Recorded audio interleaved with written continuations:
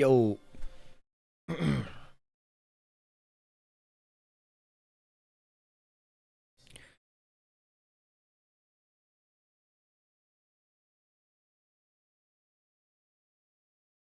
How we doing? Good, y'all. Let's watch this thing. I've been looking forward to this for a while.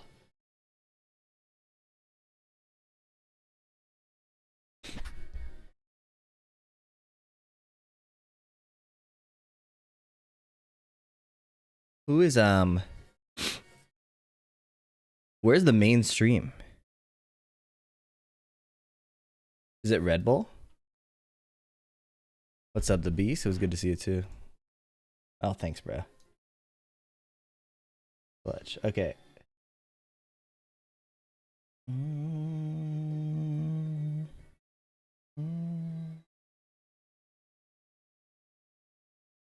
All right.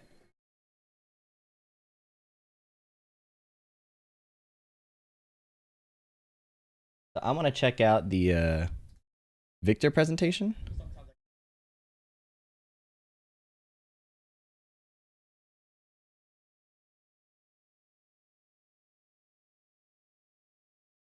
Let me check the schedule because I want to see the Cuddle Core match, and then I also want to do the presentation.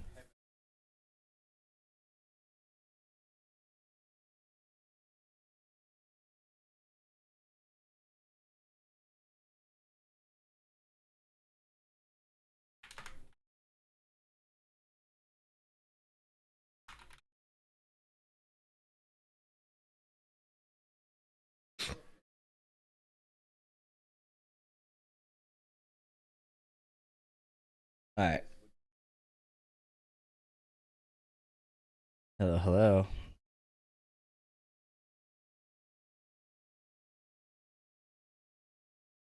Oh, hell.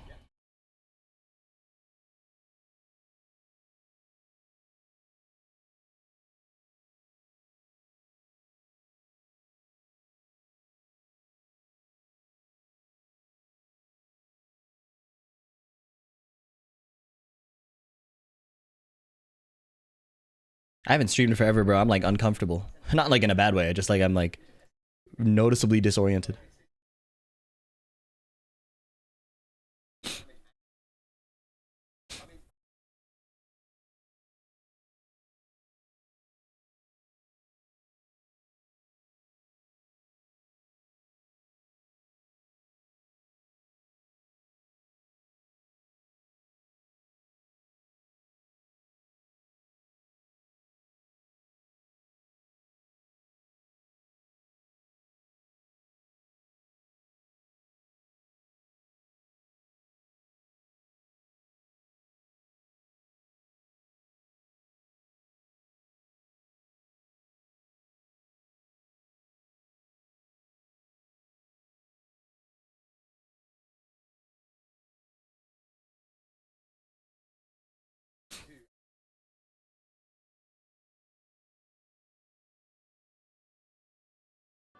That was Where the hell? undeniable Here it is. proof that we totally owned you, lamers. Can't stay here for long, but gonna watch the VOD. Enjoy, Boss Fit X Nodders.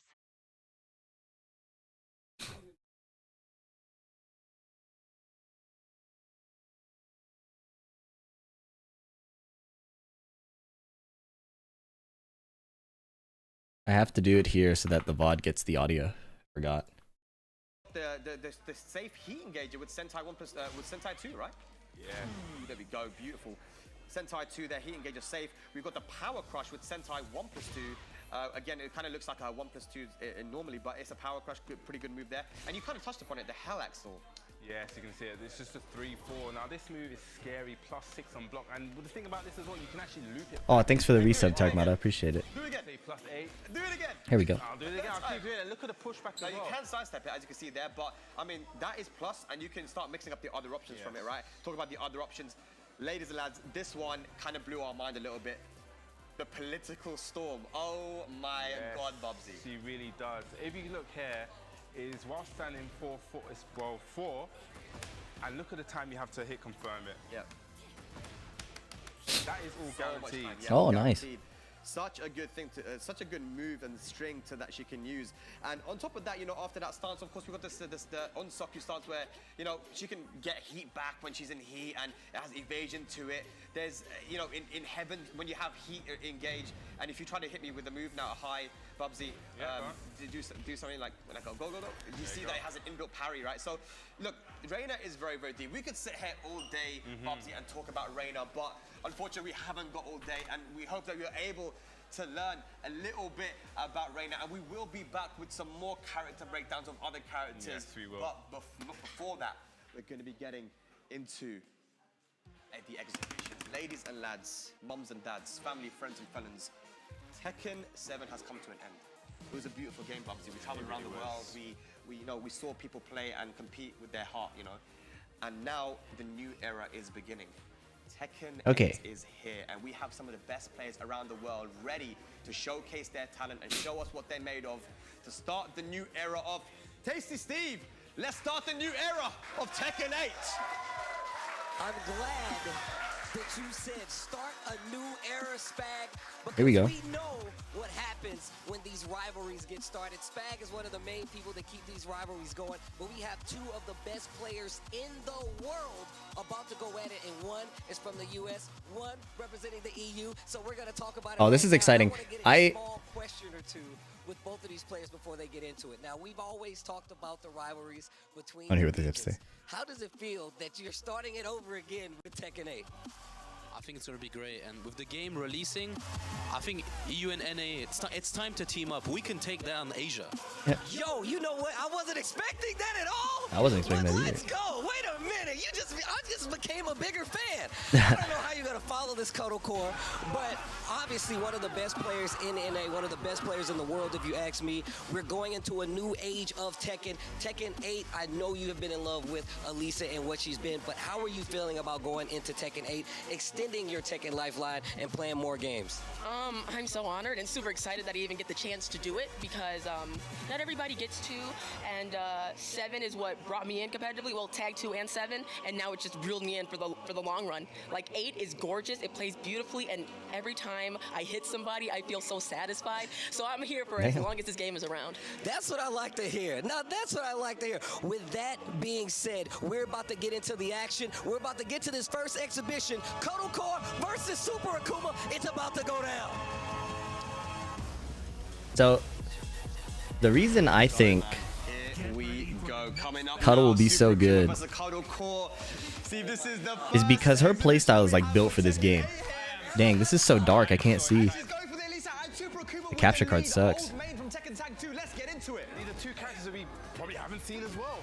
Yeah, for sure, man. Kodo with the Elisa in Tekken 8. This is like maybe a first look, you know. Okay, down forward 3, Lee slide. Wow, sidestep down forward 2. Using Elisa in Tekken 8. I mean, we all are trying to get to Wow, that combo is very reliable, even though she flipped over. I haven't seen any Lee gameplay yet. Full crouch, down forward 4. Nice. Definitely Kodo Core gets it, man. Preset 3, man. I mean, preset Nice. Holy moly, what a duck. Go for the preset. I'm definitely a fan of this Elisa out. He burst. What you got for us? Yo, what? I didn't know what move that was. Oh, shit. Oh, slide. Yeah, he could have killed, no? Oh, good block. Down 3. Okay, first round. That was a very good first round there. I'm gonna tell you right now. Yes, this is what I'm talking about, bro. Power Crush is so good in this game. So I'm really interested to see how this character evolves over the Tekken 8. Nice counter hit. Oh, yeah, for sure. That was a big count here as well. It's new tornado. More jetpacks. Chainsaws, yeah. Doesn't she have running 2 into chainsaw? I want to see some of that. I think the stances. Oh, wow. Nice pickup. I got greedy. This should go Okay. to Kodo Core. You got the combos. Yes. Nice. Okay. Yeah, so maybe I'll talk about it more in the downtime because I want to see everything that's happening. 1, 2. Whoa, heat engager. Oh, whoa, that's a new move. I like the new chainsaws. Okay, forward 4, 3. Back 4, knockdown. He still has that move, 1+2. I wonder if that counter hit launches in this game. I don't know anything that he does that counter hit launches. What the fuck? He had a rose. Nice whiff punish. Oh my goodness. What? He has a low heat smash off it. Oh my god. Oh, she just ripped out the chainsaws and got hit. I wonder if that was on purpose. I don't know if they changed the input. Oh! Yeah, Cuddle Core. Yeah. Beautiful comeback there with that special get up kick that Elisa has. Okay. Still homing on that. Lost a lot of sliding. Yeah, you see that the slide doesn't knock down anymore. No throw break. Alrighty. What is... Oh, she has like a sash. Oh, power crush. Yep, that's a classic. That's what I'm saying, bro. That's what I'm saying. So, Cuddle Core's entire style is so well built for this. It's outpoke you and like create a damage deficit, right? With Elisa's fast pokes and Elisa's evasion, and just slowly create a lead. And then the more you start losing the damage race, the more you have to make a play. And then she starts running power crushes. She finds whiff punishes. It's a really solid game plan. And she's like, it feels like she's built for Elisa. And then with the power crush becoming so powerful in Tekken 8, it feels like she's built for Tekken 8 too. This game, it's gonna be disgusting. Look at that sidewalk to the right. Good counter hit. Nice to know Lee still has that. Throw again. Low heat smash. Oh, nice break on the throw. Can you still low parry the second hit in Tekken 8? One break. Yeah. Such high value in that power crush. This is that prototype. Thanks for the reset.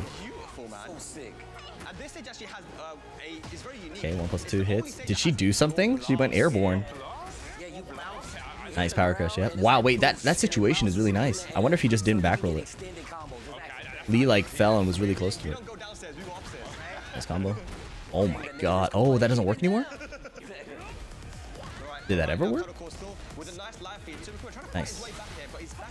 No punish. Oh, single backdash. And that's the other thing. She looks for single backdash whiff punishes. And in this game, single backdashes are really, really good. Did Power Crush get changed in 8? Yeah, they're all safer. They gain safety if they absorb things. And a lot of them do chip damage too. So rather than trying to backdash or sidestep things, it's often better to just Power Crush it. And a lot of them are like heat engagers, right?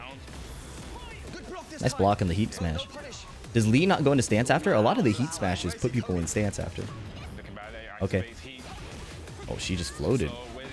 She did some stance and Lee just jabbed her. Oh. Oh my god. Oh my. So there's ground hazards in this one. I didn't know that. Elisa Power Crush has always been safe. Yeah, no. But they gain like better frames if they absorb stuff. That's what I mean. So if like you Power Crush and it like zooms in because you absorbed hits, you get better frames, more pushback. Like it's ridiculous. That doesn't launch anymore. That's tough. That's a good whiff punch. Oh, he got clipped by the tip of the chainsaw. There, Power Crush attempt. Forward attempts from Lee. Down 3. Whoa. That forward one was so good. That forward one was so good. I want to rewind, but I can't. This is live. I'm glad you said that. Cuddle Core is definitely known for her placement on like power crushes, especially when you're crazy offensive. She's like, you know what? I need to slow you down. Power crush right here takes the laughing man. Thank you for the resub. 6 months. I appreciate you. This is that prototype. Thank you. Well, good duck in the back forward too. Nice sidestep right. Sidestep right duck. That was a while standing too. She did. It wasn't a down forward too. Ooh. New ender from Lee. Holy moly. Okay, so everybody was complaining that Lee's slide doesn't knock down, but did you see what just happened? He did the while standing 3-3. That's a 10 frame while standing move. So he gets a mix up into... That's ridiculous.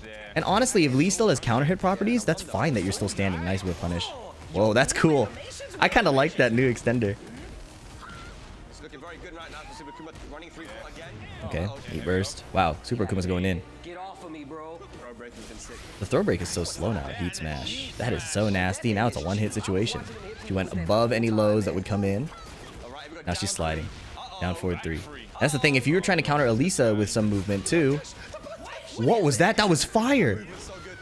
Is that her 12 frame punish?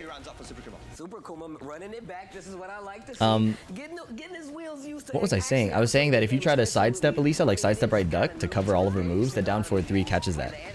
And she doesn't have to change her timing to adjust. She just does that move instead of whatever poke she was going to do. Remember, Super Kuma, he's been playing Akuma for 7 years at this point, right? So Whoa, running 2. right now, but Standing 3. Nice duck. Oh my goodness. Her defense paying off. Oh, he got spiked into the ground. I don't think anybody expected that. She didn't look prepared for that. I wasn't prepared for that. Nice. Heat burst back. Revenge. Heat burst. Stance. Chainsaws. Down jab to try to beat the pressure, but nope. You said it before, so great at placing these power crushes. That 12 frame punish was really cool where she shot him. when the opponent wants to attack and use it beautifully in the back. Oh. Oh, he engage. Whoa, her chainsaw moves are way cooler now. They look like blades. Okay, running 3-4. Whoa. Is that her heat smash? That did so much damage. Running 3-4, now it's 1 hit. He has a lot of gray health though. He has a lot of gray health. He can still like recover. Oh, never mind. Cuddle moves on to set point here against Super Akuma. Cuddle is gaming, bro. Has to answer back right now. Okay, hits him up the air. Oh, that did the corkscrew spin for a combo extension. Lee's back 4. Gonna get that big kick. Back 3-3. Push towards the wall. This game is a lot more stringy, and I'm not sure how Lee's strings play into that. Oh. Whoa. That was cool. That's a heat dash thing. Had the 2-2, but didn't confirm it. Oh, what a hop kick. Beautiful hop kick, rage available and extra damage. Okay. Still has heat available as well. Cuddle core. That combo ender is pretty cool. Never seen that, and there's also some new stuff. Goes for the heat activator. What's gonna happen? Hey, whispers. Raw heat smash. Down 3. On the rage Oh, she blocked for sure. She didn't press, and that's gonna Nice. Well played, Cuddle. Jesus. 3-0 over Super Akuma. A very close game in the end there, but Cuddle core too strong. That was with it. incredible. A beautiful showcase Yeah. on the So I didn't get to. Can I open this thing? Get real strong with the Elisa, and I'm gonna tell you right now, it was actually pretty Where's my strong, browser? especially in the first go round. I mean, even though we did see Super Akuma with the lead, Where he is my played it browser? expertly. I'm gonna tell you right now, he's got the we go. execution to play these kinds of games. Anyway, with I don't that want being this one. said, I'm gonna send it over to the couch. I'm sure. Oh, we'll they get got some their words own from both of analyst. these Let's see what they got to players. say. Wow, that was a great exhibition there. Man, it's the first one of Tekken 8, man. You know, and we got more to come. Absolutely. Well, we're joined now in the dojo here by Super Akuma and Cuddle Core. First of all, Cuddle Core, welcome to the UK. Welcome to London. It's your first time here, right? So it's great to have you here. Here we go. Talk to us a little bit about that exhibition. You just played Elisa now. It's your character. How are you feeling about it now? And then go next to the I didn't have as much time with And the Elisa next as I one have is- Xiaoyu, so honestly, Joy Fury. I just really love that she's kind of revamped. She has a lot of beautiful animations that really promotes her being in chainsaw destruction mode. So it's actually really, really exciting for me because I really like the melee options in chainsaw. It's like they made it for me. So, That's what I'm saying. just experimenting with it and just getting to play and mess around with some of the options has been wonderful. I still don't know everything, but it's a wonderful start. So Yeah, I mean, how does it feel? This is obviously the character that you've been running for a long time. You're one of the best in the world with her. Does she feel a lot different, or was it like, kind of easy just to pick her up and kind of do stuff? And I saw you try to go for her old 14-frame punish launch, right? But so stuff like that's gonna have to try and get used to, right? yeah, small things like that where they're kind of like, hey, like we used to have this punish, but now we want you to there's a heat engager now.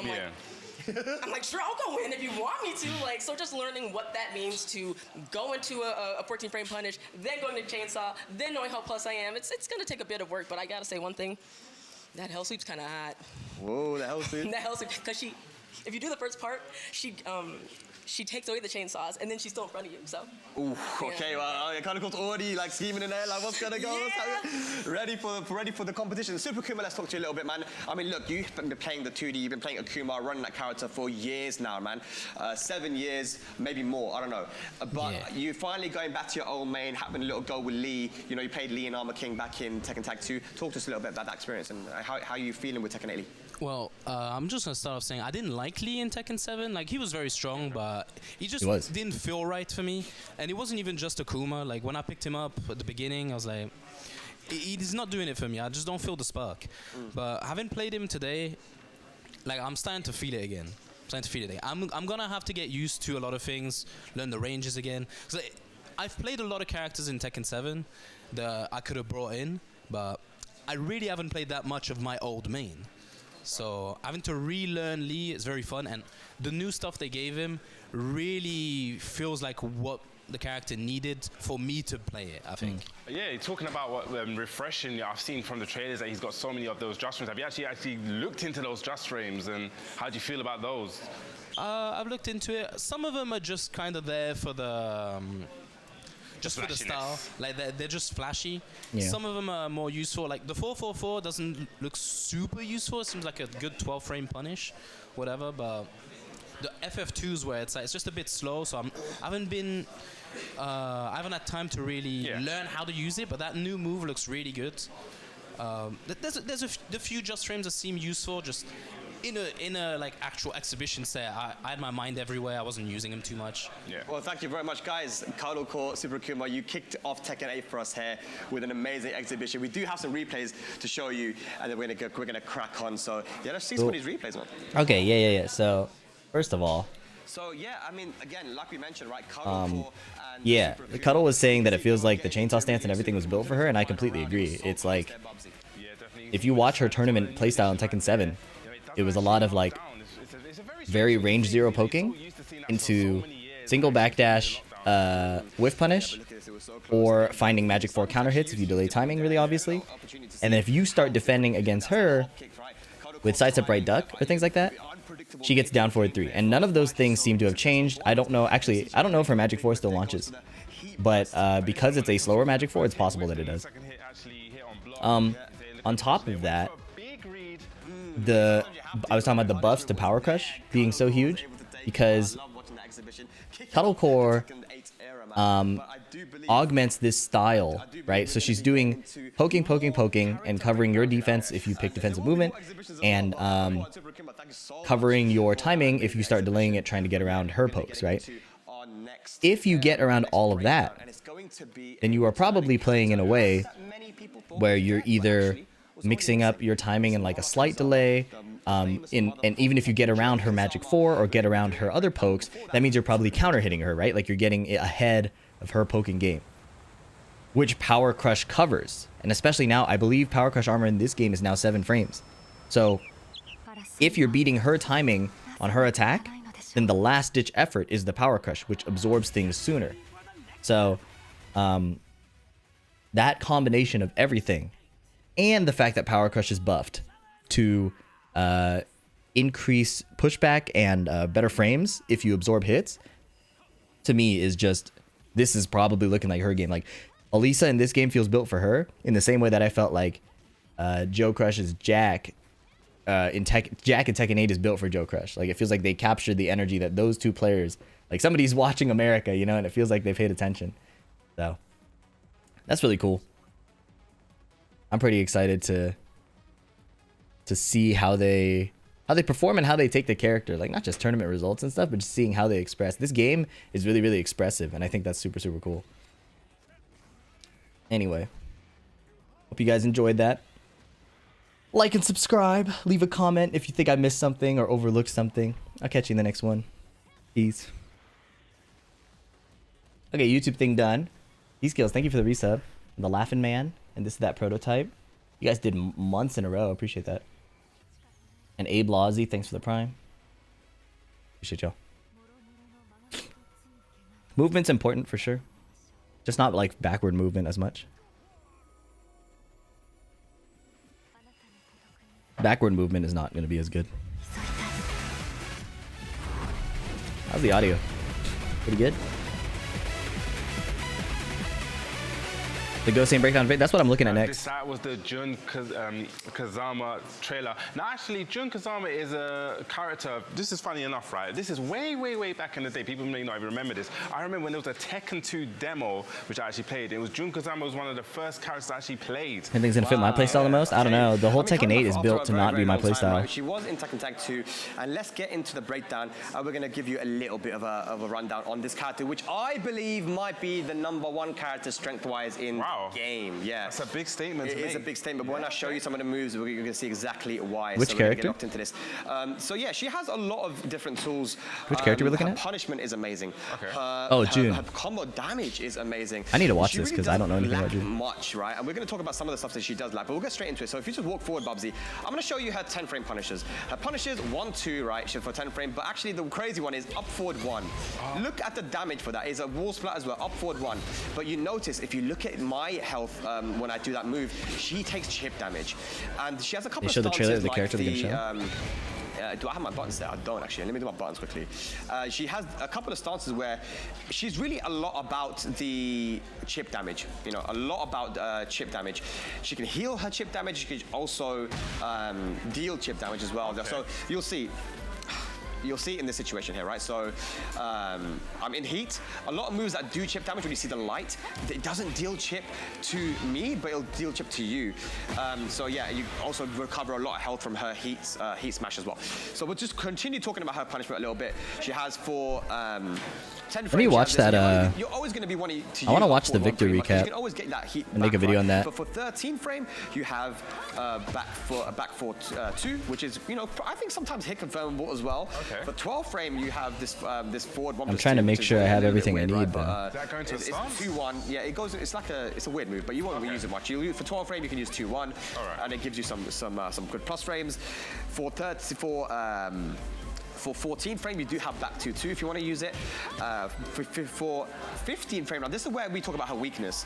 Okay. She doesn't really have a 15 frame launcher. So if you walk forward, Bubsy, this is all you're going to be able to do as your rage art punish. When you block a rage art, Jun Kazama cannot launch it. You have to use this string because her fastest launches are the hop kick over here, and also she has the down forward 2. She has like a down forward 2, which is punishable as well. And both 16. Yeah, both YouTube 16. stream? Yeah, Oh, so perfect. that's the thing. But then of course she has the classic Kazama forward 2. She does have an extension if you block right now, and see that she has the, if you block, she has forward 2 into the 1+2, which makes it safe, but then it doesn't become a launcher, right? Okay. And it deals chip damage to yourself. As you can see, both characters take chip. Interesting. Chip damage seems to be really the aim of the game when it comes to Jun. I feel like when I played her a lot, and she's able to, if you just block, certain moves like the running 1+, like this running 1+2, like it does a lot of chip damage. Hang on, see that? You know. All right. Let's check this out. I want to see this. Interesting. Chip damage seems to be really the aim of the game when it comes to Jun. I feel like when I played her a lot. These YouTube streams are nice. I like able to Azucena too, actually. Certain moves like the But I feel like I don't like need to see her as much because I played her in the betas. Azucena and Tony.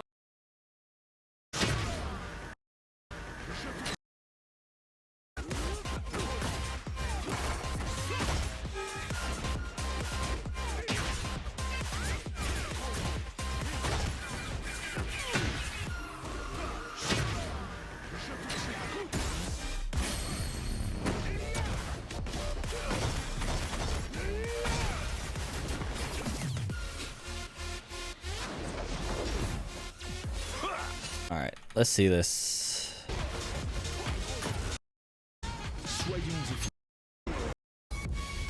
I have no idea. Oh la la, c'est magnifique. What's up? What's up? What's up? All right, I'm gonna make a YouTube video on this. Let's check it out.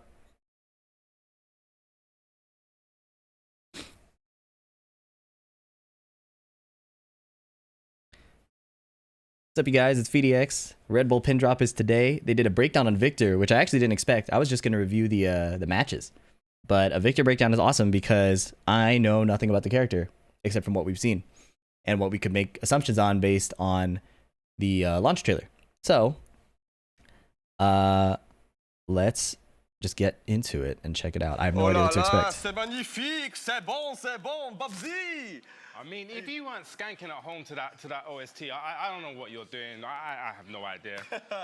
Vincent Castle also doing the voice of that character was such a surprise. I remember I told you I was with Tasty Steve in Thailand in a maid cafe, and then we were just like, a maid cafe? This is crazy, man. But we saw the trailer, and I was with also Kokoma. We were like a lot of the Koreans, Moyo, CBM, Ulsan, and everything stopped.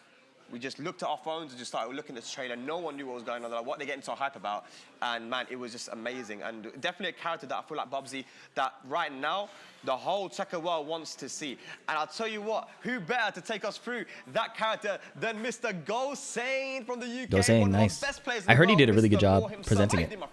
I'm doing good. I just want to preface by saying, if I sound really bad, I'm sorry. I've got like a sore throat. So hopefully we can get through this with ease. Well, it's okay, man. You know, he's sick, but you know what else is sick? It's sick. Victor Chevalier, bruv.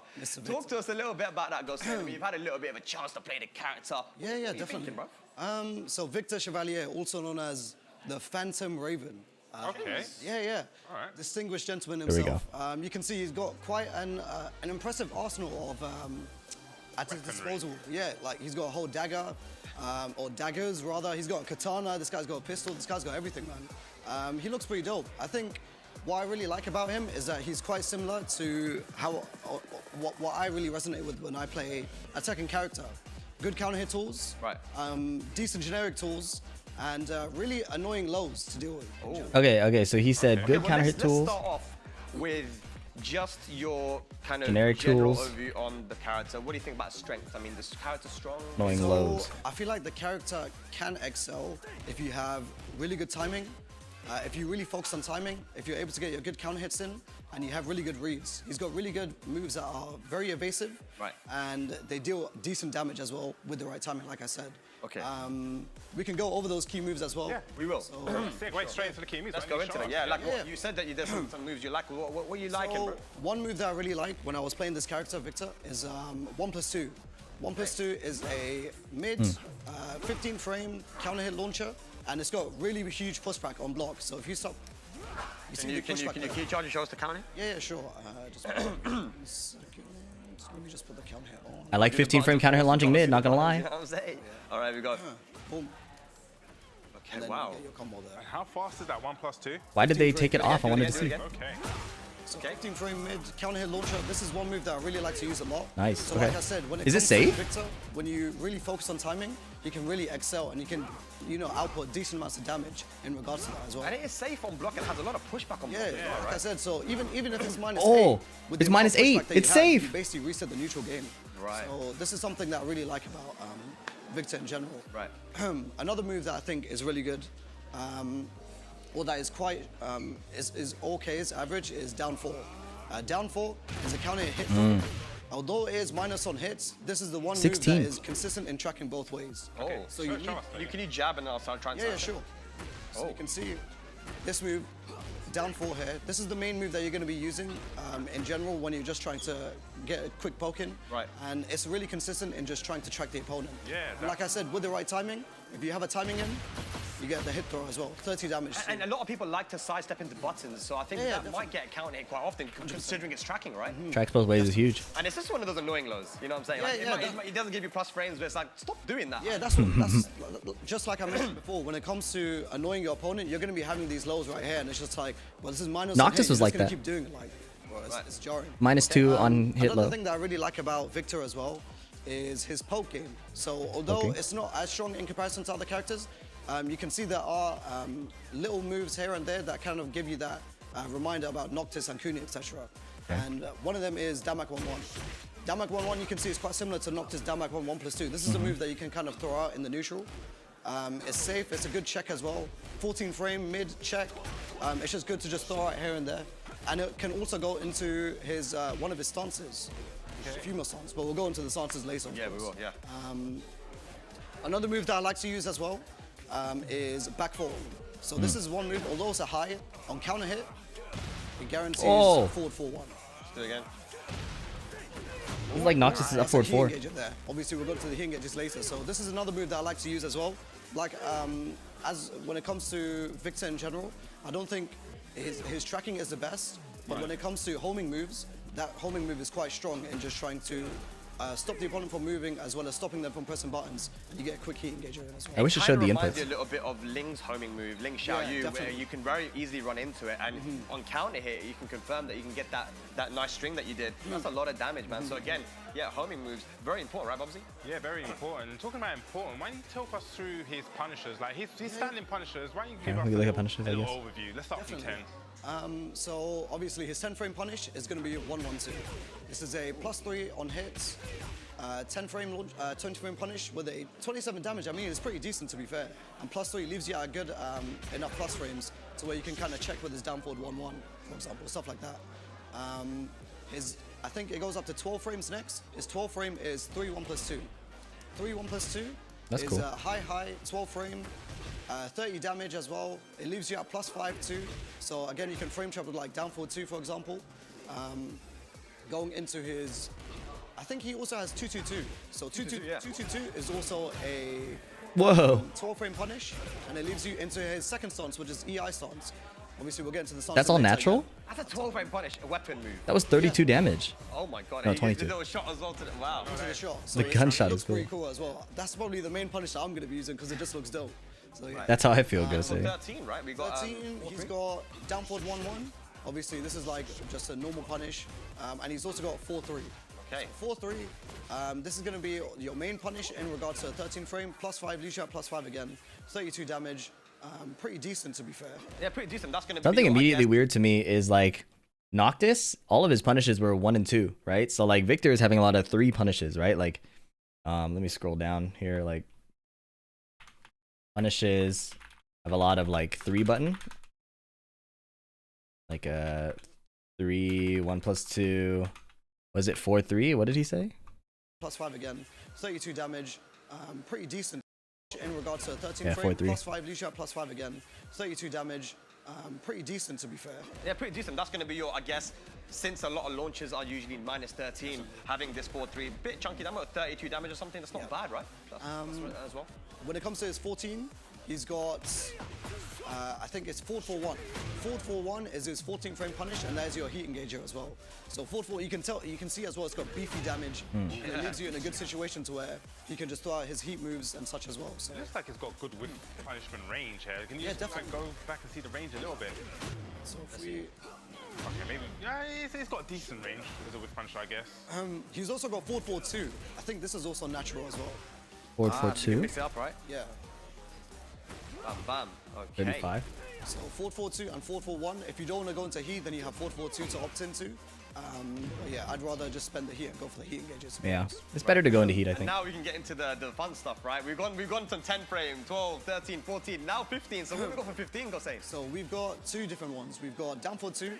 So his down forward 2 is a normal 15 frame launcher. This is going to lead into -14. decent damage with him as well. This is like your sample combo. Yeah. He's also got up forward 4. Up forward 4. Oh. This one has got quite a significant amount of range as well. So if I go back for a little bit, so you can see it's got decent range. Yeah, he kind of propels himself forward, right? Yeah. So it's kind of like a hop kick, but did I see that it was launch punish? Yes, that Yeah, was. it is launch punishable. So Hey. and his down forward 2 is also -14. So it's not one that you're just going to be thrown out very often. Right. But when it comes to, I mean, it is a weapon as well. So, and his up forward 4 is actually a knee. So in Yeah, regards to that's like good. parrying or reversals, you're not going to be able to parry this character at all. I don't think anyone's going to be thinking about parrying Victor or doing reversals on Victor. Not when you have Noctis's old down back 1. Yeah. Like mid checks like that, you're not going to be thinking about parrying or reversals. But yeah. And that's certainly a strength, right? Now, talking about other stuff, does he have anything else standing that we should be worried about? I feel like with Victor, there's a few things that are going to be a bit jarring. His formatting is ugly. Like I said, he's got very good evasiveness. Right. When it comes to his punishment as well, he does have up to punishes up to I-17. Like back I just 3-1, want to go, back 3-1. So back 3-1, this is going to be like your death fist punish. You can see the amount of range that it has. Like look at the one kick Range, there. dude. The range back 3-1, I-17, guys. That is death fist. Just show us again. Do back 3-1. Let's see what it does. So this is going to be your knockdown. that's This cool. is a consistent punish against max range death fist. Right. And this is what you're going to be using as a long range whiff punish as well, I'm assuming too. You've also got upward 4 as well that you could be doing in neutral as well. Right. But you could be using this as a safer and more consistent punish as well. And long range punishes, I think he also has our 4-4-2, right? Yes, this is what I wanted to see. So there's something really interesting that I want to go through later as well with 4-4-2. Okay. But with this move, obviously it is a I-19 when you dash in. So I-19 at its fastest, it is -16, however, it has got crazy pushback. So it's going to be quite hard. As you can see, it is another launcher as well. Yeah. So you can be getting decent damage out of that too. Great. Yeah, it's 4-4-2. So again, one of those moves that I'm sure that when I'm playing against people and they're using it, they're gonna be throwing that. They don't care. They're 4-4-2, bro. If any character has a 4-4-2, it's gonna be used and abused. That's true. Just bear with me 1 minute, sorry. Nice for beginners So and stuff. definitely, if you guys want to get involved, make sure to follow this Discord link down there. If you want to chat, Is that with us, it? you know, chat with us, how are you feeling about these new characters? You know, Spice Point down there, it's like down Oh, below, there's more. Discord. So where you're gonna Thank you, Bubsy. party next week. From standing, what about Wait. while standing? Okay, while standing. So, Okay. while standing, obviously I11, while standing 4. Have a look. Okay. Gives you a decent amount of plus frame. Yep. You know? When it comes to, I don't, his while standing punishment isn't really the best.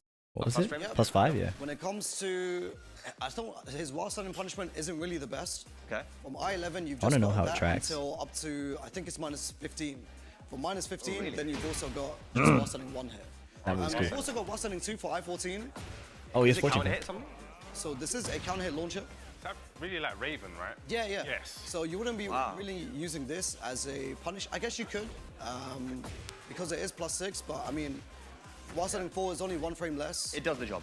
Yeah. Right, while standing 4 does the job. So he has And no that is, while I standing guess you could punishment. say a weakness for that character. That certain things, if they leave you in full crouch, Definitely. if they leave you in crouch and you want to punish, you kind of just got while standing 4 until they get the launch. And that's the kind of thing that was with Zafina. Whoa, wait. Kind of While standing 1 plus 2.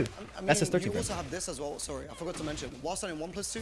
Okay. While standing 1 plus 2 is actually a 13 frame. So you got 11, then 13, then 15. So it's like Okay. You're Noctis. not going to really be using while standing 2 as a punish for I14. It's mainly just going to be while standing 27 But damage. while standing 2, is it safe? While standing 2 is safe. Man, safe counter hit Safe launcher, counter 14 hit frame. launcher, yeah. Wow. It's really like Raven. It's like Raven, right? Yeah. They're both, you know, part of the Raven unit. They have a special intro as well, right? We saw. Yes, they do from the trailer. Yeah, I was too busy dancing in the trailer. I forgot that bit. Wow, That's that music crazy, is too man. sick. Oh, yeah. Okay, but the while standing 1, you said, right? That looks like it's homing, right? If I Yeah, can't while see. standing 1, it looks like it's homing as well, yeah? Yeah. It is launch punishable, however, so Yeah. this is a move that you don't want to be throwing -16. out too often. It's like Kazuya's while standing 2, right? Yeah, definitely. It is minus It 16. is like Kazuya. But it does, you can get a decent combo out of it as well. And it has decent damage as well. That's a big chunk. Yeah, definitely. So that's going to be his while standing punishment there. Do we want to go into his heat engages or stuff? Of course, yeah. Let's go into it, man. Engagers. So Okay. heat engages are going to be his main ones, and I think this is one of his key moves as well that you're going to be using. Right. It's down 2. Down Down 2 2. is your I18. This is 0 on block as well. I18 heat engager. Wow. And when in heat as well, so if I go into heat, it does become a launcher if it connects. Oh, okay, Oh, sorry. so you can dash after, yeah. Yeah. Okay, cool. So He dash launch is cool. Whoa! that was his heat smash. His heat smash looks dope. You're down 2? So he has Noctis sidestep 2 Good, yeah. So that does become a from launcher. standing. He's also got, that's a move that you're going to be using quite often as well. This is Wow, gonna that's be really like- good. Chip it's damage? I18, it's a quick mid to be fair. 0 on block as well. That is so It gives you a cheap. decent situation to where you can be just checking him with like down 4 and stuff like that. How far does it go? Just a really annoying stuff that you can get hit by, right? It looks like down it 4. does chip damage as well. Let me just see that. How far does that go? You want to do it, Gosen? I want to see the It range. does chip damage. That's a quick move for something that does. That move is Normally funny. It's kind of the more heavier Okay. moves, Yeah. right? That do the chip damage. But here we got like this. Yeah, you're right, Gosen. This seems like it's going to be one of the key moves to use if you're playing. While standing Victor, 3-2 is also a So like I launcher. said, when it comes to Victor as well, unfortunately, with one of his weaknesses being his while standing options, another weakness is also his tracking. So when it comes to down 2, you're going to be able to step that very easily. So this is something to be That was looking very out for steppable, I against figured. Victor as well. Okay. Another move that also shows this and is a prime example of this is forward 1 plus 2. Okay. Forward 1 plus 2 is another heat engager that he has. Look at the A huge damage. chunk of damage that you Hang get. on, as do well. that again. My face Do is that. Do that. went- Bro, Wait, what wait. is that damage? Holy Chunk of shit, that damage. was cool. However, it is slow. One of the things that I've realized when playing Victor a little bit How slow is it? that you have to be very committal with this character. Or Right. There has to be a lot of moves that you have to commit to. But what's interesting is that Victor also forces the opponent to commit to certain things as well. Okay. So let's say if you want to step this, or if you want to avoid this, you would have to. You're forced to step in that situation. 24 Okay. frame. Other stuff is like his full crouch mix as well. You're forced to commit to certain things, certain options. But yeah, I feel like Victor is one of those characters where you have to commit. So it's high risk, And high reward. is what you're Essentially, saying. yeah. He's not a character where you're just going to be throwing out plus frames all the time. He's a character where you kind of have to, you know, if you have a read, then you have to go for it. Gee, So we know I might be we bad at want to that. talk a little bit about the crushing abilities of this character too, because certain characters like the Mishimas have very good high moves, the electrics, and someone like Steve with the back one. Does he have any good high crush options? Yeah, definitely. So one of them is Damak 3. So Damak 3 is a high crushing I think it's a high as well. Yeah, high launcher. Oh. Wow. High counter hit launcher rather, and it does knock down as well on normal hit too. So that would wall splat as well. What's this? Down back 3? Essentially, yeah. When it comes to jab checking against this character, it's going to be quite difficult trying to jab check in general. Let me try and jab check here right now. Oh, hang on. That is not the jab check. Okay. Wow, Hey. that was clean. Yeah, I thought that was going to be a high crush when I looked at the move list. Up on Cool. pursuit as well. Cool. So up on pursuit is also another evasive move. Like I said, when it comes to Victor, if you have a good timing and you know you have a good read, then you'll be able to use certain moves in order to counter. Yeah. And like I said, Risky though, right? it is quite committal. Right. Like I previously mentioned, you have to commit to certain things. Up on pursuit here is -20. Wow, I didn't even look at the numbers. That is very. Wow, -20. That's horrible. Nobody's using that. What's the reward? We're learning. So, like I said, when it comes to You're trying to style on people. you have to be on point with your reads, and you have to be really on point with your timing as well. Okay. We can finish off the. Sorry. Yeah, I was going to say, do you want to show us some of his stances before we Yeah, finish sure. off? I just want to finish off the heat engages first. All right, sure. Yeah, I think some of the heat engages are in the stances, so that's perfect. Perfect. Yeah. So another heat engager comes from his Perfumer stance. So as you know, with Kunimitsu in Tekken 7, she had something called set stance. Right. Victor has something similar. It's called, I forgot what it's called actually. I think Perfumer. Perfumer stance. So you do it by the same impulse with Kunimitsu, forward 3. Forward 3. Forward 3. Okay. Forward 3 it allows you to go into quick options. So Perfumer 1 is going to be a -13 low that low crushes, or high crushes rather, and it leaves you at +4. A good frame trap to use in that situation would be Perfumer 1 into while standing 2. So if they try to dash, Wow. 14 frame counter hit launch, if they try to while standing 4, that'd be perfect to do. Good low, you know? And it can't be low probably because of the weapon, right? Let me try low. What is this? Perfumer 1, how slow is it? Into 19? Into while standing 2. So if they try to dash, Wow. 14 frame counter hit launch, if they try to while standing 4, that'd be perfect to do. Good low, you know? And it can't be low probably because of the weapon, right? Let me try low parry it. Oh, can't low parry. It's a weapon. Yeah. Huh. Interesting. Another move that is really interesting and is a heat engager of Victor as well is Perfumer 3. It's a knee, it's a heat engager, and it leaves you at a decent situation to where even on block, it's not that, I mean, it's Oh, -8, 15? Okay. but it's This not move as looks bad annoying. when you're trying to go for, like I said, it's a risk reward with this character. You have to be very committal. And it is, I don't think this is the Power Crush version. I think the other one is a Power Crush version, but this one, I think using this as a knee just to try and get in and start your offense is very strong. Yeah. What is it Can on you loop block? the forward 3 like with Yeah. So what's quite interesting with this is you can actually go into full crouch from his Perfumer stance. Oh, no. This is Did he say what that was on man. block, the knee? Oh, that low crushes, point with your reads, and you have to be really on point with your timing as well. Okay. We can finish off the. Sorry. Yeah, I was going to say, do you want to show Perfumer. I'm trying to see where the Perfumer knee was. Good low. -8? you know? Oh, And yeah, it that's can't be low awesome. parry because of the weapon, right? Let me try low parry it. Oh, can't low wait, parry. It's a cannot. weapon. Yeah. Huh. Interesting. Another move that is really interesting and is a heat engager of Victor as well is Perfumer 3.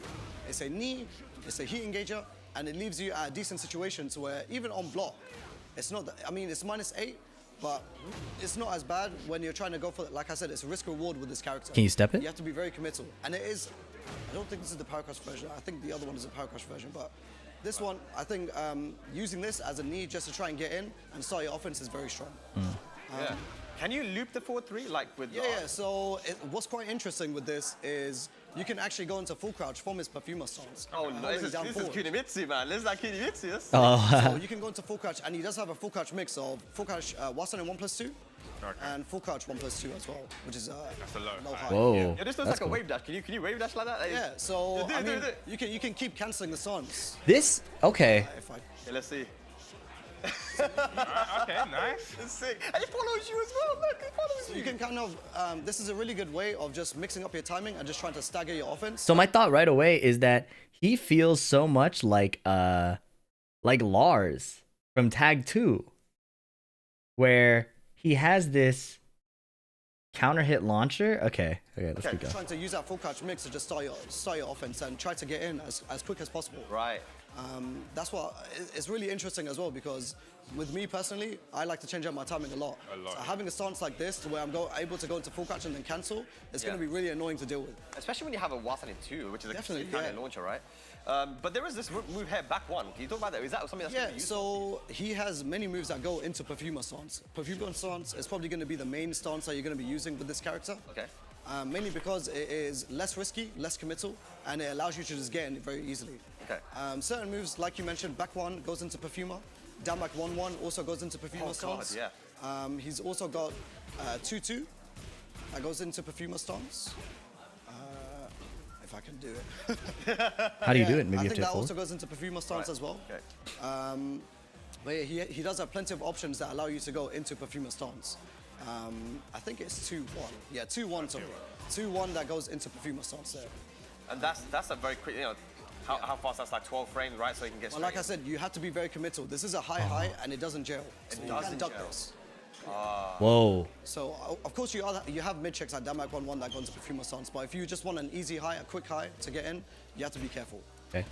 The one thing about this character, I guess, similar to Noctis in a way, you're not going to be able to down jab, right? Yeah, you don't have any down jabs. His down 1 is this. And he has down 1-1. That's his extension there. Okay. Obviously, like we mentioned before, his lows aren't really the best. They're just really annoying to deal with. Right. Down 1-1 is no exception to that as well. Down 1-1 is just really annoying. If you get hit by the first hit, you can't duck the second hit, right? Essentially, yeah. Yeah, okay. I also want to go into his second stance now, which is the EI stance. EI. Okay. So This one EI I'm excited stance, for. You can just do it manually via 2+4. You could also do it via 2-2-2. And you can also do it as so he has a combo filler, which is down forward 4-2. This is also your another 13 frame punish that you can use. Okay. And it goes into EI stance as well. And what can you do from this stance? Is there anything good? So EI stance, your main tornado, I think that's what they call it now, or tailspin, if you guys aren't aware, is 2. This is going to be your main tailspin to use in certain situations when you just want a quick tailspin. Okay. That looks like it picks up really low as well. Can you show that combo again? It looks like he was really close to the ground. So that looks like it's got a good pickup. Yeah. Wow. You can see that. As a one-hit tailspin as well is a very good move, huh? Another move that I really like, and is also a heat engager in this stance, is, I think it was... 3, 1+2? No. I can't remember what it was now. Wait, from the stance? Gotta take notes, bruh. No, I'm kidding. That's hard. This is hard. This is high pressure to do this like on camera We and can talk live about stream. that later anyway, that's perfectly fine, no worries. Another move that I really like though, from his EI stance, is 4-2. This is a move that I've been using a lot, mainly because you don't need to commit to the 2. You can just do 4 and you can remain in the stance. Okay. And I just like that because it's going to be really, like you mentioned before multiple times, he's got really annoying lows. And so if you try and punish it, okay, let me try you get hit by that. And it's how he launches. So, like I said, his lows aren't the best. They're really annoying. Right. But then it comes to a point where you kind of want to press something, and then you force the opponent to make a mistake. But then again, Victor, very committal. It's a high. So you have to be careful when doing stuff like this. Okay. Another move that I also really like using in this stance is down 1+2. This move is very funny. Because, Oh my god. Although it is really punishable on block, a -29. It's just a move to throw the opponent off. You're not gonna be. It's quite fast, so you're not gonna be able to see this. Step it. You can't even. Wow. That's got good tracking. Yeah. I'm guessing that goes on the. Is that tracking? That is your. Good tracking. Yeah. I'm guessing that goes on the. Oh my god. It hits him. It hits from behind? Can't even. Wow. That's got good tracking. Yeah. I'm guessing that goes on. I didn't know. So that is your option. Like I was just about to say, that is your option for if the opponent is trying to move against the stance. Okay. Oh my god. Do that to stop the opponent from. That definitely looks like it goes over under high. No, that was insane. But yeah, I think that's the main. One other thing that I want to cover. Right. One of his key moves is up forward 1-1. This move I have been using Okay, wait, what was the... Can you guys in chat tell me the frames that I'm missing here? I'm gonna keep going. a lot. When I was playing just earlier on, up forward 1-1, what it allows you to do, it allows you to cancel into EI stance. So this is probably going to be a main mid-check that you're going to be using to go into the stance, and then it allows you to kind of start your offense, if that makes sense. Yeah. What's really interesting about this move, though, is up forward 1-1, you can just keep looping it, because in the stance, you can also do up forward 1-1. Wow. Okay, that, okay. That is. I mean, when I look at stances, I really feel that when you look at stance, you have to look at the moves that put the character in stance, right? Yeah, yeah. And that kind of sometimes dictates how good the stance is itself, right? I mean, it looks like there's a lot of ways to get into these stances from Victor, and that's a very good one. This is definitely a very good one, and I've been using this quite often, and I feel like a lot of people would have the general consensus that this is probably going to be the main mid-check with Victor in regards to just trying to start your offense. You have down back 1-1 to go into Perfumer, but you also have up forward 1-1 as well. Up forward 1-1 seems nice. These two are really good, and I really enjoy using them. It's really annoying. Sick. Well, you've talked to us about both stances at this point. There's a couple of things that I wanted to say as well. I mean, there was the down 1+2 move. Is that down 1+2. I think this is safe as well. I just want to double check. Yeah. Yeah, this is safe. It's -9. So on the this floor? This kind of can be, yeah. What So is this? it also, if you're on the floor, it kind of flips them over as well.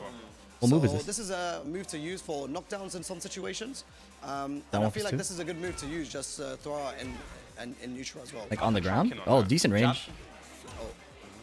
Does it track both ways? Yeah. It looks like it's got really good track. Wow. Yeah, it tracks both It ways. looks yeah. like it does track, so that is definitely a really good mid-checking move to use. And running 2 that I wanted to talk about as well. Running 2, yeah. Running 2 He's a is running plus move. 5 mids. And it's also a Oh. counter hit launcher, if I remember correctly Okay, as well. let's go. Sorry, I blocked it.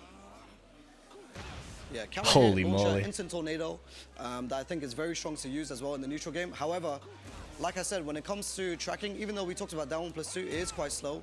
But in general, his tracking moves are slow, but the tracking in general with Victor, I don't think is that strong. So if you try and sidestep after my jab, I'm going to try and do running 2. Okay.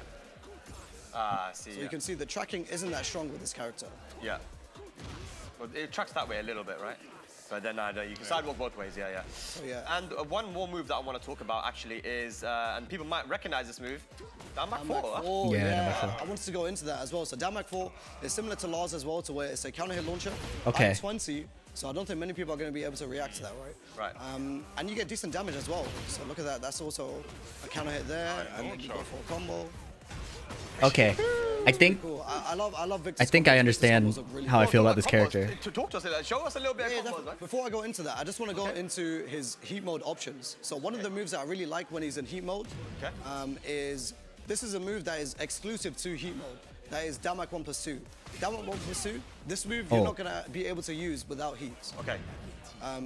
And that This also I was curious about. transitions into his EI stance, to where you can use moves like this, down 1+2. This is a move I forgot to mention as well. So in heat mode, as you can see, it's really plus there. And without heat mode, it's only +1, I believe. Yeah. Okay. With heat mode, this gets buffed to +8. That is a lot of... And it's a launcher as well, a normal hit launcher too.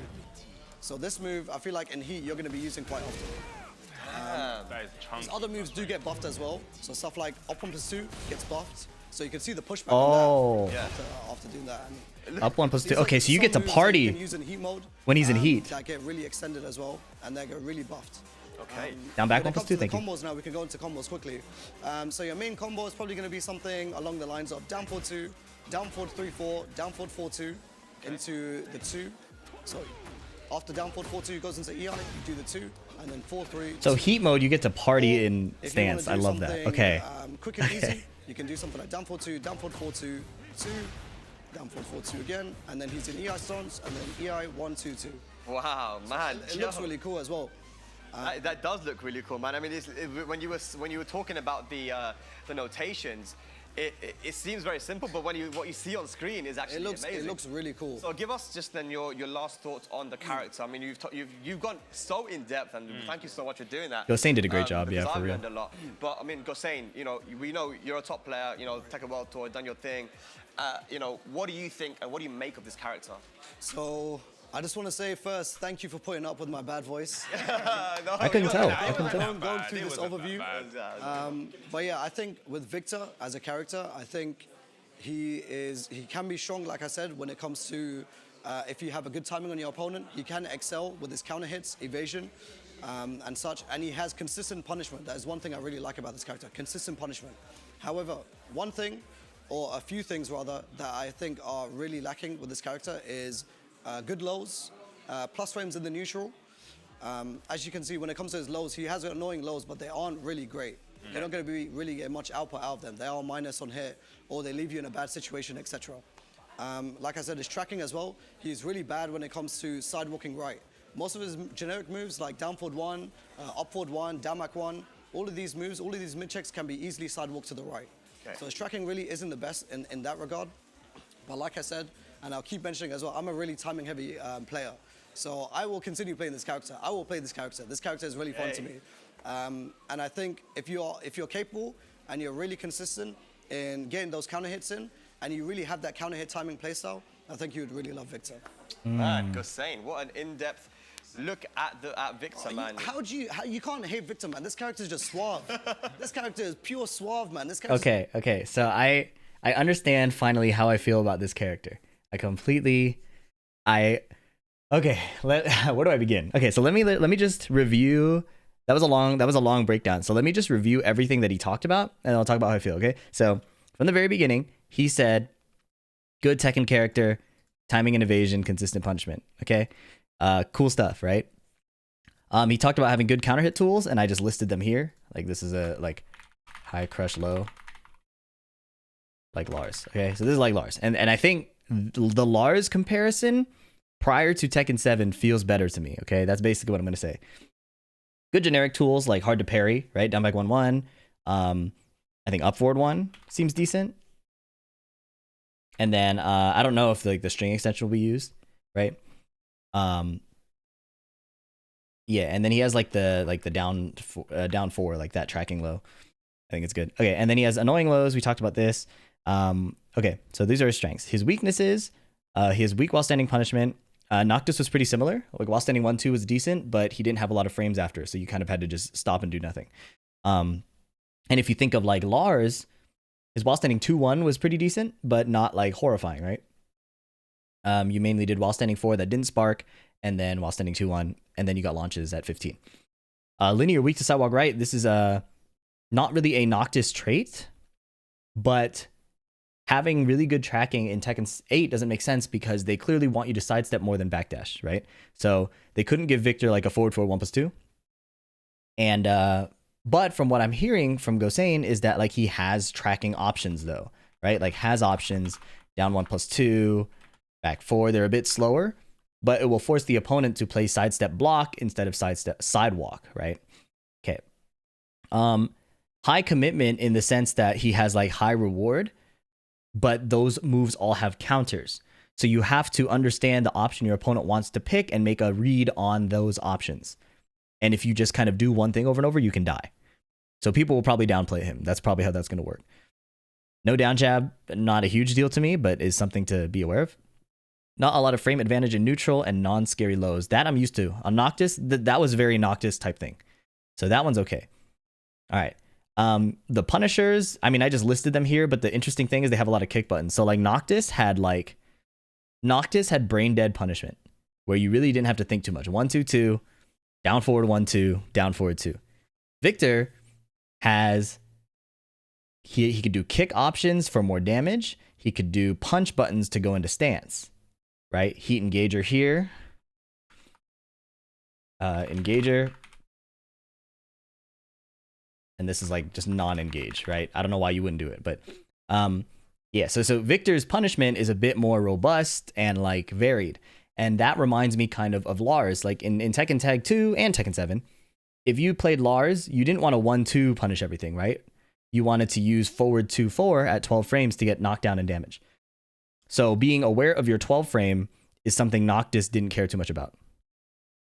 Same with 14 frame. Noctis played back 3-1 in rare situations, but you didn't see it a lot on tournament settings because it was just so specific, and in that level of tension, you would see a Noctis player prefer down forward 1-2. The down forward 2, like classic launch punish, nothing special there. This up forward 4 is interesting. It looked like it had more range, so it's a less safe option for more coverage. Okay. Back 3-1 is his long range option. And again, Noctis had brain dead punishment in this sense because he just hit down forward 2. He never had to care. Noctis cared about 13 frames and 15 frames, basically. And then 12 frames, kind of. And then Victor has this huge Demon Paw style whiff punish, forward 2, that is probably going to be used for like big recovery. You're not going to try to whiff punish everything with it just because it's launch on block. But it's an option. And it's cool to have. His while standing punishment, we already talked about briefly. But it looks like the cool thing is while standing 2, not as a punish, but as a full crouch option.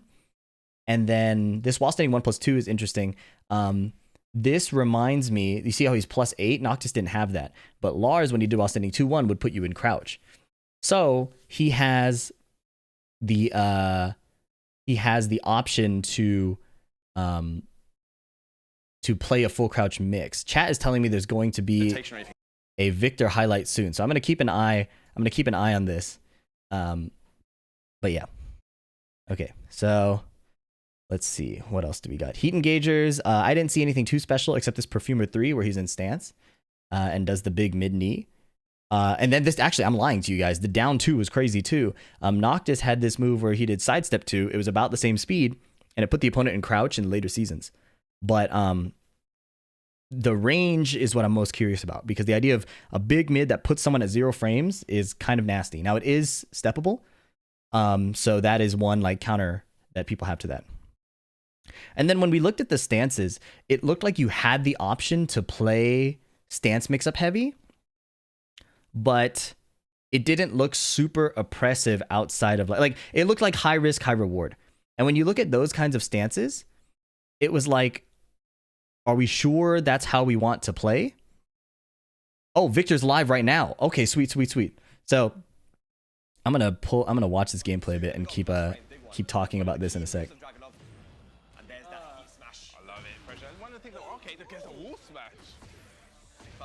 I'm gonna rewind. I want to watch it from the beginning. I want to watch the Victor gameplay from the beginning.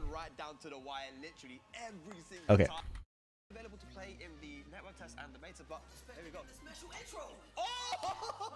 Okay, so I have seen no Victor gameplay yet at all. I just watched Gosain's breakdown. So we have a bunch of his stuff here. I'm gonna put the summary up top here. It's a bit messy at the moment, but I want to see this gameplay really badly. So 1-2-2 punish. Stance mix up. Steffi blocks low. Down 2. Sidestep left. Down forward 2. Nice combo, Gosain. I'm kidding. Heat engage with the down 2. That down 2 looks so good, bro. Small punish. 3, 1 plus 2. That must have been a frame trap. 1, 2, 1. No punish. Raw down forward 2. Up forward 1, 1. That's his wall tornado. Cool, cool. Whoa. Dragunov is scary in this game too. Yeah. Running 2. There we go. Plus frame. Big one. That's one of the key moves of Dragunov. And there's that heat smash. I love it. Pressure. One of the things that, okay. Wait, sorry guys. I fucked up. Buzzkill. I'm sorry. I have to make sure the audio is good. I fucked up. Okay. Everything is YouTube. I hope you are aware. I'm so sorry. Sorry to kill the energy. Let's do it. So I just watched Gosain's breakdown of Victor and took notes on the left, and it's kind of messy, so you'll have to forgive me. But this is the first gameplay I'm seeing of the character. I haven't seen any gameplay of him yet. Except left down forward 2 was crazy here. So Dragunov down 2 is now -1 on hit. So Dragunov does down 2. He steps left. I don't know why Steffi did down 2. Maybe he tried to down 2 again. Or he did like crouching down 2. Another punish. 3, 1 plus 2. Down 4. The counter hit knockdown low. And then just a raw down forward 2. Yeah, up forward 1, 1 is his combo extender at the wall. That's really cool. Forward dashing. Gosain said he loves playing with timing. 2-1, 2-1, back 2. Heat burst. I don't know what Dragunov's heat does, so. Oh my goodness. Did that track his sidestep right? It looked like he tried to step right. Huge frame advantage and just did a down forward 1. Counter hit! That was the down back 4 counter hit. 2-2-2 gun. Oh. Oh yeah. I am legit excited about this character right now. Yeah, it was interesting, you know, Gosain getting that down back 4 counter hit, you know. Back 4, okay, stance low. Sidestep right, down forward 2. Okay, I'm liking that. Cool combo, man. Oh my god, that was cool. Okay, he challenges the down 2. Victor down 2. Both characters are going to be using down 2 a lot. And then he blocks Victor's 1 plus 2 counter hit attempt. I'm surprised I'm not seeing as many 1 plus 2 attempts from Gosain. That's one of the key moves I was really interested in. It reminds me of old Parry! Parry out of nowhere? Heat engage? Tries to heat. Oh my goodness, he tried to get a heat dash combo. Interesting. After what he talked about with Victor being able to use his sword and get more plus frames out of heat, I like the idea of just holding heat and being really annoying with it. Oh, he just hit him out of the perfumer stance. Nice. A lot of sidestep right down forward 2 from both players. I think it's a very Tekken 8 thing. Oh my goodness. Man, that takes forever. It's a cool animation, but wow, sidestep right down forward 2 again. Down 1-1. That's his low-high string. Down 2. Can't backdash. That's tough. That's going to be annoying. Can't backdash that. So, something I was making the comparison to is because Victor has this 1+2, this 15 frame safe counter hit launching mid. It reminds me of Lars from Tekken Tag 2. Lars hit down forward 2, and he could just throw that out, and he pokes and moves around to set up that move, right? And if you disrespect that move, he hits you. I want to see Gosain use that move more, just from my impressions. But he's going into stance, doing the Perfumer 3. EI stance. Oh, he rips the high. He was saying that the high is kind of like a mental frame game, because you could duck it. But he likes to do the single hit low. Oh my goodness, he's oppressing him. He put a parry out in the open, whiff punish with the heat smash. Nice. 2 throw, position change. Down 2, that move is fire, bro. I'm going to be abusing that move so much. Backdash? Like back teleport? Is that heat only? Wow, he just ripped the while standing too. Okay. Man, Gosain blowing his heat constantly. Counter hit, down 4. Running to blue spark. That means Sephi did frame perfect input. Not that time though. Stomp. Now, see, now Sephi has heat. Hey, EI 4 is really cool. And EI stance has a parry, so I'm curious how that plays into him using the stance. Whoa, up forward 1, cancel into stance, evaded something. What did it evade? Let me go back. We're on YouTube. This is awesome. We can go back. He played up forward 1, and the teleport evaded. I can't believe that, man.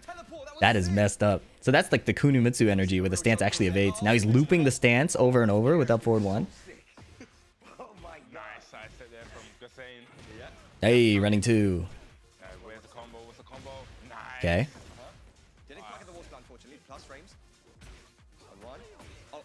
Nice.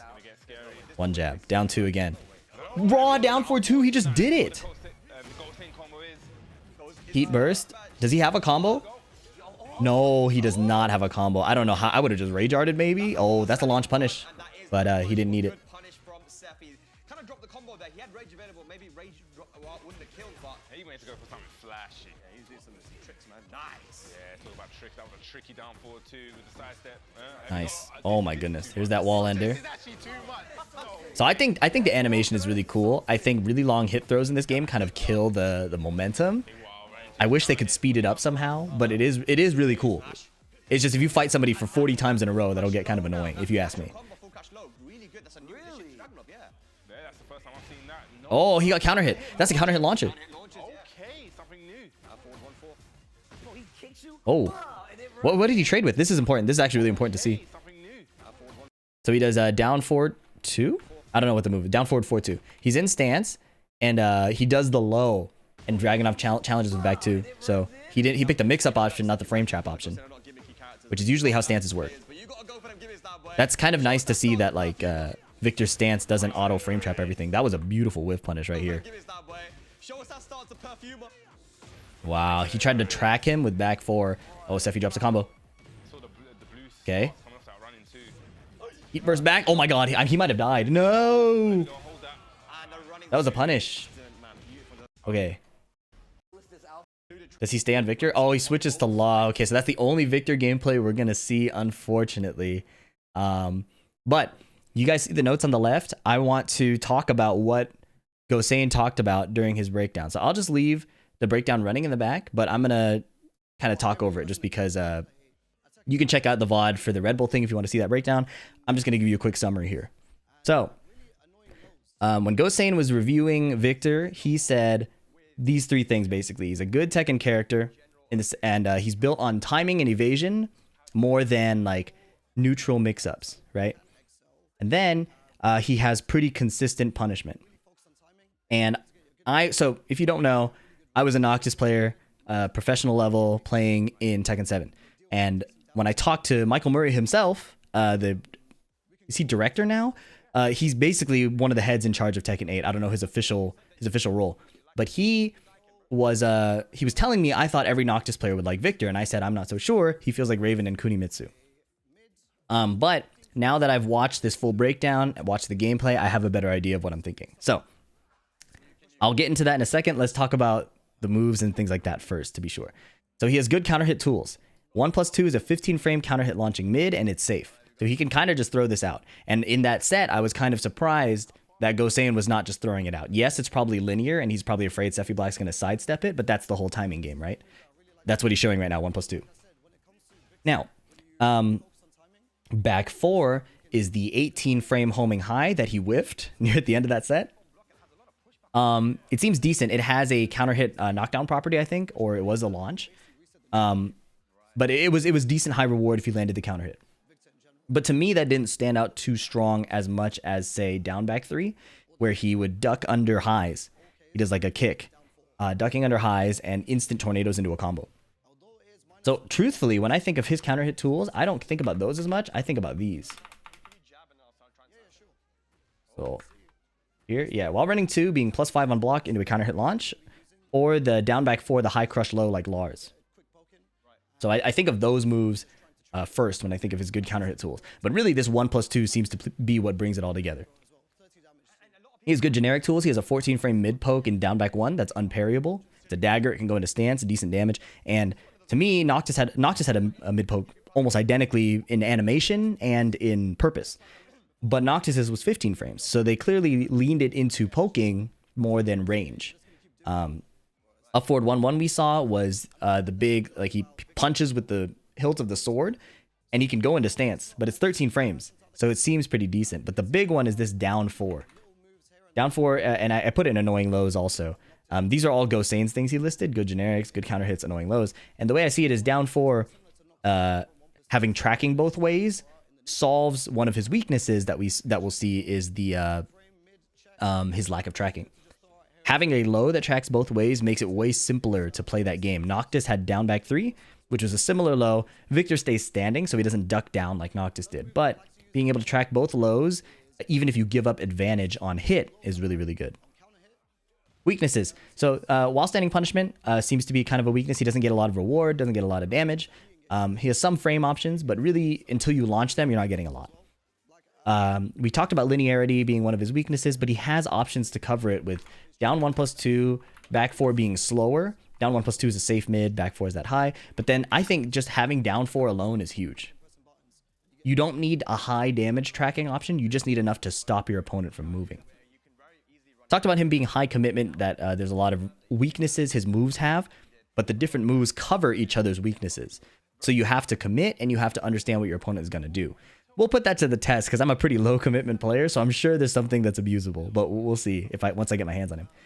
No down jab, similar to Noctis. Not a lot of frame advantage in neutral, similar to Noctis, and not a lot of scary lows. So these are the most like Noctis related things. These less as much. Okay. Another thing in comparing him to Noctis is I think his punishment is less brain dead. Noctis had really brain dead punishment. Everything was a 1 or a 2. Then like down forward 1-2 at 13 frames, down forward 2 at 15, back 1-2, right? It was very, very straightforward to learn your punishes. Victor is including kick buttons, which is already kind of like a mental shift depending on what character you play. I think a lot of the default muscle memory, I might be biased, is to use your jabs as punishes. And Victor is immediately showing different options with 3-1+2 or 3. Forward 4-1. He uses the kick buttons, what seems like for higher reward punishes, and his punch buttons to go into different stances. That's a generalization, but it seems to hold so far. And then obviously after 15 frame launches, he starts getting some really good punishes. Back 3-1 being a nice like pushback punish, so like Death Fist from Paul. And then forward 2 probably being a gigantic whiff punish if you're really ready for something to whiff. We talked about while standing punishes not being very good, but the while standing one is nice because it's homing. So it's kind of like Kazuya's while standing 2. And then his while standing 2 is less of a punish, but is more like Raven's counter hit launch. So his full crouch is going to come into a lot of play here. So already when we look at his key moves and his punishment, and especially this while standing 2, I'm thinking more of Tekken Tag 2 Lars than I'm thinking of Noctis. This big counter hit mid, I think cannot be understated of how annoying a move like this is, right? Having a low that tracks both directions, kind of, Lars had this really dumb move in Tag 2 and in 7 where he does back 1 and Tekken 6 as well. Just a homing mid, safe. So Victor doesn't have that same thing as far as I can tell. His down 1+2 is pretty slow. It's like a ground pound with a shield. But It doesn't seem as spammable, but this down 4 covering both directions at the same speed as the mid, kind of promising. His heat engagers are pretty decent. He has this knee that he does out of the perfumer stance. You'll see it later in the breakdown. That it advances and is safe, and it jumps over lows. So it's a really high coverage option and doesn't seem to have a lot of risk. I don't know about how linear it is, but that's something I would want to check out. His down 2 is really, really good, I think. Noctis had sidestep 2 at about 18 frames, and it put it 0 on block. And the 0 on block situation is nice when the movement is so good. So sidesteps are really strong in this game. I'm pretty excited to see the fact that down 2 will create this mini game of I can sidestep your fast move, but if you do a slow move, I'll do that 1+2 counter hit, right? So Victor can set the pace with this big high coverage mid and make plays off of that, which I think is really interactive and pretty cool. And then he has the big sword move forward 1+2. He has a lot of stances, and my initial take on the stances is they are medium risk, medium reward. The stances don't feel stupid enough to just spam. But if you are better than your opponent and kind of in their head, yeah, you can like do a lot of mind games with them. But the stances don't seem like, for example, Elisa chainsaws, where you kind of are like, at least in Tekken 7, Elisa's chainsaws kind of left you with very little options. You just had to block and guess. Victor has some of that with the 20 frame down 1+2. There's a really funny clip in this, really funny clip in this breakdown where he does the down 1+2 and it tracks behind him. So this is like, it's a full homing move and it will even hit behind him, which is absolutely hilarious. There's more details about his stances and stuff, but I think the last thing that I think is cool that I wish I saw Gosane use a little more, and of course, given it's a live show, you're doing an exhibition, it's hard to like have your full 100% gameplay. The character's new. I'm not expecting him to play perfect, okay? All I'm saying is it would have been cool to see him hold his heat longer because Victor gets access to all of his sword moves and they become safer. So like the up 1+2 where he teleports into the air and comes down is way safer. So he can go for these big, like the power fantasy of like big sword moves becomes a reality when he's in heat. And I think that's a cool way of treating the character where he plays more poke, more counter hit, more timing. And then when you get rewarded for it with your heat, you go into huge sword moves. So ultimately, because he's this poke character looking for a nice down forward 2, looking for a nice 1+2, he reminds me of Tekken Tag 2 Lars so much, right? One thing I don't have in the notes here is his full crouch game. I think the full crouch game is going to be pretty important with while standing 1+2. He has, I think it's full crouch down forward 1+2. So he has those two basic options, and then he has the while standing 4 to counter hit launch. So it's a very basic mix-up. It seems very effective, and again, reminds me of Lars from Tekken Tag 2, where he had the shoe shine, he had while standing 4, and if he played with the full crouch timing, he could hit like a counter hit down forward 2. And in Tekken 7, they even made that full crouch down forward 2 his launcher from crouch. So Victor has elements of Tag 2 and Tekken 7 Lars. Also, because his stances feel less real in the sense that like the counterplay seems like if you make a read on his stance, he doesn't get a lot out of it. We didn't see the full potential, obviously, but and we haven't gotten the chance to lab every option. But the general impression I have is, yes, he has a bunch of dumb stuff, but his entrance when he went into stance against Sephi Black got challenged. So if his stance game isn't like oppressive enough, it kind of gives me the impression that he's not built to play heavy stances unless there's like already a big skill gap. Instead, he's going to be using his cheap moves, finding counter hits, finding whiff punishes off of sidesteps. And honestly, I prefer that. I'm not a stance player. I don't enjoy playing stances that much, but I really love this style of poking, counter hitting, and whiff punishing. So already, I had my doubts about Victor when I first was looking at him, but now that I've seen more and more, especially this full breakdown and that counter hit launch he has, I'm really excited. One thing they didn't show was his power crush high. I think that's also 15 frames. I would want to know the tracking on that as well, because power crush in this game is so strong. So having a good power crush seems to be very, very important. Those are pretty much my thoughts on Victor. I think that I'm way more optimistic than before, and he has cool stuff too, like being able to go into Perfumer, into Crouch Dash. Lars had like these forward 3 stance cancels that weren't exactly amazing, but they, you know, they were kind of like a fun forward movement option. One thing I'm trying to find is the part in the video where he goes EI stance into the sweeping low. Yeah, I think it's coming up here. Let me turn up the volume real quick. In the stance is down 1+2. This move Yes, is very this funny move. because, Look at this situation. Although it is really punishable on block, a -29. It's Minus just a move to 29. throw the opponent off. You're not gonna be. It's quite fast, so you're not gonna be able to see this. Yeah, unseeable but launch punishable. And look at the tracking here. Yeah. I'm guessing that goes on. Did you see that? Look at this. Look at how far behind he is. Yeah. He literally just realigns. He like turns his body around. He hit behind him completely. So that is your option. Like that situation was really cool. If the opponent is trying to move against the stance. Okay. You got down 1+2. And I'm sorry. I'm just like flabbergasted by the fact that that's a thing. So in any case, those are my Victor thoughts. Hope you guys enjoyed it. Please leave a like if you did. Please leave a comment if you think I missed something. You got any questions? This document will eventually go out, but it's not ready yet. I think I'll have to do some more refinement. I want to get my actual hands on the character. So I'll scroll through it. You can pause through each moment if you want to take a look on your own. But yeah, I was so apprehensive about this character. Got a bit more excited the more we've seen. So yeah, hopefully guys, I'll catch you more in Tekken 8. I'm really excited to make a bunch of content about it.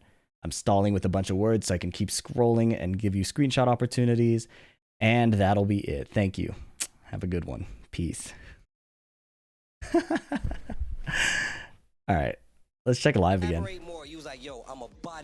That actually worked out that the gameplay came up because I think going over just the breakdown itself was not ideal. Let's go. You ready though? I'm ready. All right, hold on. I got an interview. Look, I got to tell you right now, once again, I said it off camera, bro. I'm a big fan. And the swag matched the music. I see you, my guy. All right, now I know you said you want to go and fight in the game. You don't want this volleyball stuff, right? Ball in my way is very frustrating. Oh, am I going to do one for Reina? Maybe. Good sport, you know what I mean? P, let me win. You don't need this. I probably should. Fruitful career, mine's just getting started. You coaching for Tekken 8? Not yet. I don't know anything about Tekken 8. And look, I'm telling you, he said he was going to body you. Don't let him get away with it, all right? With that being said, game number 1, Tekken Ball exhibition. We got P Money, Coach A Radical. Let's go. I mean, this is definitely going to be interesting when you're Tekken Ball. Tekken Ball. I love Tekken Ball, bro. Hey, Lazy Matman, thanks for the Prime. And Soul, thanks for the Prime. And Super Strong, thank you for the Prime sub. I appreciate it. Sorry I missed all that. Bro, put it in the TWT. I was explaining it to him earlier, right? They literally were saying, they was like, right? We gotta get somebody in there. We gotta hit the ball. You gotta hit the ball. Fight the ball. That's what we have to do. Fight. Yeah, there we go. There you go. Yeah, no, Oh, the power, because of the camera, the power meter is hidden. Crease as well that you can see on either side. If the ball passes that crease, you will get hurt. You dealt damage, right? There we go. Yeah. Wait a minute, P Money, get it. I think he's got a hang of this. That's it. It's all about that time. You want to hit that ball with strong moves. Honestly, it's all about that one move sometimes, man. There we go. We were playing yesterday, right? Just sometimes one move's all you need. That's literally sometimes that's really all you need. Wait a minute though, he's getting Hold on. to get the point. P Money actually knows what he's doing though. With that low flip. Here we go. OJ, hold on. But he can't take chip damage and you can't block. Oh, nice. I can't believe he actually did. Here we go. The Jigino flow. There's not enough time left. There's not enough time left. He's using back 3. That's really good though. It's really not. Remove heat engages from this mode. What makes you say that? Are you a Tekken Ball pro? He's getting it though. That's important. Okay. Let's see. Kick off. Oh, P Money did it though. Oh, the double hit combo. Juggles? Yeah, back 3 seems really effective. Dragon cannon. Yeah, these are definitely now got the hit. Yeah, definitely. Okay. Oh my god. Movement down as well. Oh my gosh. So fast.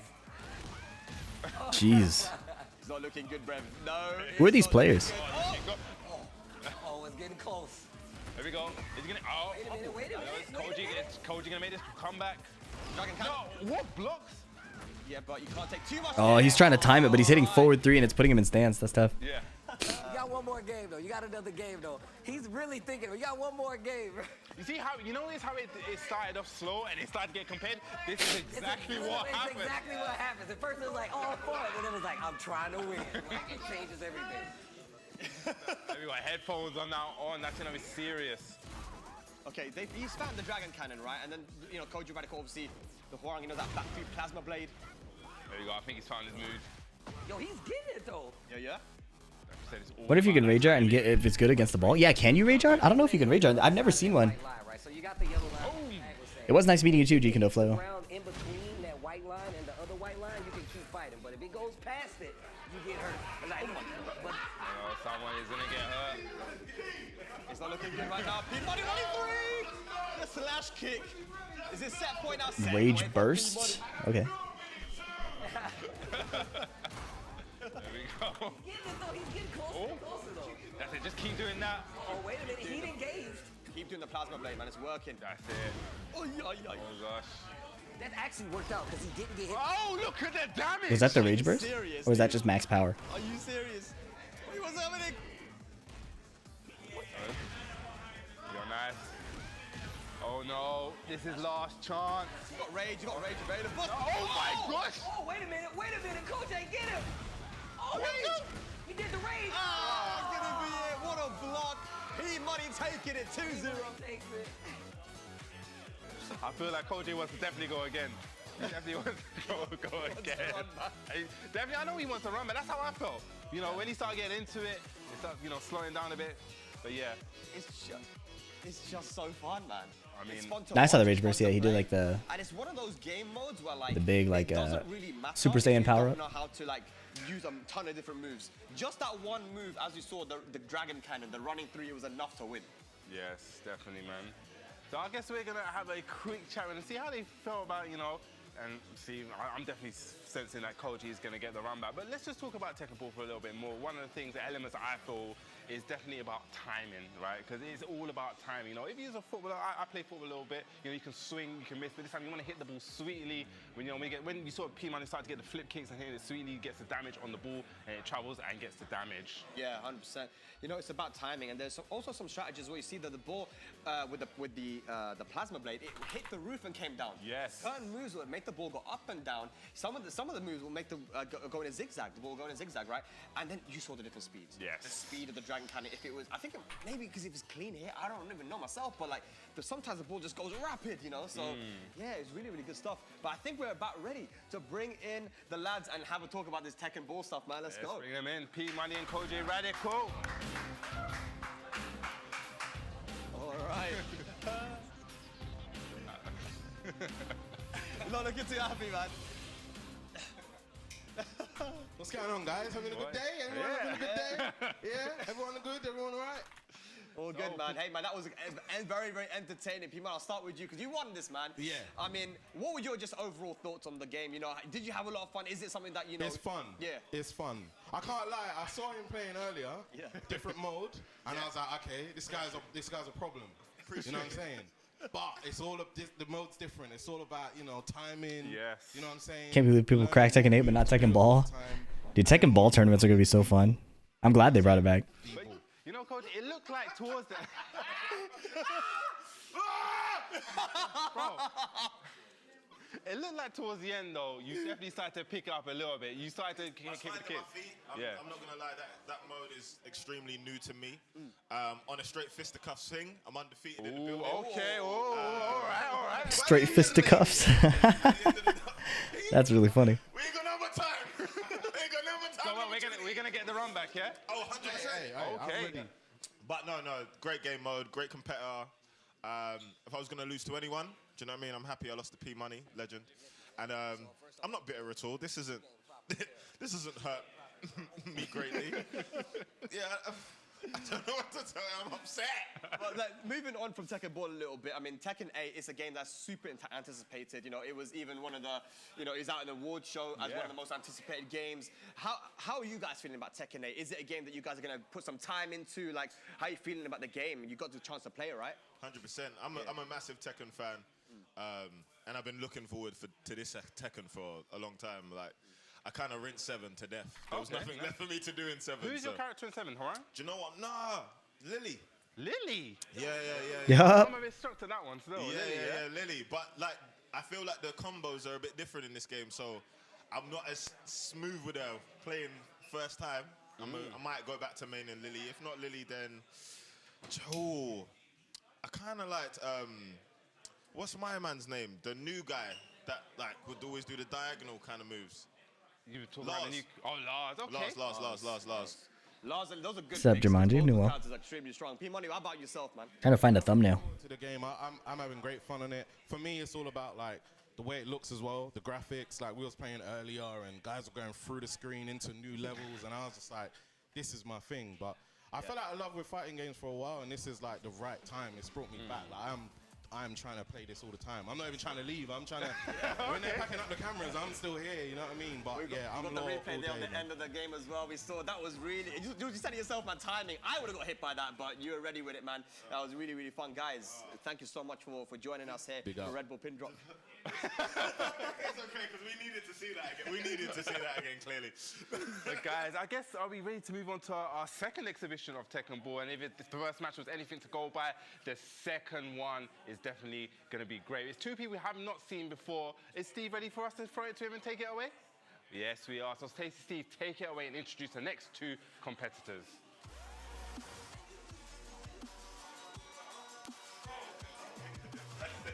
All right, here we go. Here we go. Tekken Ball is a nice break, I think, from the straight Pro Tekken, which is cool. I need to introduce everybody. Yo, first and foremost, what's good? Make some noise for Lippy with the shoe game. Bro, I hate you. I hate you and these damn Tekken Balls. Right? I'm telling you, that's the energy he's got right now. So talk to me. How do you feel? Obviously, y'all not fighting, but it's a volleyball in the mix. How you feel about it? Obviously, I feel confident. I grew up on Tekken. Hey. I played this on Tekken 3. I know all about Tekken Ball. Bro, that means you're a professional, bro. Professional, my bro. Okay, all right. Yeah. Well, look. Good luck. Let me talk to the boy Poet. Let's see what he say. Next up, I gotta say, bro, the shoe game here has been ridiculous. My guy, I see you. I see you. First off, one more time, yo, Poet. Nice to meet you, my guy.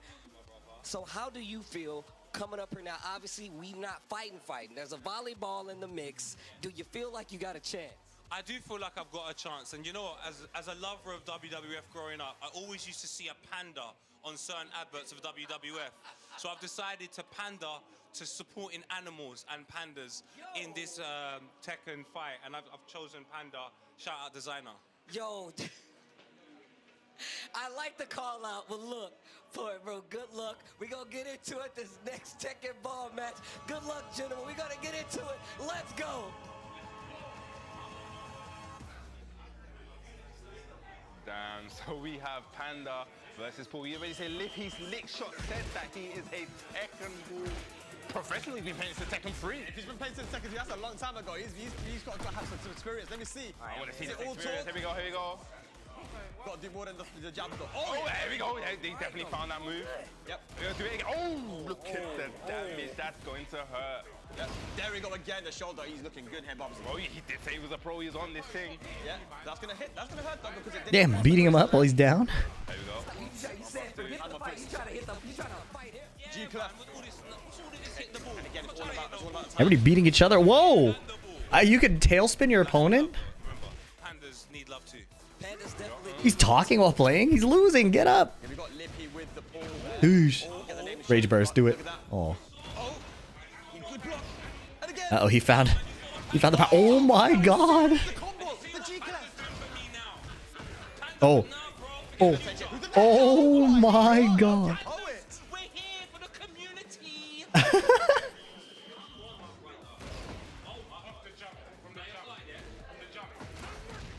You know what? I need to get the kicks in, bro. Where's his stuff?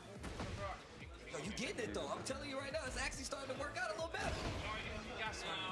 You shouldn't have said the shoe game thing, man. I'm too happy now. When you said it to him as well, I was rapping. Look, it's two different kinds of shoes. Both of y'all got different spectrum. I hear you. Nah. It's a different spectrum. What spectrum? Yeah. Wait a minute. Get him out of here. Get him out of here. Wait, round for round, pound for pound, though? In the sky, in the sky. Yeah. Wait, it's building up. I like it. It got mad serious. Point is mad quiet. Right? Look at the. He's locked in. Oh my god. Yo, he is locked in. Holy shit.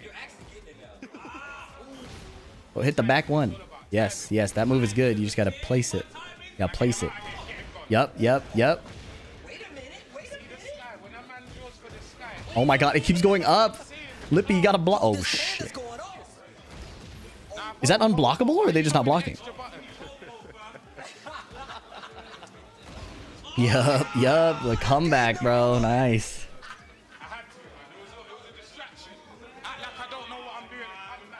Yo, he's so serious, it kills me, bro.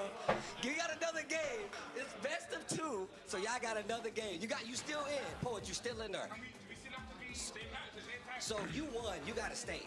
You can switch if you want to. It's for pandas, bro. Shoutouts to designer. You already said it.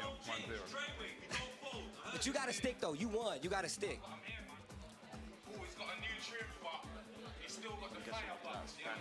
So, I believe. No, they got one more. You can play one more. Just hit rematch. Yeah, that's Paul. His hair.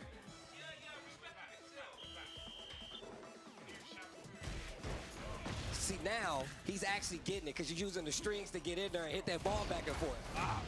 Basically, I've got the spirit of Michael Jackson. It doesn't matter if it's black and white, just like pandas. Huh? The spirit of Michael Jackson doesn't matter if it's black or white.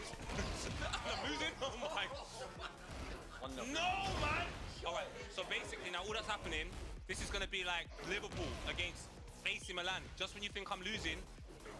Run it back. Run it back. Kind of. Run it back, man. No! Run it back. I'm just going to punch him up, man. Oh, I keep it. It's tight. This whole thing's... That was good for you. This is what I'm saying, my brother. They try to hold me back. Like my baby mum, but we're cool now.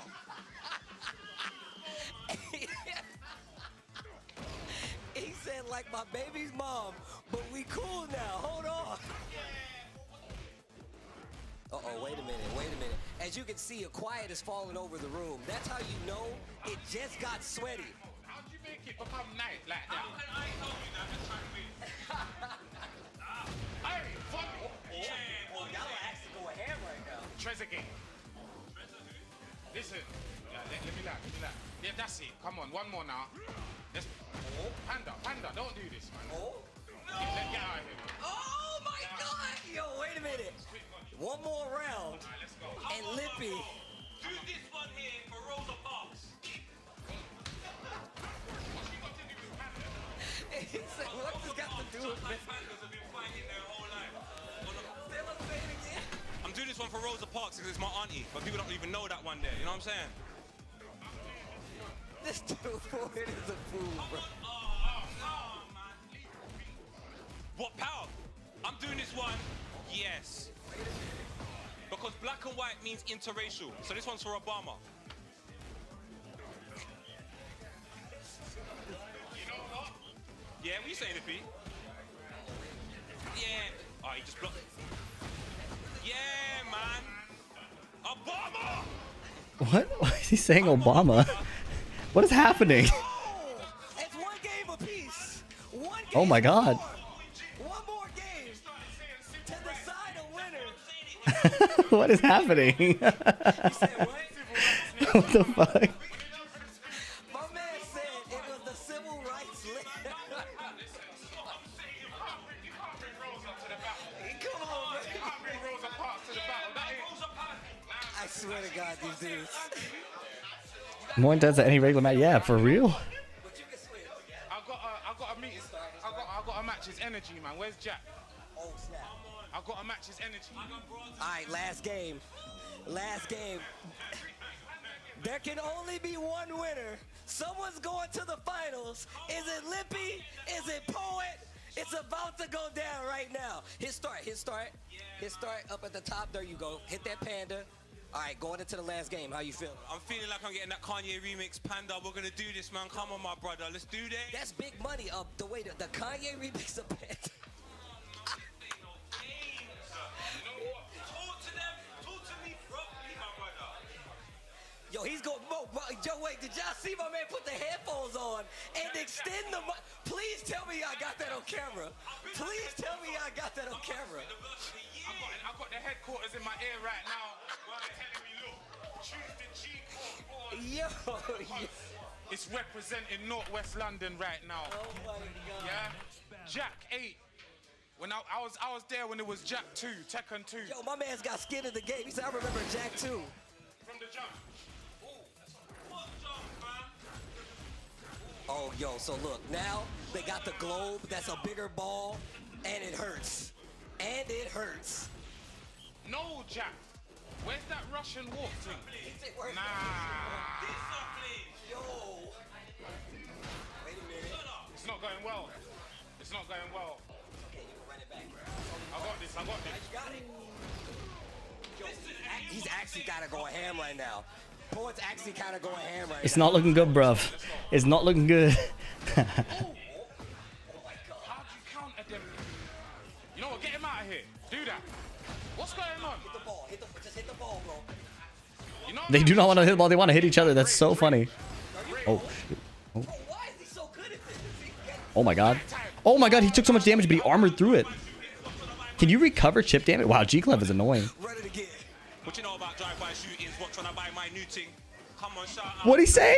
What you know about drive-by shootings? Shout out, filthy fellas. HC podcast, Vibber. We're here. We're winning for everyone. Shout out the family. Bro, the UK is different. Goodbye, Lippy. And that is the game. Poet takes it. Poet takes it over Lippy. Stays alive in the tournament. Yeah, that's fire. What you know about drive-by shooting? Holy shit, that is really fucking funny. Guys, that was a great match. You guys got an interview coming up. I'm going to throw it back to the couch. Bubsy, Spang, talk to me about that Tekken ball match, bro. I mean, what was there to say? Man said, how do you make it go nighttime? Oh, that was so good. That was definitely so entertaining. It had us in stitches on the couch. Bro, right here. like the panda, man, the panda pick. I respect it. You know, this is a character that maybe not a lot of people would be picking, innit? Because, you know, it's a bear, you know, they were low tier back in the day, whatever. But, you know, it's good to see that, you know, the bear community definitely gonna be happy with that one and using that G-Clef to get the win. Yeah. Sick stuff, man. But yeah, I guess we can get them on to see their thoughts here. We're gonna bring through Poet and Lippy. Let's go, let's go.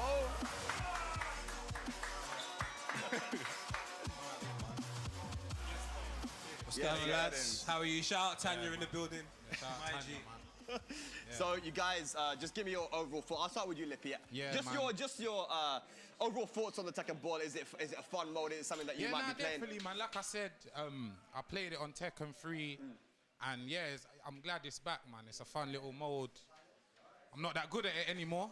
But you know what? You started off well with especially with the timing with the ball, because you was using them heavy moves and it takes proper timing. So I thought Jack still had that, but it's Jack 8 now. He's got updates. Like he's got Wi-Fi and when it was Jack 2 prototype Jack, I learned how to maneuver a bit, but I told you from Fast and Furious, once we go past like version 4, it's blurry. Yeah, it's blurry. No, Filthy still won though, man. So why not? Filthy fender to the win. No, but on the other hand, though, Poet, you know, you kind of had a bit of a slow start, then you started to find your rhythm, start your timing. Yes. How did you find it, man? I felt like I was Manchester City. You usually have a slow start in the Premier League, and then towards the back end of the Premier League, they then. Oh my God, show everything is fast. football with these guys, That's what I man. displayed today. I did it for the Pandas. I did it for Designer, as he's had, you know, got a forgotten career. And shout out Tanya.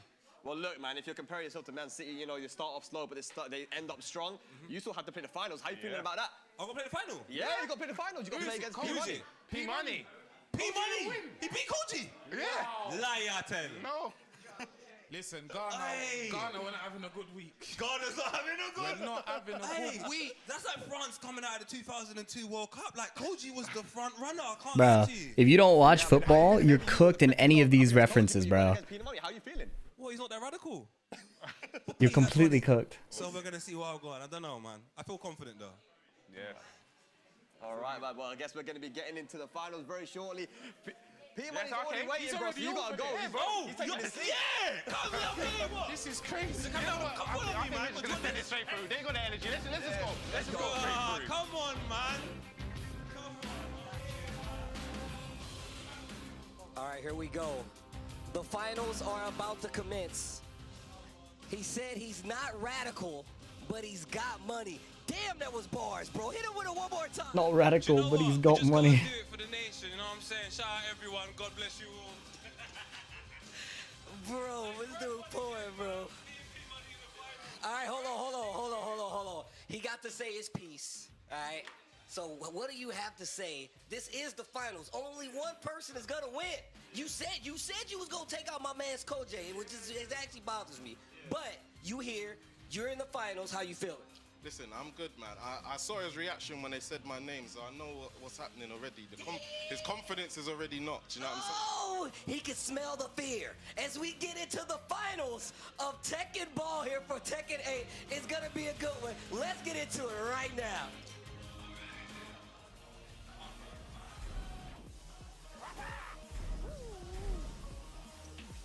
All right, they're going into it. Game number 1, first to 2.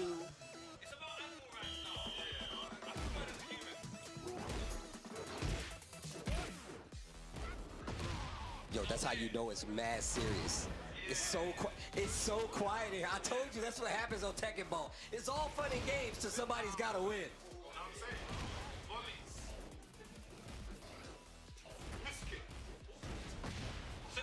Bro, this panda is going off right now.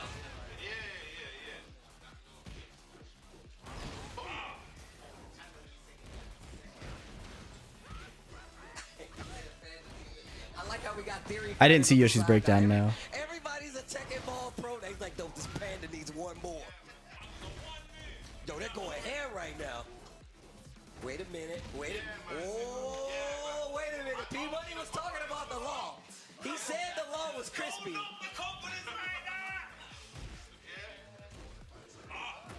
He had a good strategy though with the bear. He had a great strategy with the ones. With the bear clef cannon. Oof.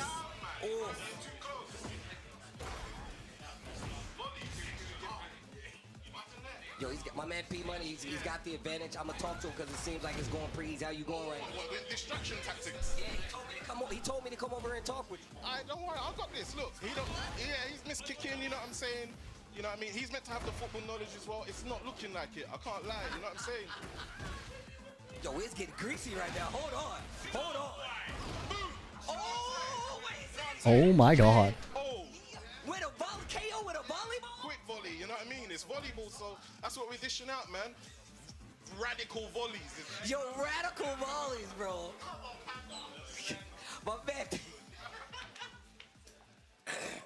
But it's cool. You got another game. It's first to 2. It's first to 2. 2 legs. Champions League. Yeah, there you go. You got another one. Confidence high again. Oof. No, the confidence is with Khalifa. It's high, man. You feeling good right now? Yeah, the confidence with Khalifa, man. We high always. Hey, man, you be hitting bars all the time. I need to hang out with you more. Hold on. When bears attack. Oof. They're fighting. They're saying forget the ball. They're fighting. Get some space, you know what I'm saying? A little bit of space. That's all, you know what I mean? Set the volley up.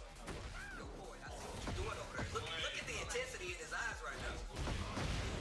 I feel like he's activated some cheats or something. Yo, he's going in. No, we're good. Good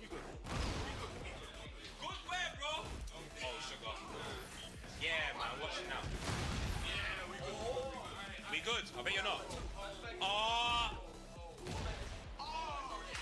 Now, hear what I'm saying. Tekken Ball can be more complicated to understand. Yeah, if you're trying to sweat in Tekken Ball, it's over. Yeah, it is. That kick is actually broken. Bro, I love how quiet it is in the entire studio. Kojay watching him. Look at him. He's like, look, walking to the background. Yo, with the P. Perfect, yeah. P for perfect.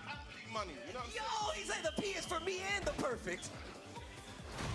Oof.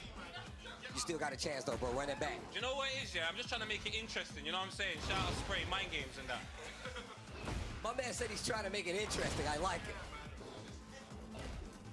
All right, so, do you know what? It's something that my dad used to do quite a bit. Is accept defeat with my mum. In an argument? Nah, this is like an argument with my mum. I'm now accepting defeat. And the champion! Yo, make some noise for P-Money, bro. My man said he came, he saw, he conquered. But yo, okay, yeah, there you go. So it was very tense down to the wire. I'm gonna send it over to the couch so we can get words from these guys over here, man. Congratulations, my man is taking it hard. It's all right though. It's all right though. Oh, thanks, Steve. Yeah, so there it is, man. The Tekken Ball exhibition. P Money coming out on top. Beautiful, man. But Tell me we're gonna professionals at playing with. Using the panda, you know, no one would have expected that character, but you did his thing, man. Definitely. You know, I'm gonna have a little, you know, P Money was my kind of pick. I kind of know this guy, but he has history in fighting games, so really? he was my underground pick, yeah. So you just hit that from me, Bubsy? Yeah. You know, sometimes you have to keep it on. To be honest, it surprised me in it. So yeah, very, very good performance there, and I hope that guy showed you just how fun Tekken Ball can be, even for people who haven't really got much experience with Tekken, right? I think we're ready though to have the interview with P Money and Poet come out, guys. Give him respect. Have a seat.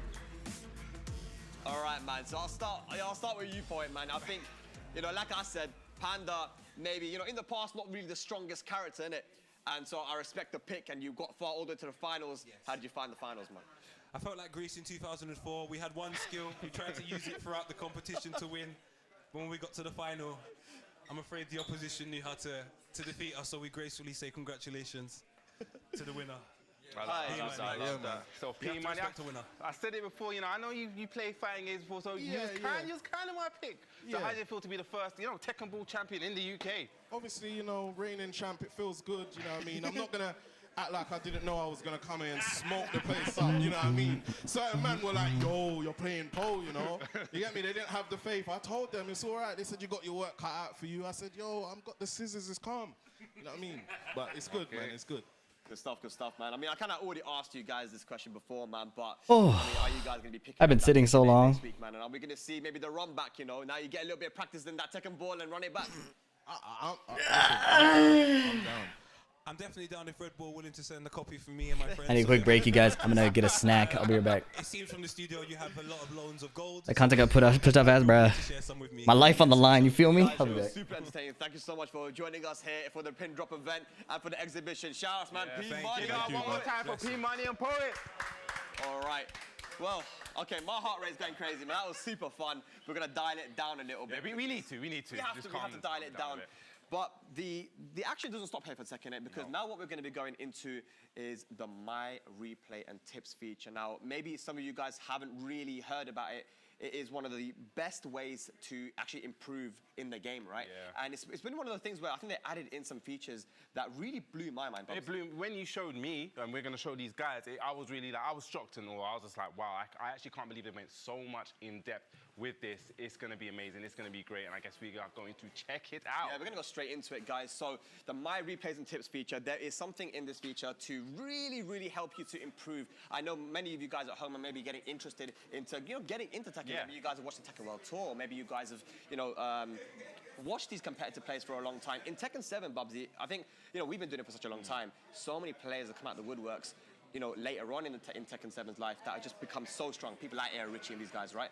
But I feel like the level of improvement in Tekken 8 is going to be phenomenal just because of these types of features, right? I'm going to have to echo what you said there. I actually believe, and from my actual experience with this, just a little bit I had, that this is going to be very instrumental to making people really, really improve. I don't want to give too much away now because I want to go into it and let people actually see for themselves how amazing this feature actually is. So let's switch over to the game and we can show these guys about how to maybe utilize the My Replays and Tips feature at the most. So we're in the main menu right now, so what we're going to do is we're going to R1 all the way to replay. Now, there were some games that myself and Bubsy played, and we bookmarked one of them that we want to show you. It was the Jun Kazama versus the Jack. Yes. Now, all we do here is we confirm it, we play the replay, we go for the left side, that's the side that I'm on, I'm controlling the thing, and now we get into it. Now, obviously, Bubsy, improving in this game, watching replays is super important, right? Mm-hmm.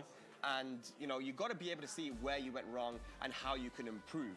And with the features that we have now, we can definitely do that a lot more efficiently than we could in Tekken 7. Yeah, it's definitely one of those things where you can really look back at the situation. It's almost as if you can, it's like going to an alternate timeline. So just look at that straight away, right? So I'm Jun and Bubsy is, so he goes for forward one into that big kick. Now, let's see what happens here. We go for the forward one. Now, I can pause it with circle. I press circle, I pause it. I press L3, and this is what blew my mind, guys. I'm able to put myself back into the replay. I go back in time, and then we can actually control the character. So I'm gonna do this. I got hit by this move. So what do I do now? I want to retry it. We go back. What could I have done in this situation, Bubsy? So definitely we know that jack move is a high. So you can't actually interrupt it from forward one on block. So you can duck it and launch. Wow, okay. You can see right there. Or you can actually side step left. So side step left. Okay, let's give that a go. Or side walk left. Yeah, oh, you can see look right at that. there, and that is all the way to his back. You're going to get a huge punish off of that. And we're going to return to the replay now, and we're going to see what actually happened. So, Bubsy, thank you very much for teaching me that I can duck that string, but I can also sidewalk it. And I showed you guys by going back into the game that I can sidestep and I can duck. But what actually happened here, Bubsy, is I tried to do something. I tried to mash and I got hit. Yes, it's uninterruptible. But like you said, it's a mode that you can really go back and learn these situations. That's why I feel so important here. Yeah, and actually drop the combo in this situation, right? So I'm trying to go for the wall splat. So let's have a look at what I did here. Bam, bam, bam. So I'm going to go for this here. I'm going to go again, L3. I'm going to go enable the controls. Now I messed the combo up, but what I should have done, and I messed it up again. Bam, bam, bam. That's what I should have done for the big damage. But if we go to the replay and return to it, what did it actually do? I got a miss for Bubsy. I messed up the combo. And I got the jabs instead. And that's one of the things. It's not even just helps defense. It actually helps your offense, as you saw there. You can actually correct the combo. See what's optimal in that kind of situation. Yep. Okay, so we've got some pressure building up now from Bubsy. Goes for the down 4-2, but he drops the combo. So now, in that situation, what could you have gone for? Well, let's have a look and see now. So we're going to press R3 this time and enable the right side. So that is very important that you said that, because you can actually take over both sides. So it's not just, you know, player one, it's player two. So what do you think I should have done here, Bubsy? So in that situation, I really feel that you should have just gone for maybe insta tailspin, and I had rage available. So maybe, and then just go straight into rage art to really optimize the damage there. Now, it's not going to show you all the, you can't play the whole rage art and go. It only gives you a set amount of seconds after. Yeah, as you can see, this happened when you, exactly. But, I mean, you can see, right? We're going to return to the replay and see what Bubsy actually did here.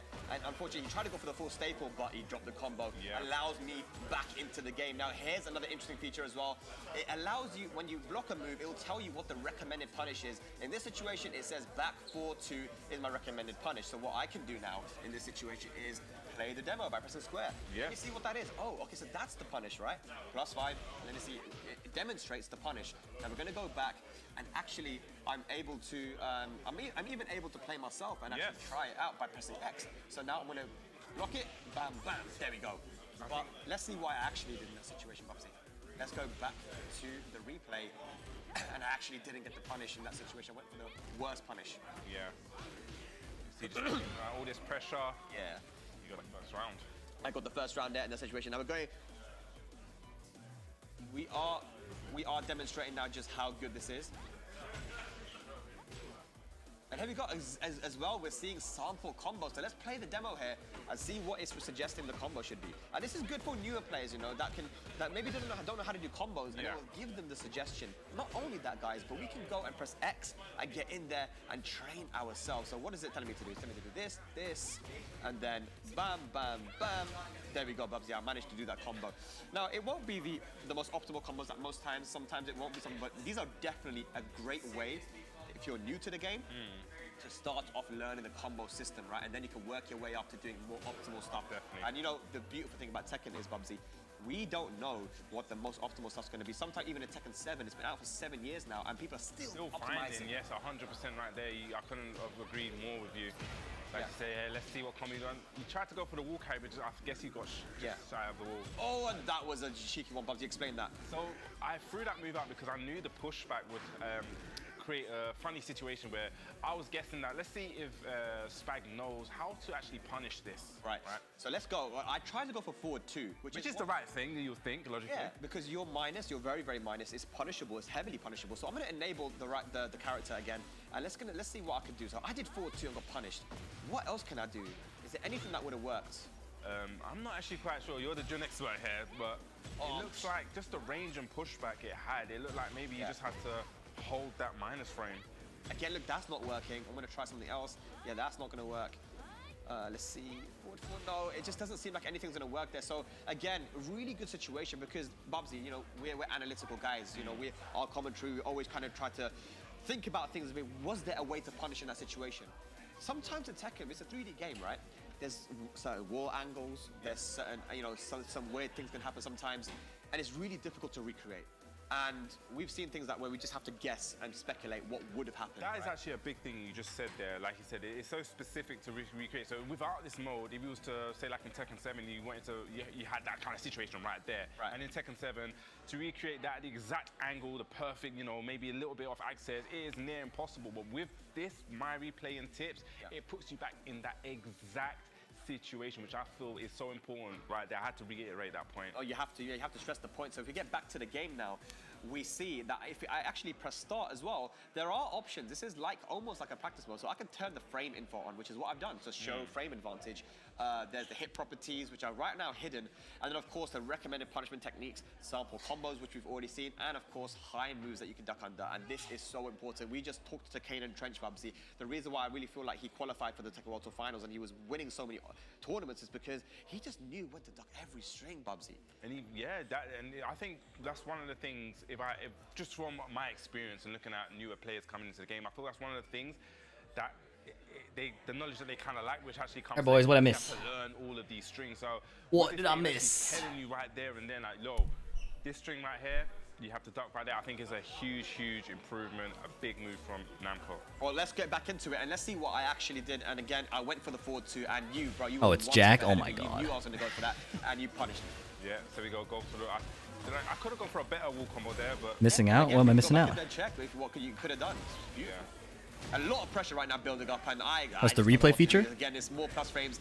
I didn't duck, so again, in this situation, guys, you know, you went for the plus frames, and maybe it was a misinput on your forward one, what was it? No, so I thought that I wanted to frame trap you because I was +5, so I thought maybe, you know, you would actually try to attack back. So I thought, let me just, you know, play it frame tight. Get shot. The read wrong because you just held back. They announced Noctis DLC. I just Nice. held back, which just makes it safe. But if I ducked in that situation, I would have been able to turn the momentum around and potentially get the round there, right? So again, beautiful to just be able to go back in there and just know what you did wrong, especially the game telling you now. You can control both things. That's Let's cool. see what actually happened. I blocked it. I didn't duck, man. I wasn't ready. Yeah, I'm just putting along a little bit of pressure. I'm ducking. I could have got a better punish there. I think that was a missing part on my part. I think I went to do while standing 4, but. You know, seeing a funny angle. I'm gonna blame the angle that I was seeing at. Again, you know, at this time I didn't press forward 2. I got toast in don't an egg. think I can punish. So you did a lot of pressure. And actually, probably go back to the beginning because I want to see at that kind of range, could you have punished it? Okay, so yeah, that's true because it looks like it has less pushback, right? So let me try and pause it. So boom. So now I'm gonna press L3 again to control the left side character, and let's see if my forward 2 works. No, it doesn't work. Oh, okay. Forward 4 maybe. Is it quick? Wait, it should work. That's a different Akash. Not quick enough, I guess. Interesting. So we're actually learning now. Yeah, I'm gonna try down forward 3. Hang on. Oh, that works. That's a different Akash. So it looks like down forward 3 was your answer in that situation. Damn. Oh yeah, I just guys, you just saw live. We're learning, right? So again, that is something that I've now improved with Jun. So now I can't throw it out against Spag anymore. That's yeah, you don't get it's over. You're not getting away with that anymore. All right, so let's get back into the replay now and can continue on. So down 4-3 with Jun seems to be the answer. Yeah. You actually used it there. I used it. I had a feeling, you know, like, you know what? Okay, here we go. Recommended punish once again. Good to see. Jab pressure from you, Bubsy, is very good. And a down 4-2, beautiful timing. Yeah, I'm trying to carry. I used that little corpse hop there. You see the little extra runs to push you? Yep. Damage, dude. Back 2. A minus. You can see again that I'm minus. I tried to mash and it didn't work. Now what's going to happen here? Oh no, Bubsy, you've dropped the combo! That was a big miss input. What I tried to do is to back 3-2 into the upper, but I think I just fat fingered the button. Okay, so let's see what you could have done. Now we're getting back into it. Zookeeping is keeping the animals in line. Let's be honest, you know, it's over, man. I was trying to be stylish. You're trying to be stylish? I kind of forgot the new... That's my guess anyway. You're trying to style on me? Come on, man. All right, well, let's get back into it. What actually happened?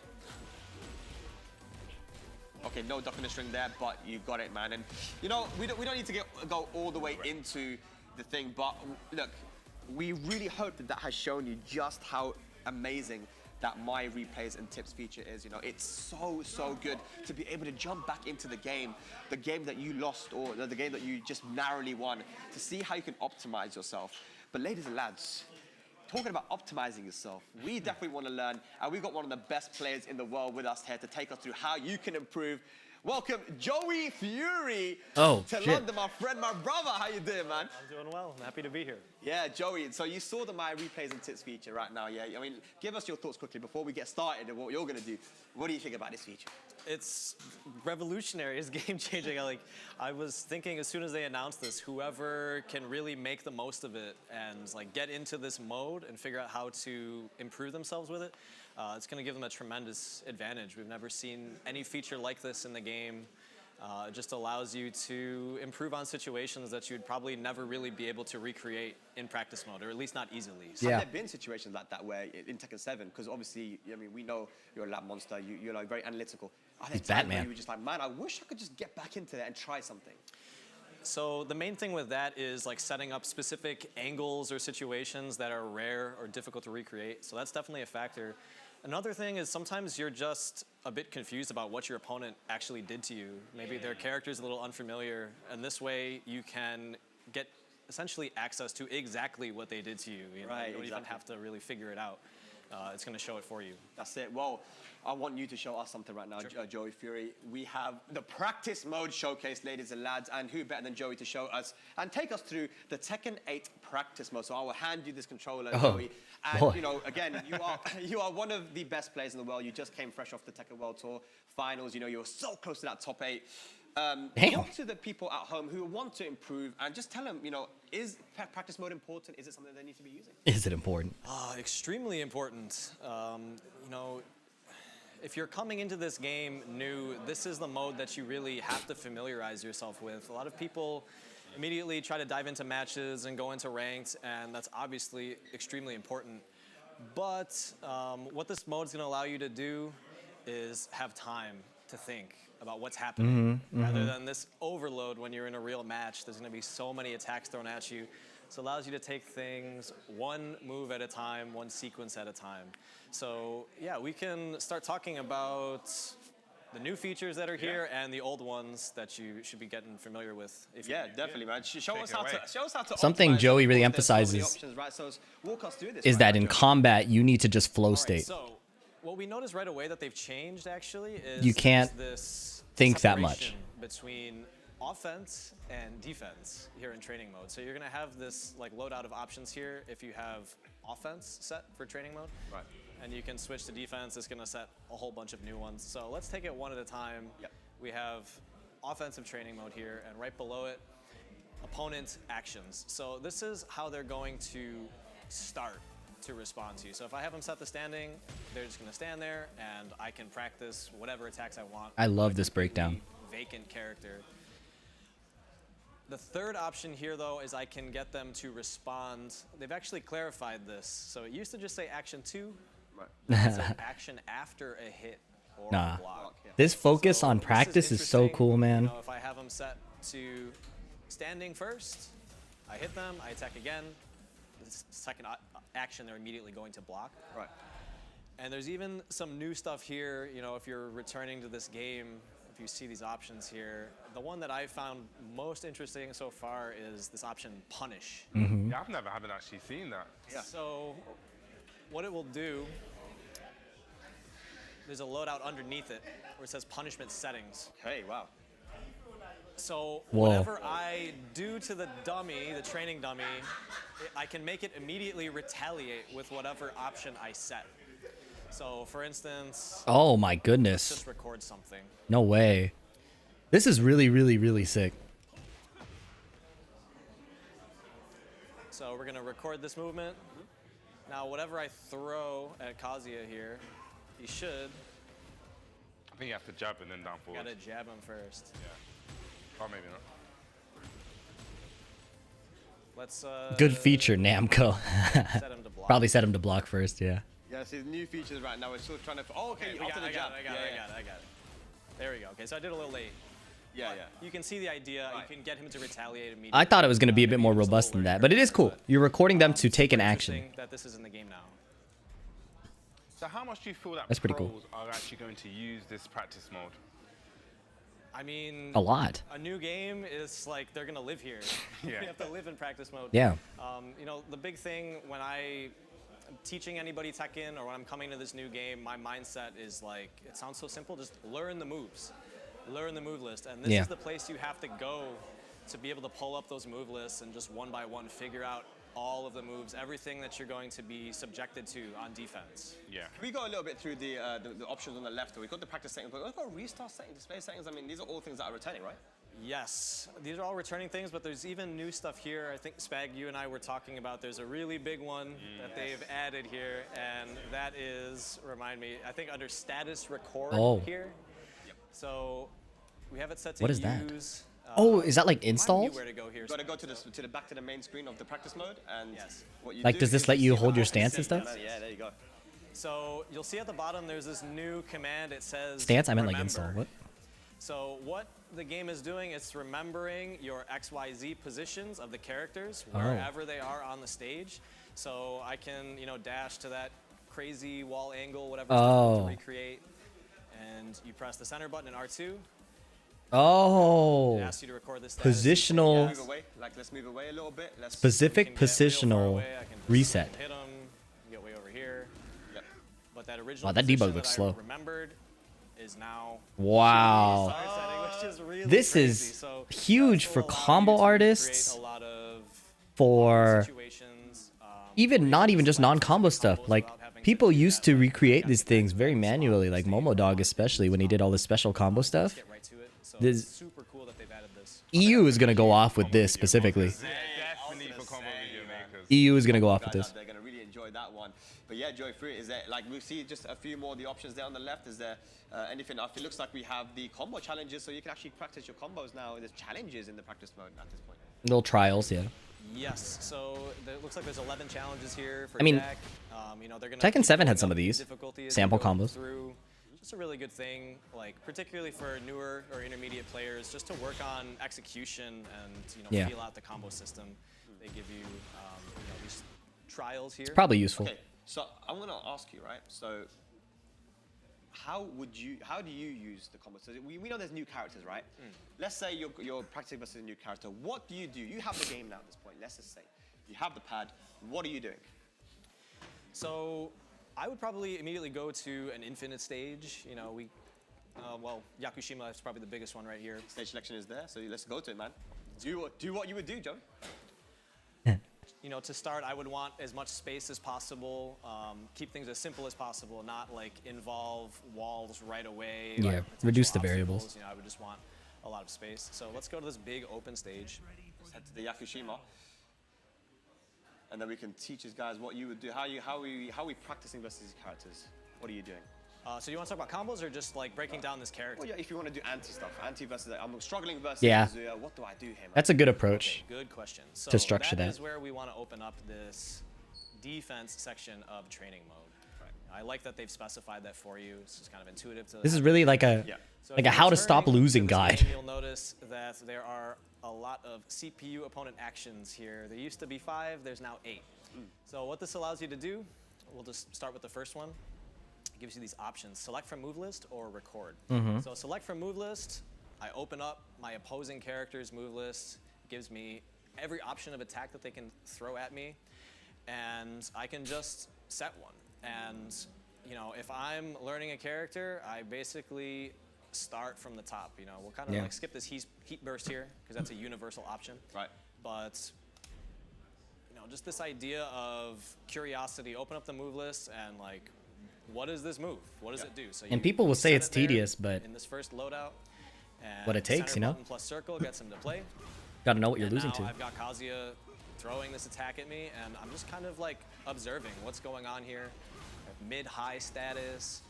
You can see the frame data on the side, how it's neutral frames, so nobody's at advantage, nobody's at disadvantage. And you know, there's a lot of different ways that you can start thinking about how am I going to deal with this move. You know, this one intuitively. Look at the chip damage. Mid-high, block the mid, duck the high. And so there's like just one facet of his move list I found an answer to. And then you would kind of just go down the line. That's it. Next, right? Very systematic, one move at a time. Set them to throw it at you. Try to find an answer. Once you found a sufficient answer, go to the next one, right? That's very interesting. I mean, and of course, like you mentioned, now 8 as opposed to 5 actions, right? So you can, I guess, start mixing up the options as well. Like, you know, more actions is huge. Train your reactions. You said, you know what, I've seen you do this before on stream, Joey. It's like, I'm going to set this person, and the record function, which is quite interesting as well, right? You can just set them to change up the timing and do other things. And you have 8 of these options now to record. So this is something I'm particularly excited about because, yes, this is something that whether you're learning the game, whether you're a pro player, you want to set several options in practice mode and have that dummy just throwing them at you and countering them as you see them. And the max complexity really was 5 attacks at a time, which can be pretty good, but obviously when you're training for a real match where there's dozens of options at a time, sometimes you want more than that. So now you can overload yourself a bit harder, up to 8 options, and that's just going to be a really great way to train even harder. Wow. And I mean, how significant do you think that's going to be then? You said it's going to be a great way. I don't want to train, interrupt him is because he has good shit he's saying. Like yourself, knowing the kind of competition you're going to face against, is that something that's going to be like, this is going to make this, for me, way more efficient? Yeah, I think it's huge. So when you have 5, a lot of like the idea of designing a defensive exercise, it's like a duckable string, a seeable low, something launch punishable, something moderately punishable, and then maybe like a command grab. So you're getting many different aspects of your defense tested. But now you can go way deeper than that, right? You could have 2 duckable strings, you could have the full loadout of command grabs. There's so many different ways that you can essentially build like a difficult exercise when you have 8 loadout options in defensive training mode. So it's really big. Some of these characters, especially in them stances, we've seen Reyna. And what's so cool about this is you're not just memorizing stuff, you're improving your literal neurology. You are getting faster, you are getting more attuned to reaction. Your reactions are improving, like you're getting more attuned to the visual stimuli and how your body reacts to it. So it's not just memorization. You actually become like a better like physical being. It is so cool to do this stuff, and I love how Joey approaches it. He's probably got about 8 options out of them stances, so yeah, definitely want to get all of those up on there and practice your defense. Joey, is practice mode going to be the first place you go when this game is out? Is it straight to P mode, or are you jumping online? What's going on? Tucking ball a little bit with the jack? I feel like there's like 3 types of people. Like there's type of people like straight to ranked, right? Start climbing the ladder. There's type of people that are like Tekken ball, straight to the fun. And me, I am the nerd that wants to go right to practice mode and see the numbers, the properties, and just nerd out. So I can't wait to use this mode at home. Well, while we have you here, Joe, you are going to be in an exhibition later on, right? So, I'm sure you've had a little bit of time to do I saw you in the practice mode before as well. How are you feeling about that? And, what are you thinking, man? There's so much here. Like, I got to play some of the amazing pro players here, and right away, like, you're just getting hit by new stuff that you haven't seen before, and it's like fun and overwhelming at the same time. Like, oh, that's new, like, but immediately after I played Super Akuma's Lee, I was like, got to go right to practice mode. How do I duck that string? Or like, what is this? So is that desire to that need to know? I need to know what happens. And that's the difference, I think, or not so different between pros and regular players, is we all feel that like overwhelming feeling. We all get overwhelmed. We get like scared, like visual overload. Like that always happens. But the difference is a player like Joey goes immediately to solve that problem.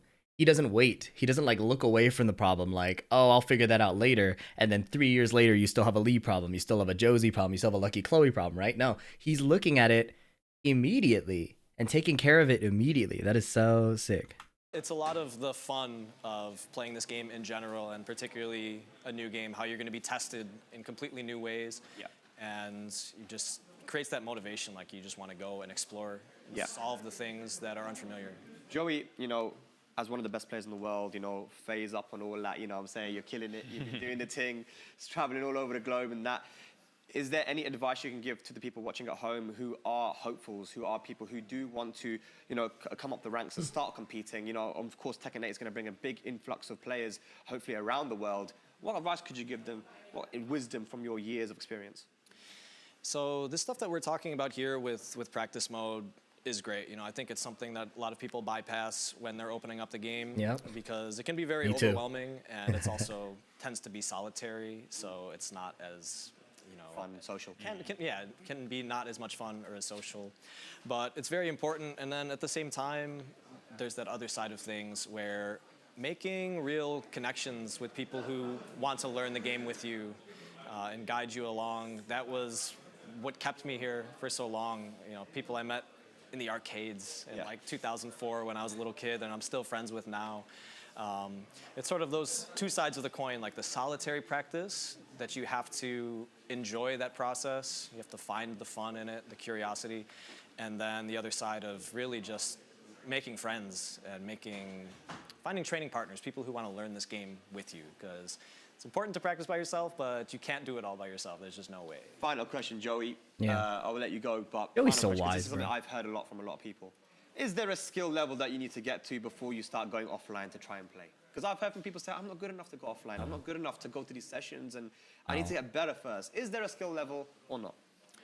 No, I don't think so. I don't think there is a skill level. You know, there's so many great players around the world in every community who are willing to help and guide you, and you know, that's not like a wishful thought. I mean, I've experienced it firsthand.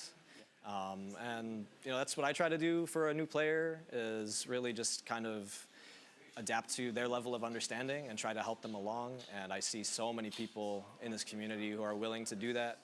There's just so many friendly, wonderful people. So however good you are, however much you know, it's never too early to start making friends and playing the game. That's it, man. Yo, wisdom from Joey Fury, bro. There we go. Thank you so much, Joey, for joining us here and giving us your insight and your wisdom.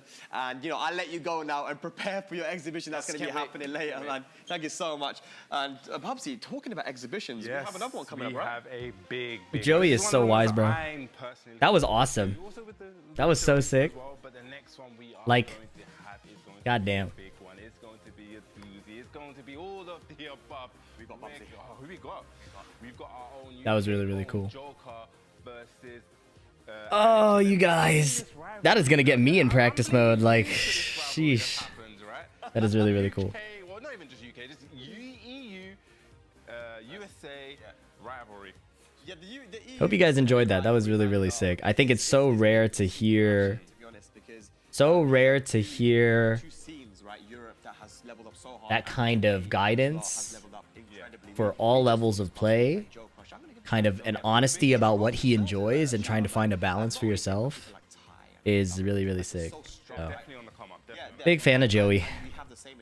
Big fan of Joey. I think that's all for now. They're going to go into an exhibition and stuff. So we'll catch you guys in the next video. Peace. Little YouTube ting, you know. Never let it go. If you don't know who Anakin is, I mean, you've been living under a rock. Or you're new to the Tekken, so welcome to the Tekken community. But Joker, on the other hand, as well, you know, his come up has been a little bit more recent, right? But the way and how rapid it was incredible, Bubsy. Yeah, so I don't know how this is gonna go. The only way we can find out is by sending it over to the players. Tasty Steve, where you at? Okay, yo. Thank you to the guys for holding it down so far. We are back with more of these Tekken 8 exhibitions. Hey now, and it's about to get crazy. We got two of the best players from Tekken 7 here. And like we said before, man, that EU-NA rivalry starts again. I like Super Kuma's approach where we can team up, take out Asia. But I just want to say, while I got you on camera, bro, your last, 3 years of Tekken was amazing, bro, where you really kind of climbed the ranks. Obviously, you're aiming to do that again. How do you feel about Tekken 8 so far? I really like Tekken 8. I think it's so much fun, and I think in terms of tournaments, there's gonna be so many different strategies. But I think even on a casual aspect, a casual perspective, I think the game's so much fun. There's so many different things you can do, so many characters that are fun, so many characters look appealing. There's so many different play styles. It's just, I really like the heat system as well. I think after playing it more, at first I was scared of the heat system, but after playing with it more, I think it's not that bad as I thought it would be. Same. I was a little afraid at first, but I definitely like it now. Let me head on over here to Anakin, one of the guys, one of the boys. Now, obviously, definitely one of the strongest players in NA, if not the strongest. Known for the Jack all around the world. Are we going to see the Jack? How are you feeling about 8? Oh, probably we'll see the Jack here today. I might try to showcase some of the characters for you guys as well. I mean, I'm super excited for Tekken 8. You know, I think it's going to be more competitive than ever. And as competitive as Tekken 7 was, there were a lot of people on the outside waiting for this game to come out to give it a shot. And then there were a lot of people who played Tekken 7 for the first time and got really, really good towards the end. So now it's like a whole new chapter. And yeah, I'm just excited to welcome everybody in when the game comes out, and it's going to be definitely a fun time. Well, I saw you playing a couple of the other characters before we got into it, but this exhibition is about to begin. Joker versus Anakin. It begins, and this match starts right now. Woo! Anakin versus Joker. These guys have played before in Tekken 7 multiple times, and now they meet in the Tekken 8 exhibition. It's Panda versus Reina. Wow. I was about to make a joke saying Joker's playing Panda. Nah, but joke's on me. It makes sense to go for the Reina here if you're a Joker, because it is the character that kind of is a little bit more similar to his old main Heihachi, right? Yeah. Oh yeah, no, sorry, Joker's playing Reina, yeah. Yeah.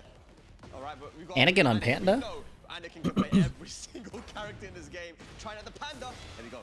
Go use that crouch dash 3 there. Wow, just disrespecting that down 4-1. There goes to Anakin. First round. I have not seen this B costume. That actually threw me off. He's showcasing characters and costumes. Nice, Twin Piston's gonna get a launch. Here we go. This. Hey.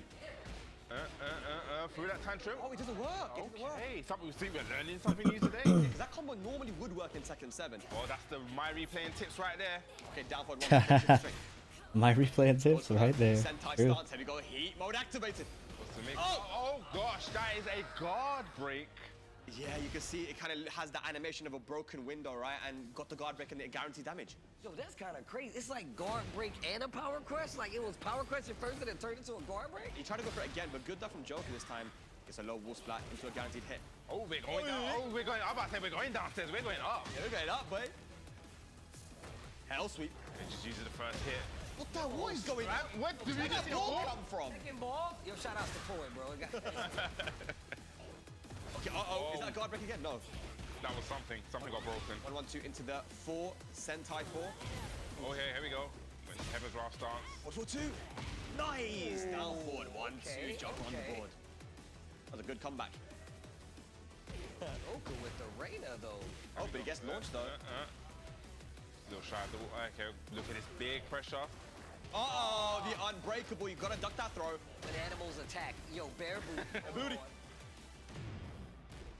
It activates heat. Let's see who's gonna get started. Yeah, we do know that there's options from here. It goes for the sorry. Sentai 3, but dropped the combo. Unfortunately, we know that bears have that weird hitbox, right? Yeah. I wonder how that's gonna like take effect in like T8, right? One of their main like defensive options and like offensive things is the fact that you got to play a little differently against them. Activate. Oh, the range up! He's gonna whip though. He's gonna whip. It doesn't. Submit to me. But the thing is, this hit aerial. It was aerial, so it might do less damage. I think it's gonna do a lot. Oh, look at damage. this. Look at it. Yeah. Oh my god, that's gotta be one of the best range ups.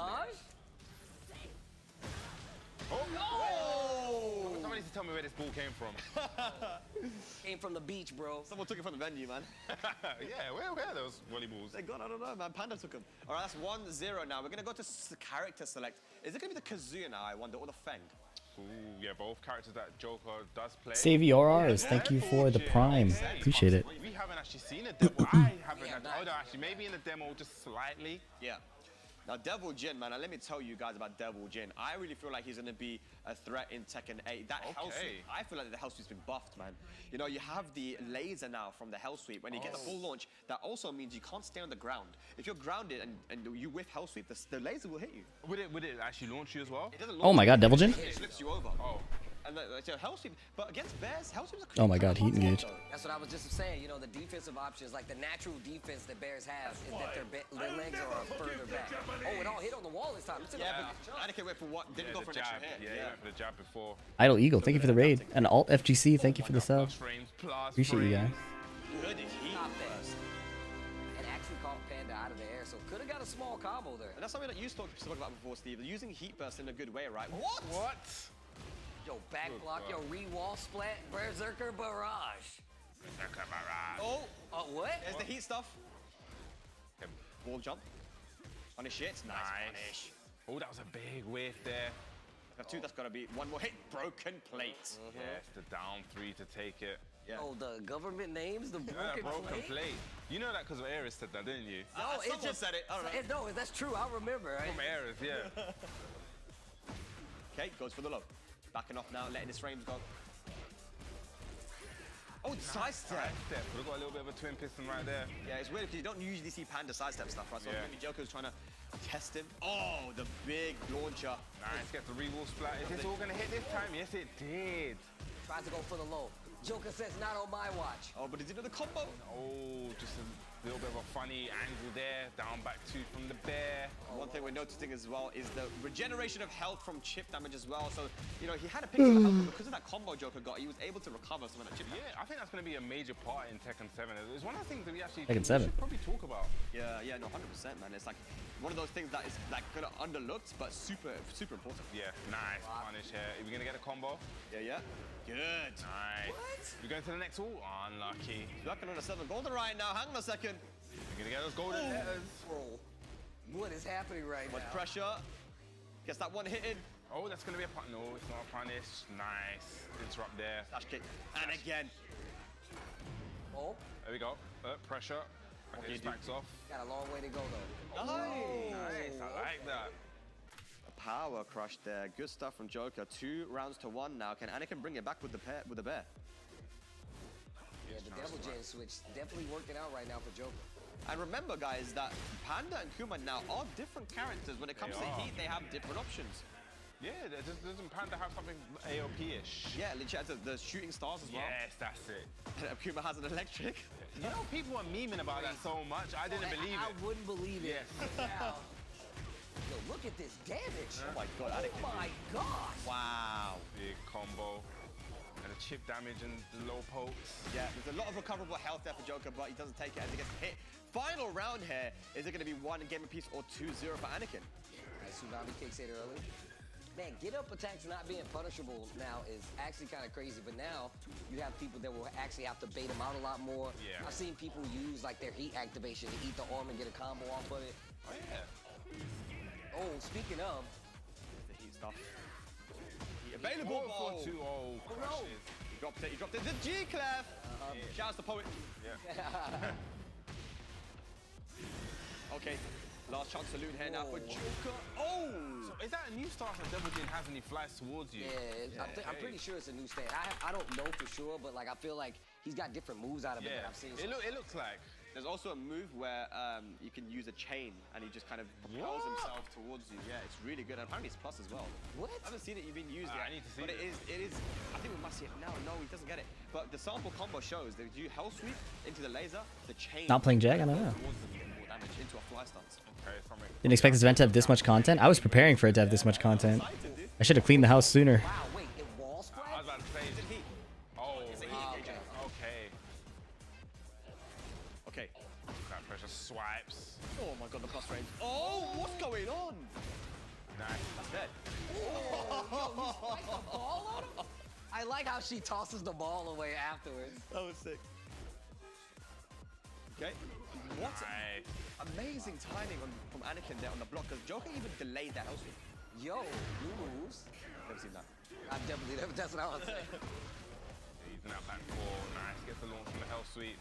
He's trying to look forward for it. I'm not sure what he's getting, but Yeah. big twin pistons. Here we go. It's going to be a big, huge combo. Gets the tailspin. Bam. Okay. Flash kick. Oh, that's punish. What the? He has a new hit effect. It's the chains, huh? Uh-oh. Oh my god, he survived. They did. Oh. Sidestep. Joker with the sidestep actually gets him out of harm's way. Yeah, remember Tekken is a 3D game, and we have that sidestep, that lateral movement. The third dimension.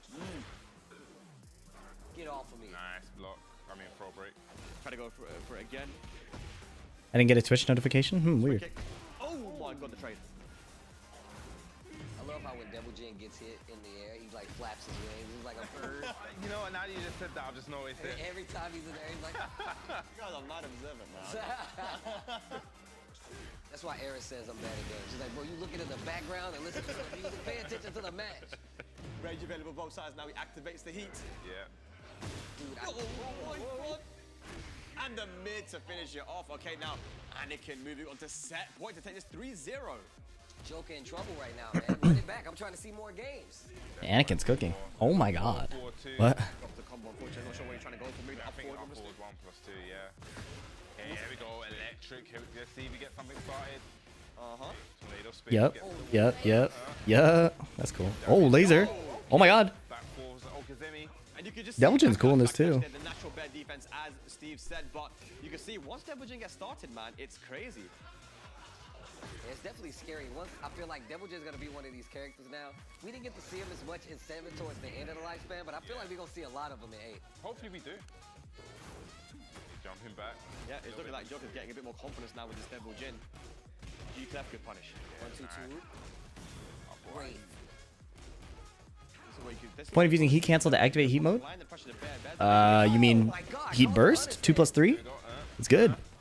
Heat burst is like high priority, power crush, infinite range, hard to whiff punish. Wow, he finished it. That's crazy. On the board, and he can scratch in his head. Is he going to go to a character select now, Bubsy? What are we thinking? I think so. I think he's going to give us a little showcase.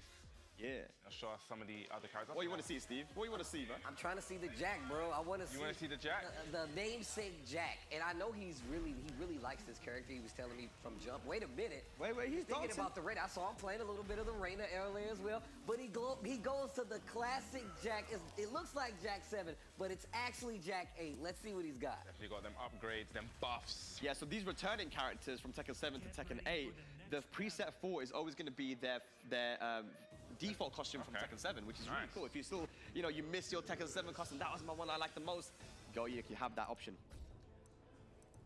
All right, we're going for the controller setup now. Of course, you got to set your buttons, man. Make sure you do it. I've seen people lose tournaments because they didn't set their buttons properly. So it happens so often. I'm a stick player. We don't bind them. They just did it. Let's go. It's going to be the Crazy. main from Anakin, the Jack. And this character we've talked about a lot, guys. Strong character. Oh. You talked about those walls. You said it's like, what, 2 walls or 3 walls on both sides?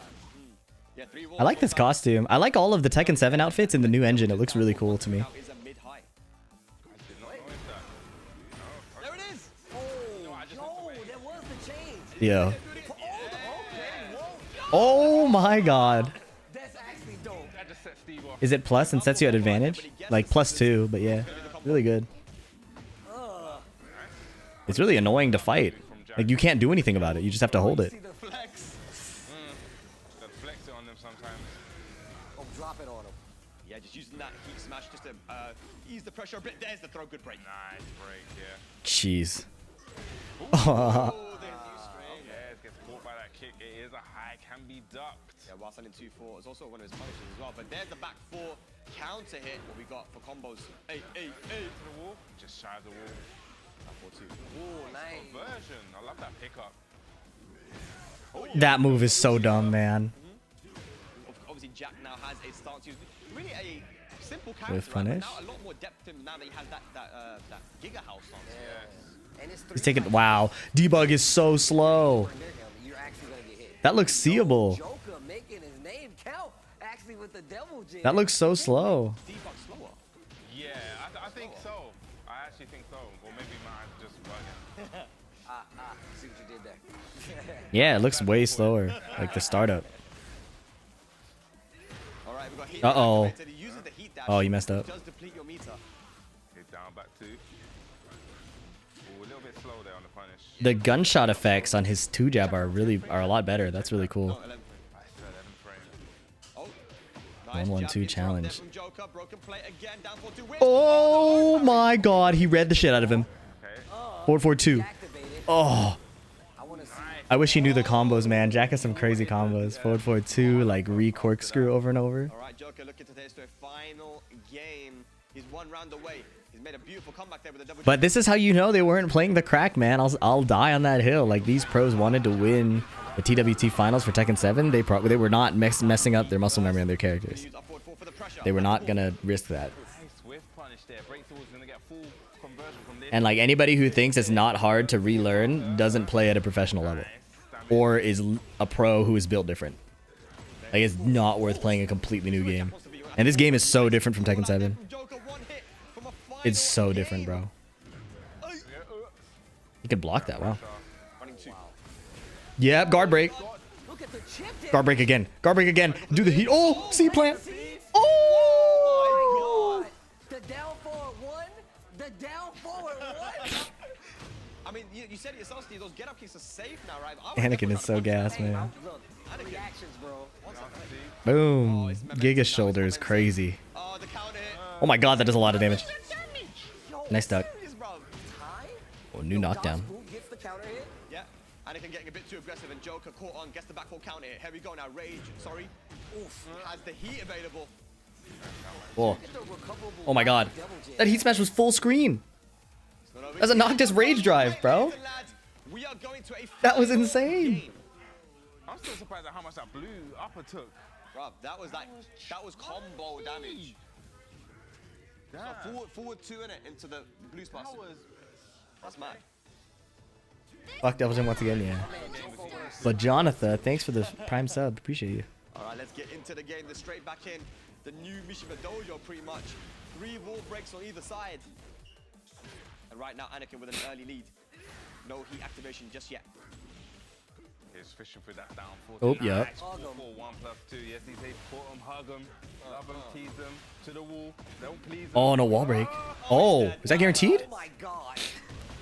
Yep, the back 1-2 into the blue spots, all guaranteed damage. Wow. Chunks. Look at the smile. He's definitely enjoying himself. This game is very fun. Nice. Okay, catch him. Yeah. Jesus, that string is so nasty. Yeah. Oh, you give it the wall position. Go crush, power crush. Go crush, power crush. Get down back to that pressure. No dunk there. Oh my god. Okay, one hit's gonna do it now. Anakin can play a little bit more safe. Just play that keep out. Beautiful block on the hell. So Wow. he doesn't even have to launch everything. Anakin moves on to Joker didn't back tech? No, I mean he said guaranteed, so I don't think you can back tech that one anymore. 1-2-2 punish using that jab pressure from Devil Jin up forward 4. Oh, he goes for the low. And again. Anakin finishing strings. Oh my god. Do it again. Welcome play. 4-2 whiff there. Wow. With the heat burst. His heat engager moves him so far forward. Oh, he had it. He definitely did have it. Yeah, he needs to let it rip there. Oh, you already have a video? It's not even over yet? I did it in the middle of the stream. Oh shit. Let the chains out. Oh, nice. Joker stays alive. We might be getting a final round for the first time. Okay. Out. The 1-2-2. Ooh, he looks like he's gonna charge that one. Yeah. Goes for the low again. Plants the seeds. Absolutely. Yeah, whip punish. This is definitely gonna go to the wall. Break the wall. Yep. Breaks the wall. Oh shit. Oh my god. Oh, almost. Is this gonna be it? Oh. The punish. Oh. Trying to finish it. Whoa. Yo, the laser. Oh my god, that heat burst is horrifying. Rage available. The chains. That extension is so nasty. Surely it's punishable, right? Use that jab pressure. What's Joker gonna do? Dunk swat on 1-4. Oh my god. Oh! Launch. Oh, he rolled out of the way. Oh my god. 13 seconds left on the clock. Time is becoming faster. Up forward 4. Doesn't Devil Jin have projectile now? It looked like it. Debug. Oh! Spring kicks are still punishable. GG's. Ketsushima, thank you for the prime sub. Good games. Very well played by both guys. What an exhibition, man. Totally owned you. Showcasing some of the new stuff with Jack, showcasing the Devil Jin. We haven't. That's the thing. The first time we've seen the Devil Jin. That was fire. I've seen the Devil Jin. Yeah, I'm glad. 24th year FDX, thank you. Labwolf, thank you for the sub. 33 months. Appreciate you, bro. We haven't seen, but we've seen Devil Jin. Like, we haven't really seen much of him, right? Now we get a chance to see the hell sweep. I think I have to re-record the Joey video. Whatever that thing with the gravity pulling towards, that was. I won't upload that one yet. But is there what's next? EU Tekken scene, especially after commentating EU Tekken online for the last 3+ years. Yeah, I see. What's the schedule? Definitely, man. Well, Anakin, I mean, you started off with a panda, which kind of surprised me a little bit, right? But I know you said you wanted to showcase some characters there. What's your thoughts on just, Tekken 8 in general? You got a chance to play now, and then even Panda, the Panda pick. Every character has their own unique. Joey was talking about practice mode, and he had a really good perspective on like the attitude you should have or you could have towards practice mode. You want a link to the schedule tweet? Yeah, sure, thank you. And everything like that. So it kind of makes me want to play with all the characters, and that's already kind of who I am. I play a lot of characters when I stream, and if you know me, like Panda and Kuma are one of my favorite characters. So I definitely had to try them out when I had a chance to play here today. And yeah, I mean, I was gonna pick Reina too, but then Joker's super dangerous. Dev interview, then Tekken Lounge Showcase, then okay, so I could re-record the video. I can re-record the video. Let me get some water and a break. Yeah, with Joker, I mean, talking about I'll be Reina, back. right? I mean, obviously we know you as a Heihachi main, but you've been rocking the Feng, beating everyone around the world. But Reina, obviously, is a character that you've been looking forward to. Give us your thoughts on the Reina. Man, I think Reina's so interesting. Like, you can play her with so many different playstyles. Obviously, I didn't know any combos, and I'm pretty bad, but I think she's super interesting. I think I wasn't even using her stances. I think forward 4-2 is so good. I think her punishment's really good. But yeah, I think the more time we get with her, I think she's going to be super interesting, and she's definitely one character I'm looking to definitely maining, I think. Oh, definitely maining. So I was actually going to ask you about the Devil Jin because, you know, in Tekken 7 we saw you in the earlier stages with the Devil Jin. You showcased the Devil Jin right there, showed some scary stuff. What are your thoughts on Devil Jin in Tekken 8? My Devil Jin's so good. I saw that spot right Bro, there. he's so good. I'm not doing any combos again. I was dropping everything. But I think Devil Jin is so strong. I think he reminds me of Tekken 7. He reminds me of Tekken 7 Season 1, Season 2 Devil Jin. Okay. Like, his health sweep is so good. I think forward 4-2 being a heat engager is so good as well. Okay. And he's also got the move. I only used it once against him. It was CD 1+2. It's a mid-homing move. And I think in heat, it counter-hit launches. So yeah, I think he's got so many good tools. And again, the throw game, I think throws are going to be super important in Tekken 8 because of counter-hit throws. Yes. So I could be doing things like, you know, forward 4, which Anakin was always pressing. Back 4. I was doing back 4 into heat burst. I could do back 4 into a throw and it'd work every single time. So I think little things like that are going to be super important for us tournament players. Well, yeah, talking about, you know, you both are tournament players and you've played Tekken 7 for now, God knows how many years, right? It's been 7 years minimum, right? It's also came out in the arcades before. Tekken 7's been such a big part of both of your lives, and, you know, now that you've had a chance to play Tekken 8 to this level, like, what are you thinking going forward now? I mean, are you ready to make the adaptation? Are you excited? How does it feel now that you've played it? Annika, I'll start with you. It's a big unknown because there are a lot of changes to this game that, you know, I feel like from Tekken to Tekken, this has felt the most different. And then more importantly, for the first time in Tekken's history, the global release factor is going to really play a pivotal role in the competitive landscape. Like, we're used to the game coming out for a couple years in arcades, if not even longer than that. And for the first time ever, everybody in the world is going to get their hands on it at the same time. And all the strategies and the meta, they're all going to get developed by people from all over the world. So that's going to be really interesting to see. I'm curious as to how that's going to go. And then, like I said earlier with Steve, it's more competitive than ever. So the longevity has already been difficult in Tekken because there are so many things that you got to stay on top of. And now with all the new kids and new players looking to make a splash in the scene, you know, it's going to be really, really tough, but I definitely welcome the challenge. Joker? I think for me, with the more time we have, again, I think the heat system, it's going to flesh out with time. I think there's going to be so many situations to lab. I think there's just going to be a lot of learning the game for me anyway. I think the first few weeks I'm just in the lab learning literally everything, all these strings and stuff. But yeah, I think obviously like what Anakin said, we're going to have to adapt, you know, with tournament players. Again, there's so many new characters and so many new situations. Again, there's going to be so many different strats and whatnot. So yeah, I'm definitely looking forward to it, and I'm very excited for Tekken 8. I can't wait to compete. Well, thank you very much, guys. Anakin, Joker, it was a great exhibition. And I'm sure we're going to be seeing you on the big stage, you know, during the Tekken World Tour, which has already been announced as well. So, guys, thank you very much. And hope to see you guys running it back, you know, in the future, once you've had a little bit more time playing the game. All right. Well, that's Joker and Anakin. And, of course, that's got to be the exhibition of the night, right? Well, we've got one. Yeah, so far we've got one more. You know, we've got the Golden Child, Richie, the big run back. Yeah, the big run back from the first Golden Letters. But before that, I did get a chance to catch up also, not just with Harada Murray, but also with Nakatsu Murray. Take a look at the interview.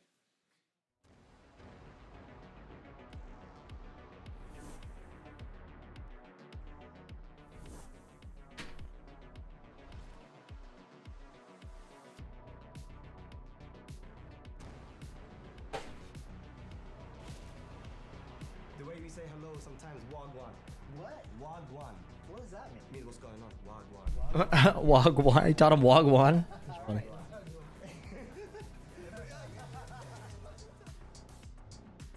What is Tekken? What do you boil that down to? So I don't think I can say exactly what I wrote in the document because it's something that I'm not supposed to talk about. Top secret. But there are certain things that we can say, like it's that strategic back and forth that you and your opponent share, and that when you read your opponent successfully and you're able to use that opportunity to deal massive damage in that instant, and it just feels exhilarating, is the part I can talk about that makes Tekken. So imagine you know exactly what your opponent's going to do, and it's not random, right? I know because he always does this in the certain situation, or I conditioned him, so I'm going to make him do this. He did it. Here's my opening. I'm going to hit him with a death fist and do massive damage. It feels so great, right? It I think does, that is, in essence, kind of what Tekken is, right? Getting a read on your opponent and just punishing them. Yep. There's not many things that feel better than that. What are the key stages in the development of something as big as Tekken? It's basically the prototype is the most important one. So you've got your concept. In the case of Tekken 8, it's full power and destruction, right? So the prototype is when you're actually testing to see whether that matches the concept or not, right? The prototype was really cool to see because we didn't have the arcade this time. So seeing them come up with a prototype. Got the schedule, thank when you. They were trying out all the different stuff with the heat and the mechanics, and that's really what makes Tekken 8 what it is, right? So what kind of feedback for you guys is the best? Because let's be honest, It's like 15 minutes from now. They did it faster. They're ahead of schedule. Some people that really identify deeply with their characters, you know, they say, this is my character, I identify personally with them and stuff. And they can get a bit wild on Twitter, you know, and on the social medias. But what kind of feedback for you is something that you look at and say, this is what I'm looking for. I'm not looking for, put my character in the game. Where's my character? And nerf this character. What is for you something that you look at and say, this is the feedback that I want? So you're just saying that, like, obviously the fans' impressions of characters, etc., when they're released is really important. But also just even the fan art and stuff like that shows, like, it's a good gauge of how much people really love a certain character and how strongly they feel about it. And that's also kind of why for Tekken 8 he decided to release a character trailer for each of the 32 characters, because it allows him to kind of express what this character is about to the fans, but also is a good vehicle to get the discussions started in the community regarding that certain character and able to pull out some various good feedback regarding that.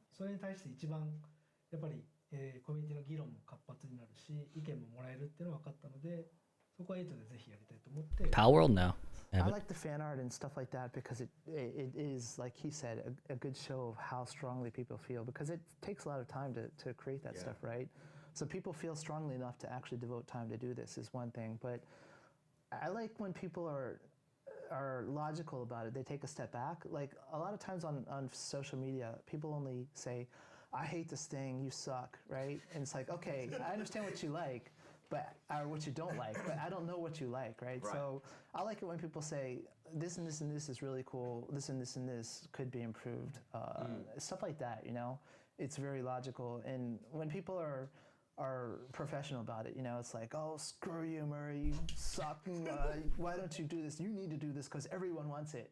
Right. It's not likely that I'm going to listen to that as much as someone who's a streamer, and maybe it's not even directed to me. Sometimes I follow tweets from Markman or from you or someone else that I see that, so, oh, this guy really laid it out, really well thought out a response, and it makes sense, and then I pass it on to the team. Constructive. Yeah. That's what you're more looking for. God, I want them to help the backdash so bad. Please.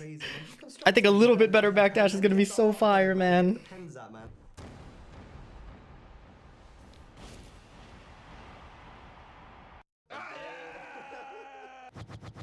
Okay, let's do this. What the hell? Yeah. Okay, I got it. I thought I had it. It's tricking me up here, right? What? If I mess this up, what are you doing, right? This is one I can't get wrong, right? What is? Understand. Okay, 3, 2, 1. Devil Jin. And it was without the wings. He thought this was the tail, so he was almost thinking it was King. I saw this, and I was like, okay, Jin or Kazuya. And then I was like, what? And then, oh, the horns. All right, that's up. So you can take the box. Is it that hard? Yeah, I got it. Maybe it's King. Let's let Michael Murray try, and then we'll see. Boots? What? Oh, it is soft. It's like those Bandai figures, right? I know why you say King though. It feels like fur. Armor King maybe because of the Armor King. Yeah. 3, 2, 1. It was King. You had it, man. I knew it. This threw me off. What is this? Okay. Okay. That's one hit. No bangs. Do we have a belt? Yes, there's a belt. Okay, got it. 3, 2, 1. Kazuya. They get it right. Yes, they did. Kazuya. 100% accuracy. Yeah, the hair and no bangs gave it away, and then. Long live the Bullet Club. Massive body. All right, that was great, man. I got to play the little games with Harad and Nakatsu and Mike and Murray. I want to give big shout outs to them as well because they've been all around the globe, man. They've been going and promoting this game and also the work they put in, as you can see from the interview, from the questions and answers that they gave. You know, just it's been challenging, but they rose to the challenge and they've created now this beautiful game. I was about to say that, man. This game, the work that they're doing, you know, big shout outs to them. Tekken 8 is looking amazing. Make sure you guys get that on January the 26th. Next week, man. But there is still an aspect of this game that we haven't really shown off, right? And it is going to be that fight lounge. So we want to showcase to you the fight lounge because I feel like we're going to be spending a lot of our time there. So let's have a look at the fight lounge. What areas I'm going to be staying at. I'm telling you that for certain. So as you can see, this is the fight lounge, man. You have multiple places you can go to. You see the avatar as well, which is customizable, and you see other people running around. These are all real people here, Bubsy. Yeah, you know, I was in the This was fun in the beta. My own avatar. I tried to make What's up, Bingo Bango Boingo Bongo? Recreate that feeling and being this virtual role. Missed it. You know, you see the arcade here, something that's homely to me, something that, you know, I miss myself. I'm doing a bunch of YouTube shit while I'm doing this. This is hard. That Joey Fury was talking about is that's so important. You know, there are some people that just really can't go offline. You know, they would like to stay online, and you know, they're having that online social aspect now. This fight lounge has completely changed the game, and you can see that you can go to the beach area. I know you want to go there, Bubs. Well, you know, it's Bro, I'll be hanging on the beach 24/7. Oh my god. Minus degrees I could do with the sun, the sea, and maybe some Tekken Ball. You know, we had our little real Tekken Ball. Let's have that rematch right here, you know, when the game launches. And what's really interesting about this is that we're heading into the dojo area now. This is where you can actually just sit down and actually play versus people, like play games with people. I believe you can watch replays as well. So, I mean, all the things that you can do, you know, in the game, you know, they're possible in this kind of virtual kind of reality world, right? We're heading back outside now, and look how amazing it is. We created our little Tekken dojo here as well, you know, in the Red Bull sphere. But we see, and there's also the opportunity for us to do some emotes. And we saw last week at the finals, they showcased that you can. What happened? I know, man. There's our action figure, I think. Goal smash is something that I've done as well in the test. You know, play against your goals. You know, train your goals. I found that was a very shit, I'll be right back. Feature that they added in. Yeah, we didn't really talk about it too much, but the ghost thing is a game changer. Being able to learn from your game style and like recreate it. You know, I've seen people lose to that on Ghost, but now. Oh, no, my Ghost is OD, bro. Don't watch that. We're heading into the outfits now. We're heading into where you can customize your characters, your avatars and stuff. And you know, talking about customization. We're going to be heading straight into customization right now. And I'm actually going to be joined by Mr. Kwis and Ghost Saint here to take us through also some of the customization. Kwis, I haven't spoken to you today, man. How you doing? I'm doing good, man. I just kind of showed up. I'm here playing some Tekken 8. The game's out in a week. I'm just happy to be here, man. Yeah, nice. It's a pleasure to have you here. Ghost Saint, I don't know. I don't want you to talk too much because you're... Let's listen. This guy's voice is, you know, he's been talking a lot. You know, he had a great showcase early on of Victor. So, you know, we accept that maybe his voice has gone a little bit, so don't go too hard on it. Yeah, he wasn't able to win the exhibition against Second Black, but now what we're going to do is we're going to be doing character customization, and I know, come on, between me, Bubsy, Kwis, Kose, we can create a good character customization, right? I know how to create good. You know? We could make a good one, but I kind of want to go on the other end. Oh, really? Okay, well, let's have a look right now. If we go to the screen, here is the customization option. Now, this allows, we're going to just quickly look into the other stuff. Like the jukebox, this is something that a lot of people were very, very excited for, right? The jukebox. I mean, Kwis, why should people be excited for the jukebox? It was only on PlayStation, on Tekken 7, right? It was a PlayStation exclusive, but now it's going to be on PC. It's on all platforms. Yeah. You know, so you get to listen to your favorite music as well, hovering over the Tekken 7. And it's like, I don't know, I have so many favorites from so many different Tekken games. And it's like, you can put them on any stage. Like, if you're not feeling the song on one stage, go to the jukebox, change it, and you have a world of a time, man. Yeah, we're going to quickly go to the player customization as well. This is one of the options available, and this is where you can kind of customize your title player. And I've already actually done this. I don't know if you guys realize, but I've changed the little title that I have here. Well, keep it up on the way. And I changed the title plate too. You can see well, actually no, it's the health gauge what I changed. You see? The electricity. That looks sick. Yeah, that looks really good. You'll be able to unlock these as you guys play more. So this is really, really cool. And then the player panel, we got the magic mirror. We got loads of different things here for player customization, just to give a little bit more flavor to your own, like, you know, health bar stuff. And then the avatar customization. Bubsy, you spoke about this, right? Yeah, I definitely tried to recreate myself as much as I was could. that you? No, I didn't say I tried. I didn't say I done it well, but no, that was not me. All right, but you can see though, you know, there's a lot of different options.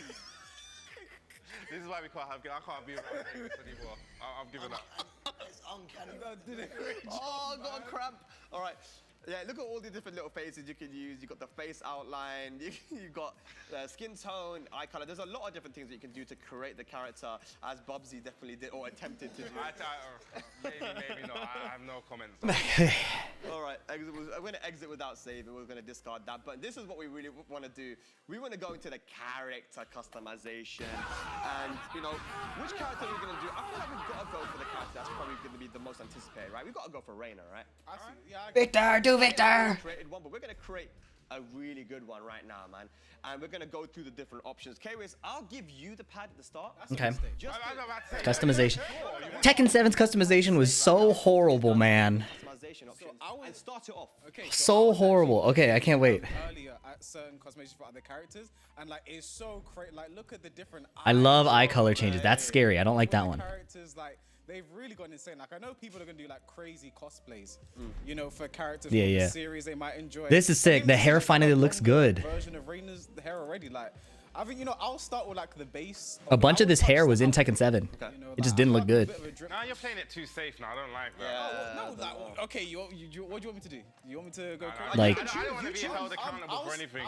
I'll go around here, you know. So I'll keep it. Okay. How much money we got? Okay, I'm not. We got money. and like having other characters' hair is cool too. I want to see even more hair than this. I'm not gonna lie. It's like future Reina. Hair's grown a bit. You know what I mean? So I'll start just. Okay, and you can press triangle as well to get into the colors, right? So there's no way. Can you do both? There's no way you can do both. You can do both, yeah. So you have the top, you have the. Can they do like the higher detail colors? I wish you could enter like, you know how Soul Calibur does it, where you can enter actual number values. That one was the best. They should have done that. I hope you can. She's going great. I feel that's a good swipe. There was more in there. Wait, details. Oh yeah, It's close. It's not the same. I can't deal with that. I'm sorry. You can, bro. I just feel like this is where I'd start to like mess it up, you know. So. Oh, you get the different brightness values though. Soul Calibur did do that, so that's pretty cool. Cause listen, I want to just give it. So That was something Tekken 7 was missing. You got the whole palette, but you couldn't change the brightnesses anymore. What do you think? Good? You like that? That's a thumbs up there. Thumbs up. Now let's go for the eyes. So it's like one eye, So these are not just eye color, but different eye types. Something a bit. Should we go for the devil? Yeah. No, you choose. You choose. Okay. How much is that? I'm not. 50K. It's alright. We got money. Yeah, we got money like that, man. We're minted out here, man. We're good. Save colors Tekken 7 had. It's like a bit of an evil Reina we're working with right now. Right. Who's taking the pad next? Let me just keep it over there. Go. Do you want to go for the dark? I think Ghost Sane is an expert in makeup. I think he should take the pad. That looks like I love that. Yeah. What? the first thought was inconsiderate raccoon. Illustrate or speak on my level. Okay, so I'm gonna be in the customization forever when I get the game, man. I'm getting excited. Yeah. As someone who I'm getting super excited. So I can't do your voice, man. Alright, so basically, what I'm going for here, like what do you want? I'm trying to keep it simple, so. I'm bad at makeup though. I don't understand makeup very well. That's nice. Can you do the colors on that? No, there's no color wheel on these ones. No color wheel on the makeup? That's weird. Isn't that weird? Yeah, he wants to do it, but he hasn't got the confidence, I feel like. Shouldn't you be able to change the color on the makeup? This is supposed to express yourself. This customization, expressing. I'm kind of getting creeped out right now. This is my fault. I started it. Now the cheap makeup. Yeah. Same thing here. You can't change like the blush. That's really weird to me. Trying to go. But it's a step forward. Color goes same. What do you want to go for? Something a bit bold. Blue lips. You nice and out on the town. Blue lips. They are just making a clown, bro. Okay. This is horrifying. We're doing something here. What are they doing? From a horror film I watched recently. Like it's good. The face paints have got to go. This is just the. That makes it look a bit. Oh, they brought the tan back. I think we moved to tan. Yeah, I feel like there was like some evil intentions going on with that one. That was just okay. That was just one section. Here we go. And look, you can just see just how much when you go to the customization. There's a lot more options available now, right? Yeah. Like, wait, go back to the clothes. So, It has stopped looking good, so yes. You've got glasses, entire body, upper body, lower body, and shoes. You can pick your own shoes. Oh, you get the face mask too. Because Bob's is getting way too comfortable. Look at him. Way too comfortable. Nah, you gotta make a decision now. Make some decisions. Nah, this looks fun as fuck, man. What curse I'm going? You know, I'm a bit of a sneakerhead myself. Yeah. Bare feet. No. Can't believe. Can't believe. They finally appeased everybody with the bare feet. Oh, Also, you know it is I'm not really because feeling that. So why did because it put the- her the jeans on? entire body outfit. If you change a piece of it, it Oh, then goes to like one of the that's outfits. weird. Okay. It changes the whole thing if you change one part. If you change the Yeah, so let's go a bit up. A few cracks in the system, man. You want glasses? We can go to glasses. Should we Should we just cover the one eye? Is it already covered? Press wait. We should just cover the. No, we can't. This is You ridiculous. just gave a demon eyes, bruv. Yeah, but It's sick. Wait. Do the glasses. Wait, there's a mustache one at the bottom. Yeah, do the glass. Do that This at the bottom. can't be real. Yeah. They had the opportunity to show us something so sick. This is what you guys want. Yeah, bro. This is why I don't actually customize my characters. They had the opportunity to see a really sick customization, and instead we got this. All right. I like that. I can't believe what has happened, I mean, man. it's something. All right. It's definitely. That cost $1 There million? are entire body options. We'll do just like I guess we can show those. We can press square to try it on. So that's kind of like the default, but just like. Wait. I see the $1 million outfit. Oh, if you buy the Tekken 8 style, then you can customize the pieces, right? With everything Or is it going just the on- colors? I think it's a bit too Yeah, I don't think it matches everything that's going on. But if you I gotta get my go fight to money up preset 3, ASAP. There's preset 3 you can buy there as well, which you can customize. Go entire body, go to entire body and go down. That's expensive. This one is expensive, but I mean, expensive. it is. You can customize all the colors on it. The first time I saw that outfit, I went insane. I was like, These motherfuckers got no drip. I'm saying, bro. Tag 2 was the best, for sure. The decal system was We're crazy. not gonna show you everything, guys. I mean, I know a lot of you Reigner fans at home. We're not gonna spoil it for you. We'll let you guys buy this and customize it. But yeah, you've done a good one there, man. And let's see. We're gonna continue just quickly. Just gonna speed run through this. I'm gonna choose. Let's see, whatever this is. Not even trying. You went to that too fast. I feel like this is. I'm just committed, bro. Look at that. Boom. There we go. I think that looks good. I think that's beautiful. What the hell? That's what I like. You know, see, I'm a man. I just make decisions, bruv. And now, Kwis, I'm gonna go back to you. You gotta make a decision. Come on. Decision, quick. Yeah. I'm trying to think what goes with it. It doesn't matter. You gotta make a decision. Follow your heart, Kwis. All right, whatever. I'm not even gonna try it on. I'm just gonna put it on. They were So I'm ahead gonna of buy it, schedule, and then buy it this straight happened. Whoa! There we go. Okay. Same. Come on. Yeah, finish this off. Finish off. What's the shoes? Shoes. Quick. Snap decision. Let's go. They running out of time. I can't believe it, bro. What? I mean, You know what? I feel like we've kind of done something here. We've actually, I feel like we're trendsetters, you know. This is I feel like if we horrible. touch the colors of it as well. Like there's something. EU has no drip, man. No way. We can't, bro. It's gonna take the glasses. We just spent 300,000. She's got no. You got rid of this. You got rid of the glasses. But I feel like, it works. No, I feel like it works. EU. Whoa, Tekken Force mask? No, like it actually is. That looks sick. It's kind of done something, I think. All right, now let me just quickly show you before we finish what we're gonna do. So we created this now. We can zoom in with R2, L2, and now we're gonna go back. And there's also other stuff. I mean, there's accessories that we didn't put on. I mean, Two slots for accessories. We could spend all day here, bro. Can I put that on? Top Hat Gaming? Oh shit! Guys, where it go? Oh, What the fuck? that's not even on. Bro. What in the world? That's not even on, bro. It doesn't matter, man. And it could rotate it as well, bro. This is ridiculous, It man. looks like a whimsical companion. Like, what is that? I love it, man. And you can put. Oh wait. Oh. Those many. No. I want to apply it. How do I apply it? Confirm. There you go. Confirm, bro. What? And I can put another one on. A donut. I do not want to fight somebody with a donut and a hat floating in the air, bro. That sounds horrible. Location. This is. Oh yeah. Go to the location. So where? Mouth. That's her eyes. And then I guess like if I move it Can down. it be in the hand? Oh no, you can actually move. This it is around, yeah. ridiculous. Move it. This is ridiculous. I think this is it. I think we found it. This is it. This is I can't believe what I'm seeing. It looks a bit too far from the mouth, though. It looks like some kind of like phantom. Do that again. Do that again. Oh, what the hell?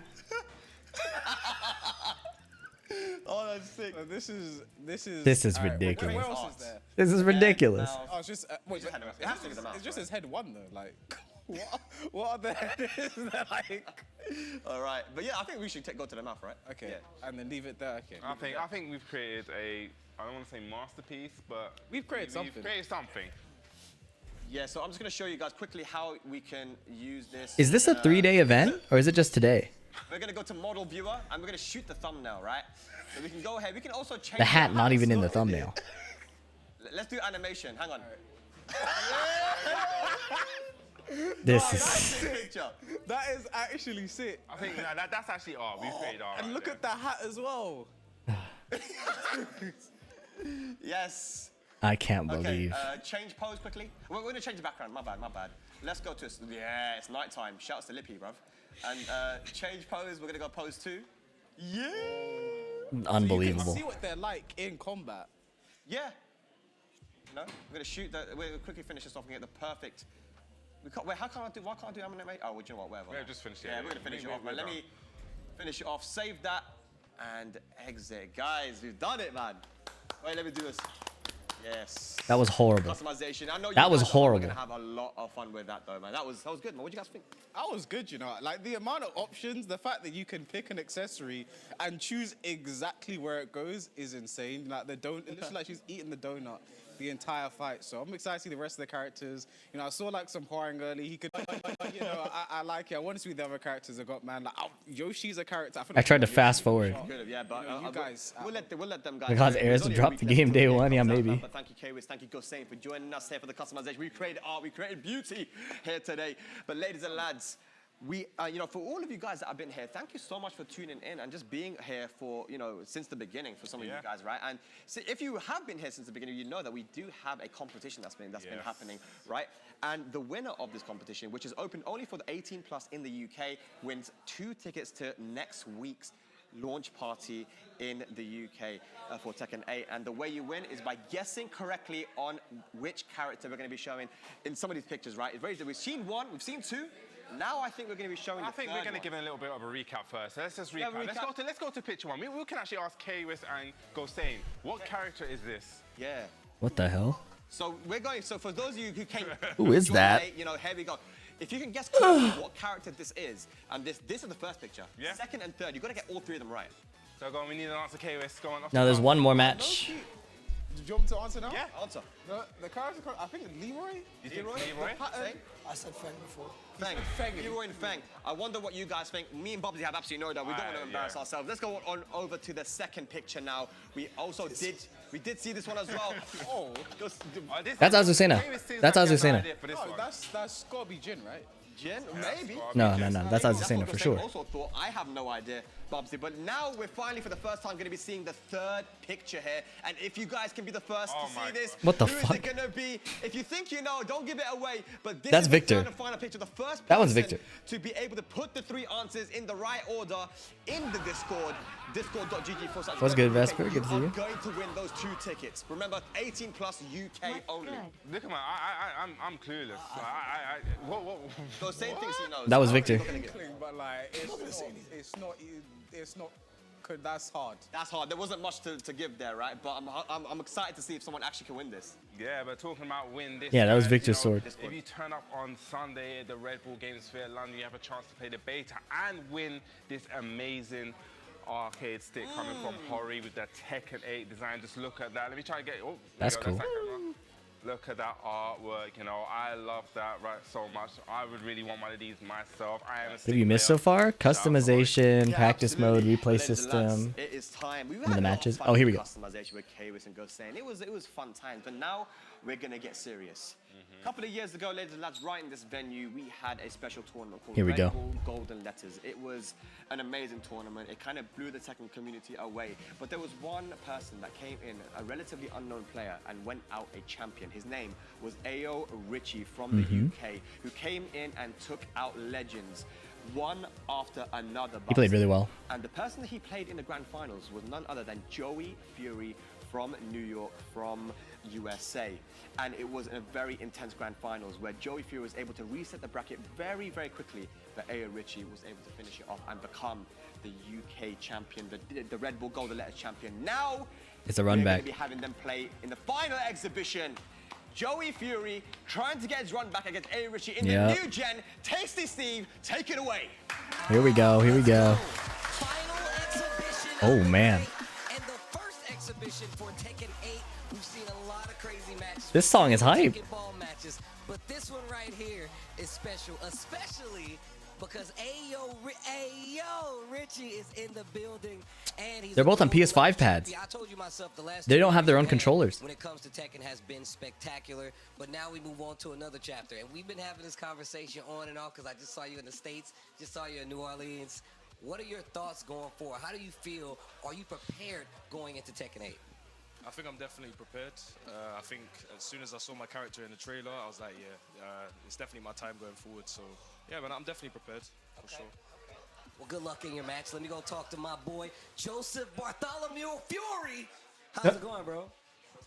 Doing excellent, Steve. I'm just really excited to be playing this game. You know, even if it's just an exhibition, you know, competitively, it's really exciting. So. Is his middle name Bartholomew? First off, I gotta tell you, your hoodie is ridiculous. I'm gonna continue to say it because that's ridiculous. Yeah, they're both pad players. But this is a brand new game. I heard you talking about the Paul and when it coming back to it. I'm gonna tell you right His now. last name is not Furious. It's like final round or something crazy, bro. The last time I saw it. But what are your thoughts about the characters going forward? Obviously, you got Jack. You don't have the Marduk, not yet at least. We don't know if he's gonna be around. But Paul, Jack. He plays Paul also. I think I'm in a position where I'm pretty lucky, where I have two of my main characters returning. You know, some people, their main character isn't in at all. So I'm definitely in a really good position. Yeah, man, not all of us have our characters. Them, and I've been, I think, adapting pretty well to their changes in this game. So I'm in a good spot. Okay. Well, look, I'm gonna put you in the hot seat. Are you gonna take the run back? Of course. Wow! Hot Of seat, course. Richie. Are you gonna take the run back? This is my home turf. Yo! With that being said, That's hype. That's so hype. exhibition of the night. Hey, yo, Richie, Joseph Fury, last game, let's go. Oh shit. First to 3.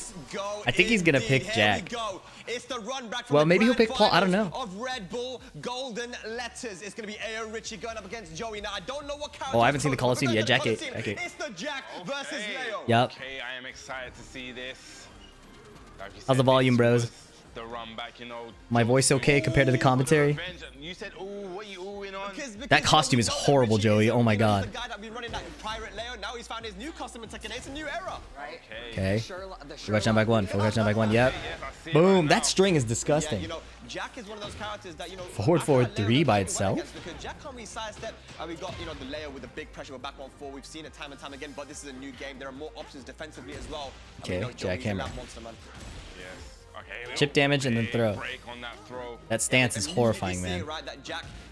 You've never fought a Jack in like any of the betas. It's disgusting. Classic Ayo Richie down back 3. Was that the full combo? I didn't see a tornado. Man, that string is annoying. Rage available. No one's activated heat just yet. Yo, look at them spaces right there. Oh, Lord, they're Oh, string cheese 2-1-2. Yup. Gets the first round under his belt. Yep. Oh, hell sweep. Tried to get the counter. Interesting. No counter hit, and I think because he didn't do the extension, it didn't knock down. Nice sidewalk left. No combo. Whoa. Oy. Punish. Heat engager now. It doesn't knock down. Whoa. EU loves spending the heat immediately. This keeps happening. Every EU player I watch, and Japan, they spend the heat right away. But I think you should hold your heat and be a menace. Get more data. Get more oppression. As soon as you blow your heat, it is so bad. Well, not bad. It's just like you're so much weaker, obviously. That's my early impression, by the way. I have no way of knowing if that's like the true meta or not. Whoa. K&K low. String extension. Hey. There's a lot less zooming. Like on the normal hits. Oh my god, what a hop kick. There's a lot of zooming in. They saved it all for the heat effects, which kind of makes sense. Oi. Wow. Back sway into instant while standing 4-1+2. He's saving the heat this time. Yeah. Just poking. Yes. Chip damage is good. Nice duck. No. Yep, now 4-2. Joey has heat. Come on, Joey. We're on a very big stage as well, guys. You know, this is one of the first stages we saw Keep in the it simple. trailers, right? But we didn't get to really play on it, but it's a very big stage. Yo, whiff punish. That was a huge whiff. Where's the wall, man? This is like bigger than Yakushima, or maybe the same size. Forward 1. Stop the sidesteps. Jackhammer. Jackhammer's good. He got hop kick for doing a low earlier. No, I don't want to see his face. I want to see the gameplay. Red Bull. 4-2. I don't know how I got the counter hit because I couldn't see the game. Sorry, I'm hating. Okay, full crouch. Yeah, and he went for the new extension from again. That's a new move. The new extension, which does jail. You can't duck it. You can't duck it? Oh my god, that's ridiculous. Just the standing twos, possibly trying Whoa. Talking about new extensions, though. Nice whip punish. Yep. Oh, he's gonna find it surely. He's gonna 4-4-2. Oh, if he does the 4-4-2 gets a corkscrew, he might be able to get a heat smash after. Oh, jeez. Okay, Joe, it was looking ugly, but look at the first game. All right, 1-0 to Joey. But remember, Those goggles slide up. It was the same story. Joey had a nice start. You know, he was winning. He was comfortable, but then Richie brought it back. 2-1. Douche. Seeing a lot of 2-jab from Jack as well, which, again... Single forward, forward 3. Interesting that in this game, that's all you need compared to both. Hits. Pressure there from AO Richie in that 1-4, but go down back 1. Is 1-4 jailing also? Oh, he caught the sidestep with the delayed jackhammer. More and more comfortable. No ducking that new string. Good break on the throw, though. Yeah, look at that 2-jab pressure. Just backing away now. Back to that neutral game. Okay. Oh, jackhammer again. Stance. Bro, the new 2-1. stances Wow. really do open up so many Joey has a very controlled Jack. Like, he's not spamming the stances. It's very interesting seeing the different styles. Oh my god. Yeah, oh my god. Sidewalking all the way to the back, but Jack just kind of getting off the scene, running away. Richie wasn't able to punish. Down back 1. Ring extension. Yeah, I think you have to duck that or you take chip damage and lose frames. Mad chip damage. While standing Joey 2-4. just dashing up 7 golden letters in the golden letters rematch. And remember, I think golden letters rules are in effect right now. Yes. So the format of the rule is, I think, if you get 3 perfects, you just win the entire set. But he's already winning by so much. Like, is that even necessary? Can't duck that high. Gives Leo a free stance. What is this defense, man? What is this defense, Steve? Uh-oh, low parry. Nice execution on the PS5 pad. Can he pick up here? No. The D-pad on the PS5 is notoriously bad for like fighting games. So nice backswing power crush. Down 1. Okay, catches Joey either moving or ducking. So is it while standing 2-3 or while standing 2-4? I think it's while standing 2-4. Or are you talking about Leo? Yeah, while standing 2-3. Now 4-2 raw. Small punish. Oh, that move is ridiculous, man. Nice sidewalk on the 2-1. Usually you have to walk that right, I think. So Leo was able to walk it left. Way more linear than Tekken 7. Hop kick, nice. I don't know what that move is. I've never seen that before. Look at this execution. So many K&K cancels. I don't know how hard that is, actually.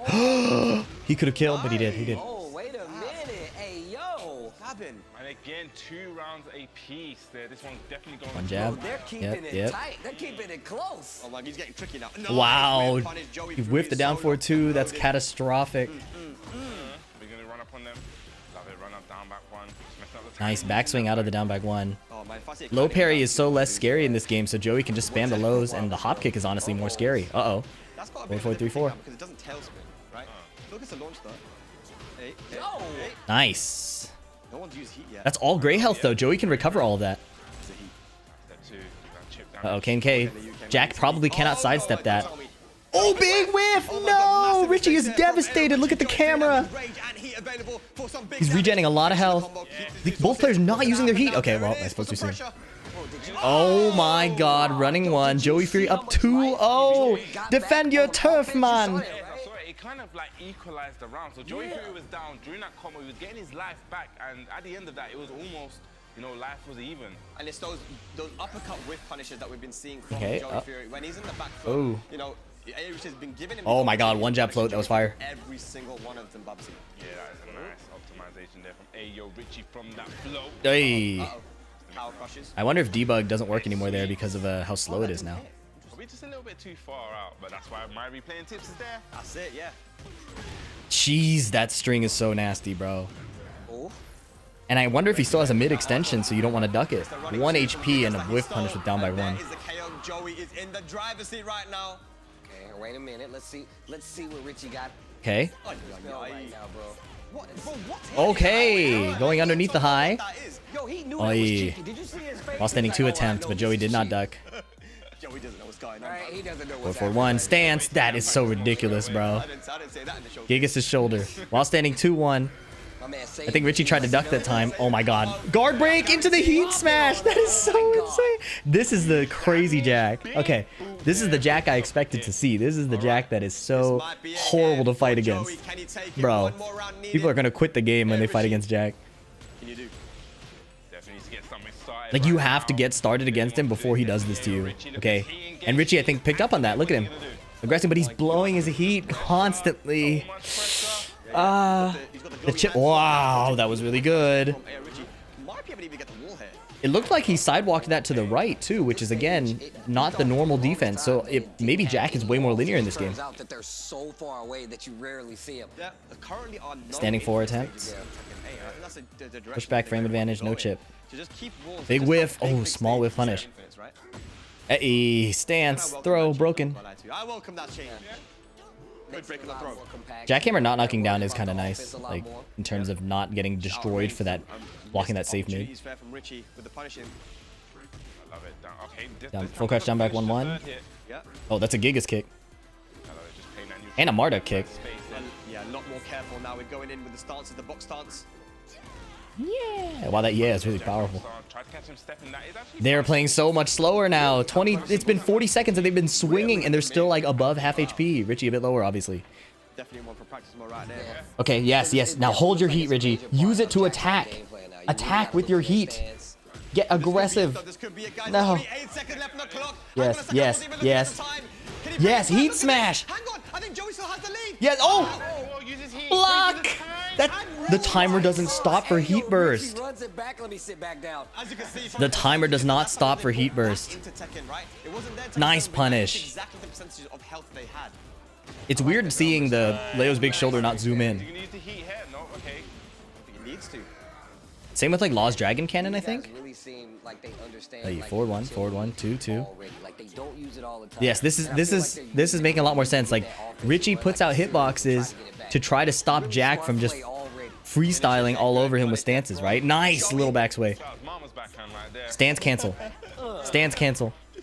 Different stance. Yeah, okay, he's flowing. This is cool. Nice. Get the pickup. No, it's too hard. Such a hard combo to get that one. There's rage available. Richie's really good at that in Tekken 7, but I'm sure the controller has something to play with that. Nice whip punish 4-for-2. Oh, Richie's flowing. This is what happened last time. He went down 3 games straight before the reset, and then he beat Joey. Yes. Waste the clock with heat burst.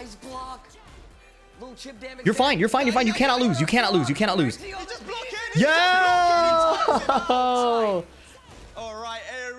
Nice adjustment, Richie. All right, now Joey pick Paul. Joey pick Paul. Damn, he hit rematch. Okay, he's gonna save it. First to 3 is a very nice format for Richie. And Joey, but oh, counter hit. Does that not? Can you not pick up anymore? He's getting it in Tekken 8. We haven't seen a lot of down 2. We see normally he uses that a lot. Okay, chip damage. If you don't duck that, man. Oh!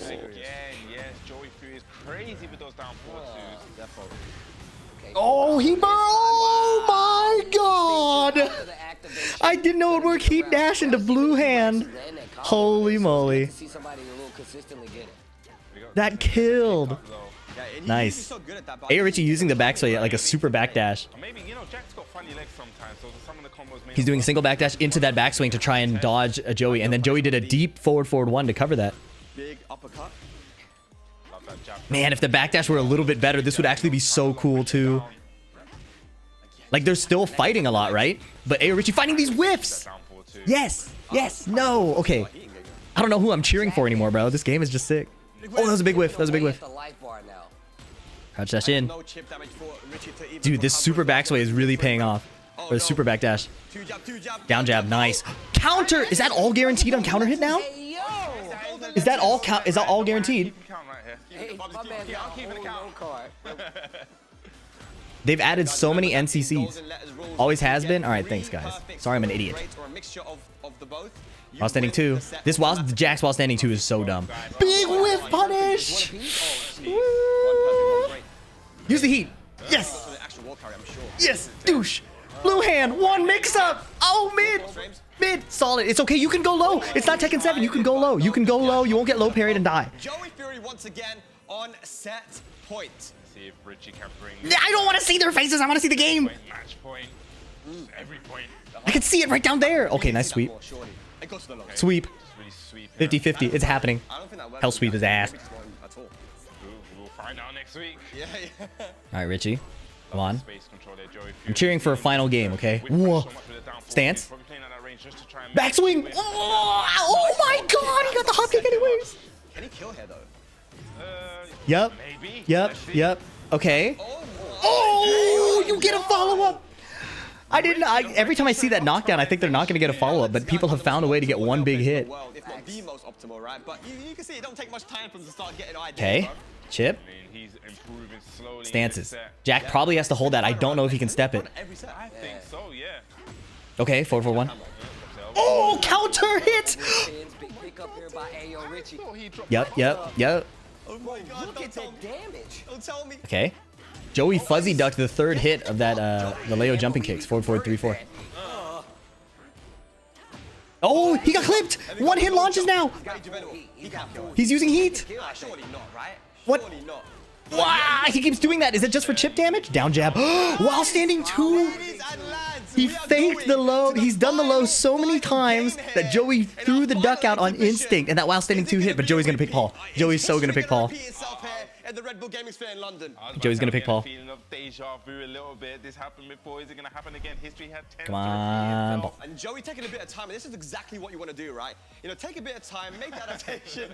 You know, is it gonna be the Paul now? What are we seeing? I'm gonna tell you right now, Ayo Richie, he said this. This is a quote. He's like, I only perform. Bro, Richie leveling up. I love how he's using the back sway as like a power backdash because he gets a single backdash and then Joey's trying to clip that, so he does another backdash like faster. Did he pick the Paul? Ladies and lads, the final America. game of today here at Red Bull Pin Drop Tekken 8. And where are we going? Okay. Celebration on the Sen.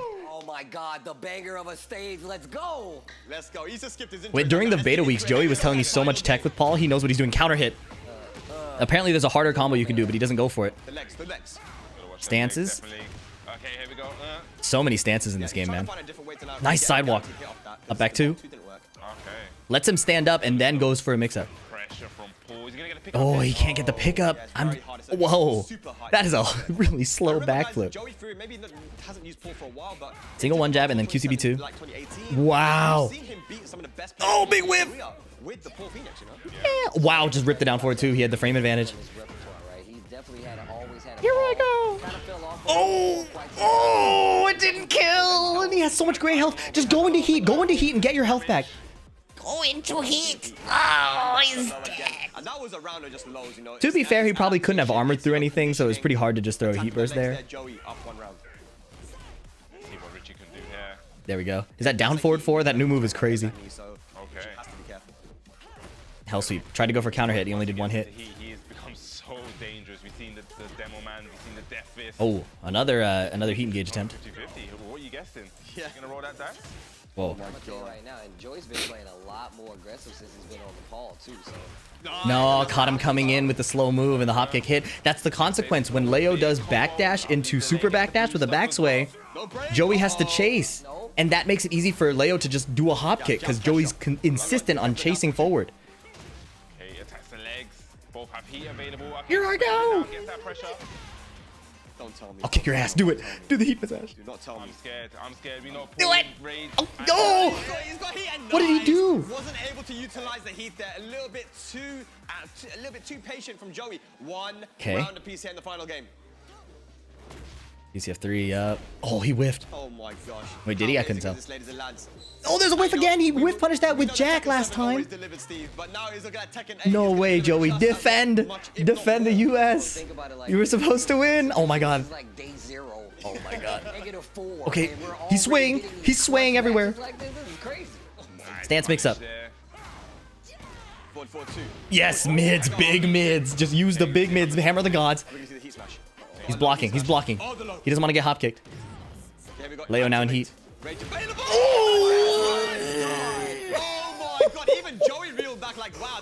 Oh my god. Show the game. Show the game. Oh my god. Oh, I don't know how that happened. Yes. We going to that wall. Big Okay. drop there, and that's gonna be huge damage. Damn, fuck the boat. Okay. Get up the... Oh, it's pressure. Is not looking too good. That guard breaks if he charges all the way. But it's spend his meat. I'll kick your ass. He messed up. There's a punish. Oh, Richie's gonna go low. I feel it. It's time to hell sweep. No heat activation. You just get from Richie. Use your heat, Richie. The bar isn't available if you lose. I'm gonna cry, man. Yes. Okay, it's unwhiffable. Okay, do not blow it on a heat dash mix-up right here. Okay, he didn't do it. He almost did. He heard me. 12 seconds. Okay, just chip him. Chip him. Oh my god. 7 seconds left. 5 seconds left. Generics. Hop kick. Rage on! Oh my god. He's not dead. Oh. He's not dead. He's not dead. He's dead as shit. He's not dead. He's dead as shit, Steve. Final round. Final exhibition of the day. Oh my god. Yo, big QCB2. Demo man. Yeah. QCB2. He stepped it. That's a homing. Gets caught by the tracking move. Oh, punish that. There's a big chunk of damage. Back four. Oh my god. Heat engage. Okay, Richie. Richie's using his heat. He blew his heat. Get big pressure right now. He keeps blowing his heat for no reason. They're both out of heat. This is Tekken 7.5. A little better side steps. Worse back dashes. Chip damage still, of course. Wow, wow, wow. I can't believe this. I can't believe this is Tekken 7.5. 2 throw. Broken. He tries to go for... Okay. My god, dude. Oh, what was that? Is that the install? Oh my god. Here's Rage. Joey Rage Art, please. Joey, please Rage Art. Down 4. No! He does! He didn't punish it! He didn't punish it! What was that? Oh my god! Oh my god! He's dead. 3 seconds left on the clock. Go mid! Oh! Are you serious? That was OD. Oh my god! That was sick. That was actually sick as hell. Oh my god! That was so sick. No way! Ladies and lads, welcome to Tekken 8. That was both the best and the worst Tekken 8 I've ever seen, man. Richie has a tendency to repeat itself. We have Ayo Richie, the golden boy, and bringing it back. I'm sure he was 2 sets down. Damn, Ayo Richie, man. We was out of our seats. Let me sit down, bro. Yeah, we was Oh my god, he missed the punish. Oh, that sucks. Good effort. Okay, well played, well played. What a game, man. Steve is high, man. Oh, I got crabs. I'm done. What is this post-game interview? Let me sit for this post-game interview. I can't believe that. Rage Arts are exactly minus 15. For Joey, looking so good, but every single time Joey was 2 rounds up, Richie was able to make the comeback. You know, sometimes history repeats itself, but man, if that wasn't gonna show you guys just how amazing Tekken 8 is gonna be, it's coming out next week, Bubsy, and I am so hopeful for the future. That was just a taste, a little taste. Down for 2 is 16. No, Richie was late. Richie was late by a frame. Now at day 0, Or imagine what we are going to. I don't think I can take this. All this heat stuff, all this engagement. I don't think I can take this in my heart. Man, but we're gonna have to, man. We're gonna have to, you know, regain, you know.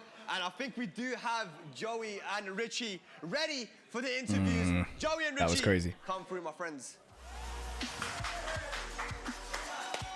Richie has the dug. He's too tall. Oh my god, dude. Yeah, I need some water. Can someone get me some water, please? Definitely, we need to just decamp. I'm like, calm down. Maybe we need to just get back down to, you know, 0 levels. That was insane. I want to start off with Richie because you're looking, look at his face. Listen, we need to get the camera in his face. Look at his face. That is such a cheesy grin right there. Richie, just talk to me. Just talk to me. Yeah. Talk to me. I was spamming down forward too, and it got blocked. It got blocked. I was in shock. I was just panicking. I was like, oh my god. So again, look, Joey, you look a bit more composed. So I'll ask you. You guys played at Golden Letters, you know, with the first Golden Letters that we ran here at the Red Bull Gaming Sphere. It kind of went the same way, right? Where in the grand finals you reset it very quickly, and then it kind of, you know, Richie was able to make the comeback. Give us your analysis on that, man. We started off very strong with the Jack, and Analyze why you lost. It's crazy. Yeah, this guy just doesn't die. I don't know. He's just really hard to kill. That's true. Yeah, you know, he's making good adjustments the whole time. I think particularly like when I get into that zone that's very strong at first, he kind of locks it in defensively, so that's not working anymore, and I need to like kind of find a stage 2 to get through his adaptation, and he's just holding strong. Yeah, Richie, I mean, like, you know, you were on the back foot. You know what I'm saying? Like, it happened to you as well in the Golden Letters 1. You know, he had you. You know, Wow. it seemed like it was all over, but then you were able to bring it back. Which even happened here as well. Give us your analysis on that, man. I just think, as a player, I'm quite a slow starter most of the time, but I'm aware of what's happening in it. So when I know to go more offensive and not let them just do their thing, you know, I kind of get into a kind of mode, like a zone. And I really, in the third game, like, that's when I really felt it. Like, I was like, I need to go and try and win this, you know? I really want to ask you a question, right? Because you're 2-0 down. You know, it really looked like maybe, you know, it's down and out. But how do you, what goes through your head when you're, you know, 0-2 and to make that comeback? Because we've seen you do it time and time again. Like, what is your mentality like? I mean, it's not over till it's over, first and foremost. I love that. But when I'm down, I really go into like I need to just do the mad, like do the mad stuff Leo has. I need to do the mad stuff Leo has. The lows, I need to use all of it because, as I said, I'm so starter in it. So I kind of just, I don't know, I get not complacent, but I'm just really slow to get into the game in it. Like, I don't know, I'm just finding my feet. And obviously it's the new game as well, so there's that as well. Like, it's not always the case where I start slow, but it can happen because I play very slow in general. So then when I know to go ham, I just go. Bro, what was that back one thing, man? Back one string. Like, is Oh, it the new thing. You didn't talk about that. Yeah. Okay. You hiding that, yeah? Did I? I don't think you talked about that, bro. He definitely did not talk You about didn't. it. I didn't get enough time. Yo, back one, back one, two? Back one, 1+2. Back one, 1+2. Yeah, interpop. And obviously it's new in it, so it's like, you need to lab that. Like, and Joey, of course, you know, going for the jack, going for the pull, you know, he took it right down to the wire. Are these the characters that you're going to be running come Tekken World Tour 2024 and going forward? Or is there any other character that's kind of taking your fancy? Yeah, that's the plan, is Jack and Paul. I'm interested in trying out Victor, like as far as okay. Go, but yeah, More just have people a to lot of compare experience notes with. Jack and Paul, so those are the ones that I focus on at least to start. Absolutely, man. Look, I'm not gonna keep you here for too long, man. I just want to ask you one more question. Are you guys ready? Are you guys ready for the new era? You've introduced us in the best way possible. Joey, I'll ask you first. Are you ready for the new era of Tekken? I'm ready. You know, that was an adrenaline rush. Even though it was an exhibition, that was really crazy. So there's going to be many more matches like that, I'm sure. I'm ready. Yeah, man. Just going off what he said, it's gonna be pretty crazy, man. But I feel like, you know, we'll be fine, man. We'll be fine. I'm confident, man. I'm confident I'll be fine. So I hope they enjoyed the Leo. You know, we actually have replays just in case you enjoyed it, right? If you enjoyed it, well, let's see it again. That was because insane, I never bro. want to, right? And you guys can have a look at it as well, Joey and Richie. This is how it all went down, bruv. And look at that. There's only 5 seconds left. What's going through your minds at this point, man? He went for the rage, bro. Oh, man. It was a jab, so I thought maybe you'd be able to block it as well. Nah, that was ridiculous. It was, I think, just enough to kill there, right? But it went right down to the wire. So happy with that line. It could have been over. But yeah. But That's it? They just showed that? Speech as well, but you guys, thank you. You lot put on such an amazing exhibition, right? I think everyone needs to give them a round of applause. That was a good now. exhibition. That was a great. very, very Amazing. good It's a exhibition. taste of what Tekken 8 has to offer, you know, next week, January the 26th. Make sure you guys get this. Make sure you guys come out and get this, just experience this for yourselves. It is amazing. Coming out next week, guys. But we do have something. Yeah, we've got something to talk about. One last thing. That we've been running all throughout the day. Of course, we do now have a winner as well. And here are the. I need to see these answers. I need to see them. I need to see them. Show me the answers. 3 pictures now. What did you say? I think most people said Leroy and Feng. Like, who actually is that? Okay, the reveal is Yoshimitsu. Oh, you were right. I think Yorsum said Yoshimitsu.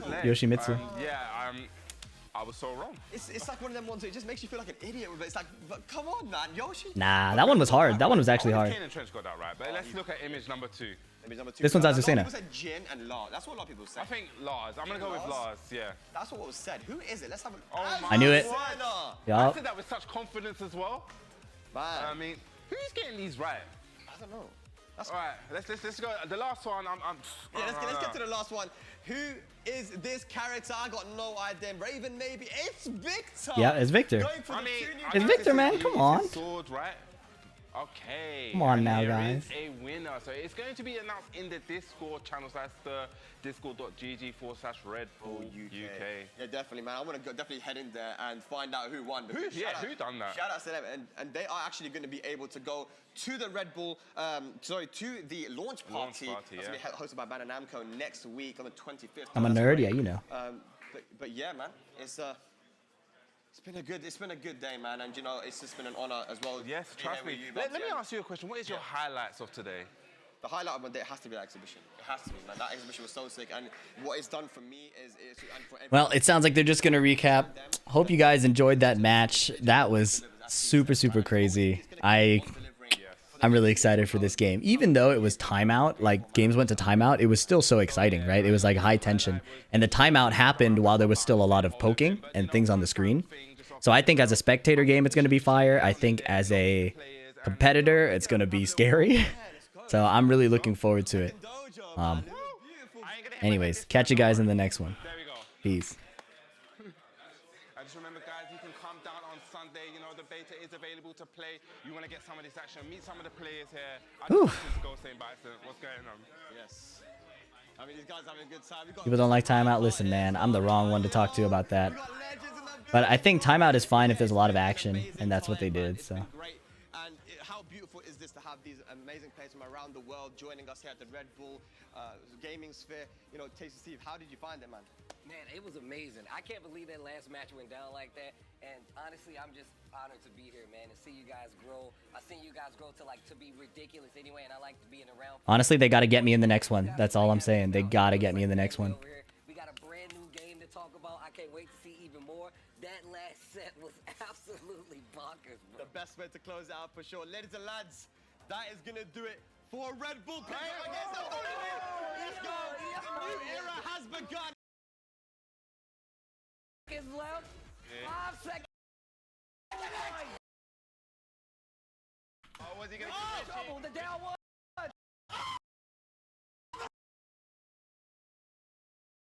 I don't get why people don't. Oh, love your videos, by the way. Been learning a lot. Thank you. Thank you.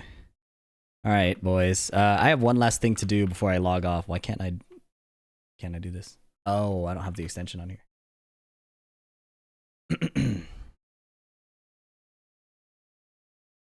Wait, why can't I copy with the timestamp? You can't copy with timestamp anymore? Share at time? No? Oh, because it's live. I see. I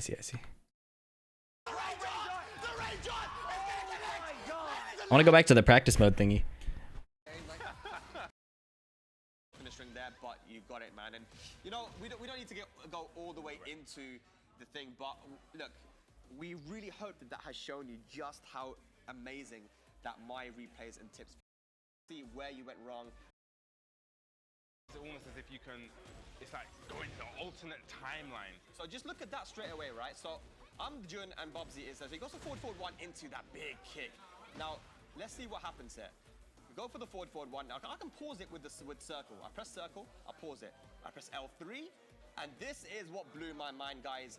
I'm able to put myself back into the replay. I go back in time, and then we can actually control the character. So I'm gonna do this. I got hit by this move.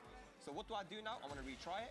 We go back. What could I have done in this situation, Bobsy? So definitely we know that jack move is a high. So you can't actually interrupt it from forward one on block. So you can duck it and launch. Wow, okay. You can see right there. Or you can actually side step left. So side step left. Okay, let's give that a go.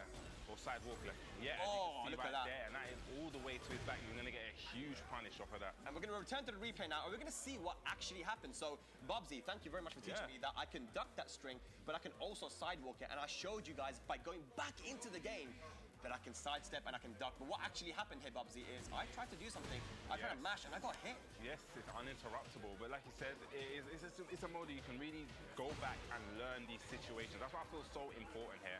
Yeah, and actually drop the combo in this situation, right? So I'm trying to go for the wall splat. So let's have a look at what I did here. Bam, bam, bam. So I'm going to go for this here. I'm going to go again, L3. I'm going to... Are they in the lab on stream? Yeah, they're showing the new replay feature, which is really cool. And I messed up again. Bam, bam, bam. That's what I should have done for the big damage. But if we go to the replay and return to it, what did it actually do? I got a miss input, Bobsy. I messed up the combo. And I got the jabs instead. I And that's one of the things, it's not even just helps defense, it actually helps your offense, as you saw there. You can actually correct the combo. See what's optimal in that kind of situation. Yep. Okay, so we've got some pressure building up now from Bubsy. Goes for the down 4-2, but he drops the combo. So now in that situation, what could you have gone for? Well, let's have a look and see now. So we're going to press R3 this time and enable the right side. So that is very important that you said that, because you can actually take over both sides. So it's not just, you know, player 1, it's player 2. What do you think I should have done here, Bubsy? So in that situation, I really feel that you should have just gone for maybe an insta tailspin, and I had rage available. So maybe and then just go straight into rage art to really optimize the damage there. Now it's not going to show you all the, you know, you can't play the whole rage art and go. It only gives you a set amount of seconds. This game is so pixelated, it's so hard to get any thumbnails, bro. But I mean, you can see, right? We're going to return to the replay and see what Bubsy actually did here. And unfortunately, he tried to go for the full staple, but he dropped the combo. Allows me back into the game. Now, here's another interesting feature as well. It allows you, when you block a move, it will tell you what the recommended punish is. In this situation, it says back 4-2 is my recommended punish. So what I can do now in this situation is play the demo by pressing square. Let me see what that is. Oh, okay, so that's the punish, right? +5. Let me see. It demonstrates the punish. Now we're going to go back. And actually, I'm able to, I'm even able to play myself and actually try it out by pressing X. So now I'm going to block it, bam, bam, there we go. But let's see what I actually did in that situation, Bubsy. Let's go back to the replay. And I actually didn't get the punish in that situation. I went for the worst punish. Yeah. See, just all this pressure. Yeah. You got the first round. I got the first round there in that situation. Now we're going, we are demonstrating now just how good this is. And here we go, as well, we're seeing sample combos. So let's play the demo here and see what it's suggesting the combo should be. And this is good for newer players, you know, that maybe don't know how to do combos, and it will give them the suggestion. Not only that, Hello, we Chavelo. can go and press X and get in there and train ourselves. So what is it? Oof. We do this, and then bam, bam, bam. There we go, Bubsy. I managed to do that combo. Now, it won't be the most optimal combos at most times. Sometimes it won't be something, but these are definitely a great way, if you're new to the game, to start off learning the combo system, right? And then you can work your way up to doing more optimal stuff. Definitely. And you know, the beautiful thing about Tekken is, Bubsy, we don't know what the most optimal stuff's going to be. Sometimes even in Tekken 7, it's been out for 7 years now, and people are still optimizing. Finding, yes, 100% right there. I couldn't have agreed more with you. Like to say, hey, let's see what combo you done. You tried to go for the wall carry, but I guess you got shy of the wall. Oh, and that was a cheeky one, Bubsy. Explain that. So I threw that move out because I knew the pushback would create a funny situation where I was guessing that, let's see if Spag knows how to actually punish this. Right. So let's go. I tried to go for forward 2, which is the right thing, you think, logically. Yeah, because you're minus, you're very, very minus. It's punishable, it's heavily punishable. So I'm going to enable the character again, and let's see what I can do. So I did forward 2 and got punished. What else can I do? Ignan Rizzy, thank you for the prime sub. Appreciate it. I'm not actually quite sure. You're the Jun expert here, but it looks like just the range and pushback it had. It looked like maybe you just had to hold that minus frame. Again, look, that's not working. I'm going to try something else. Yeah, that's not going to work. Let's see. No, it just doesn't seem like anything's going to work there. So again, really good situation because Bubsy, you know, we're analytical guys. You know, our commentary, we always kind of try to think about things. Was there a way to punish in that situation? Sometimes in Tekken, it's a 3D game, right? There's certain wall angles, there's certain, you know, some weird things can happen sometimes, and it's really difficult to recreate.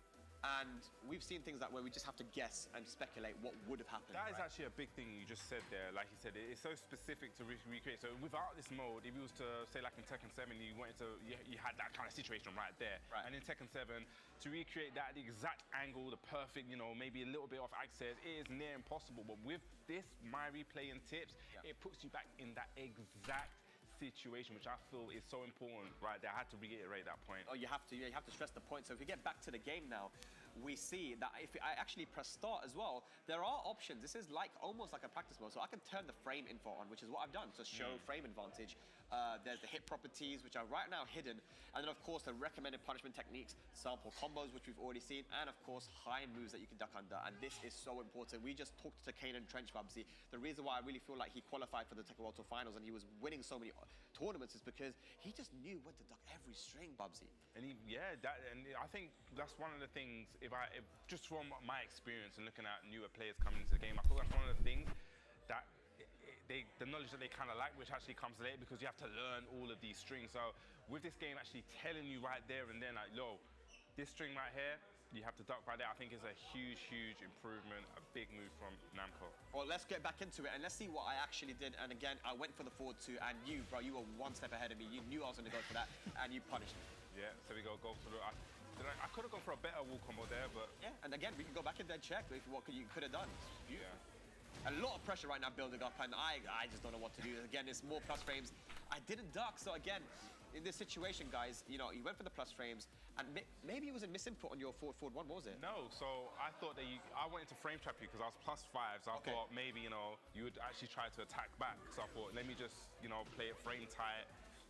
Obviously, I got the read wrong because you just held back. Yeah, again, like I didn't duck it, I just held back, which makes it safe. But if I ducked in that situation, I would have been able to turn the momentum around and potentially get the round there, right? So again, beautiful to just be able to go back in there and just know what you did wrong, especially the game telling you now what you did wrong. So let's see what actually happened. I blocked it, I didn't duck, man. I wasn't ready. Yeah, I'm just putting along a little bit of pressure. I'm ducking. I could have got a better punish there. I think Yeah, the new practice mode is so sick. I'm about to do a video on it again. I'm gonna blame the angle that I was sitting at. Again, you know, at this time I didn't press forward two. I don't think I can punish it. So you're doing a lot of pressure. And actually, probably go back to the beginning because I want to see at that kind of range, could you have punished it? Okay, so yeah, that's true because it looks like it has less pushback, right? So let me try and pause it. So boom. So now I'm gonna press L3 again to control the left side character, and let's see if my 4-2 works. No, it doesn't work. Oh, okay. Actually, I want to find Joey Fury's blue hand combo that did like full life. Not quick enough, I guess. Interesting. So we're actually learning now. Yeah, I'm gonna try down forward 3. Hang on.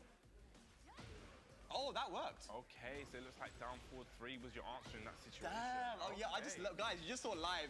We're learning, right? So again, that is something that again. Man, it's so pixelated, it's impossible to see. Has anyone used Yoshi? I'm not sure. What's up, Nahar? Really? Alright, so let's get Did I say that right? replay now and can continue on. down 4-3 with Jun seems to be the answer. Yeah. Yeah, she used it there. I used it. I had a feeling, you know, like, you know what? Okay, here we go. Recommended punish once again. Good to see. Jab pressure from you, Bubsy, is very good, and a down 4-2, beautiful timing. Yeah, I'm trying to carry. I used that little corpse hop there. You see the little extra run just to push you? Yep. Damage, dude. Back to a minus. You can see again, a minus. I tried to mash and it didn't work. Now what's gonna happen here? Oh no, Bubsy, you've dropped the combo! That was a big miss input. What I tried to do is to back 3-2 into the upper, but okay. I think I just fat fingered the button. Okay, so let's see what you could have done. Now we're getting back into it. You could have done anything, bro. Let's be honest. You know, it's over, man. I was trying to be stylish. Trying to be stylish? I kind of forgot. I didn't, but it's okay. All right, well, you gotta help me out next time. Come on, man. All right, well, let's get back into it. We'll see what actually happened. Okay, no duck in the string there, but you got it, man. And you know, we don't need to go all the way into the thing, but look, we really hope that has shown up how you did improve. We definitely want to learn, and we've got one of the best players in the world with us here to take us about optimizing yourself. We definitely want to learn, and we've got one of the best players in the world with us here to take us through how you can improve. Welcome, Joey Fury, to London, my friend, my brother. How you can improve. Welcome, Joey Fury, to London, to take us through how you can improve yourself. We definitely want to optimize yourself. But ladies and lads. Okay. I need to record this video again one more time. Kane showed off Yoshi's kit in the showcase. Nice, nice. So they did a proper showcase. All right.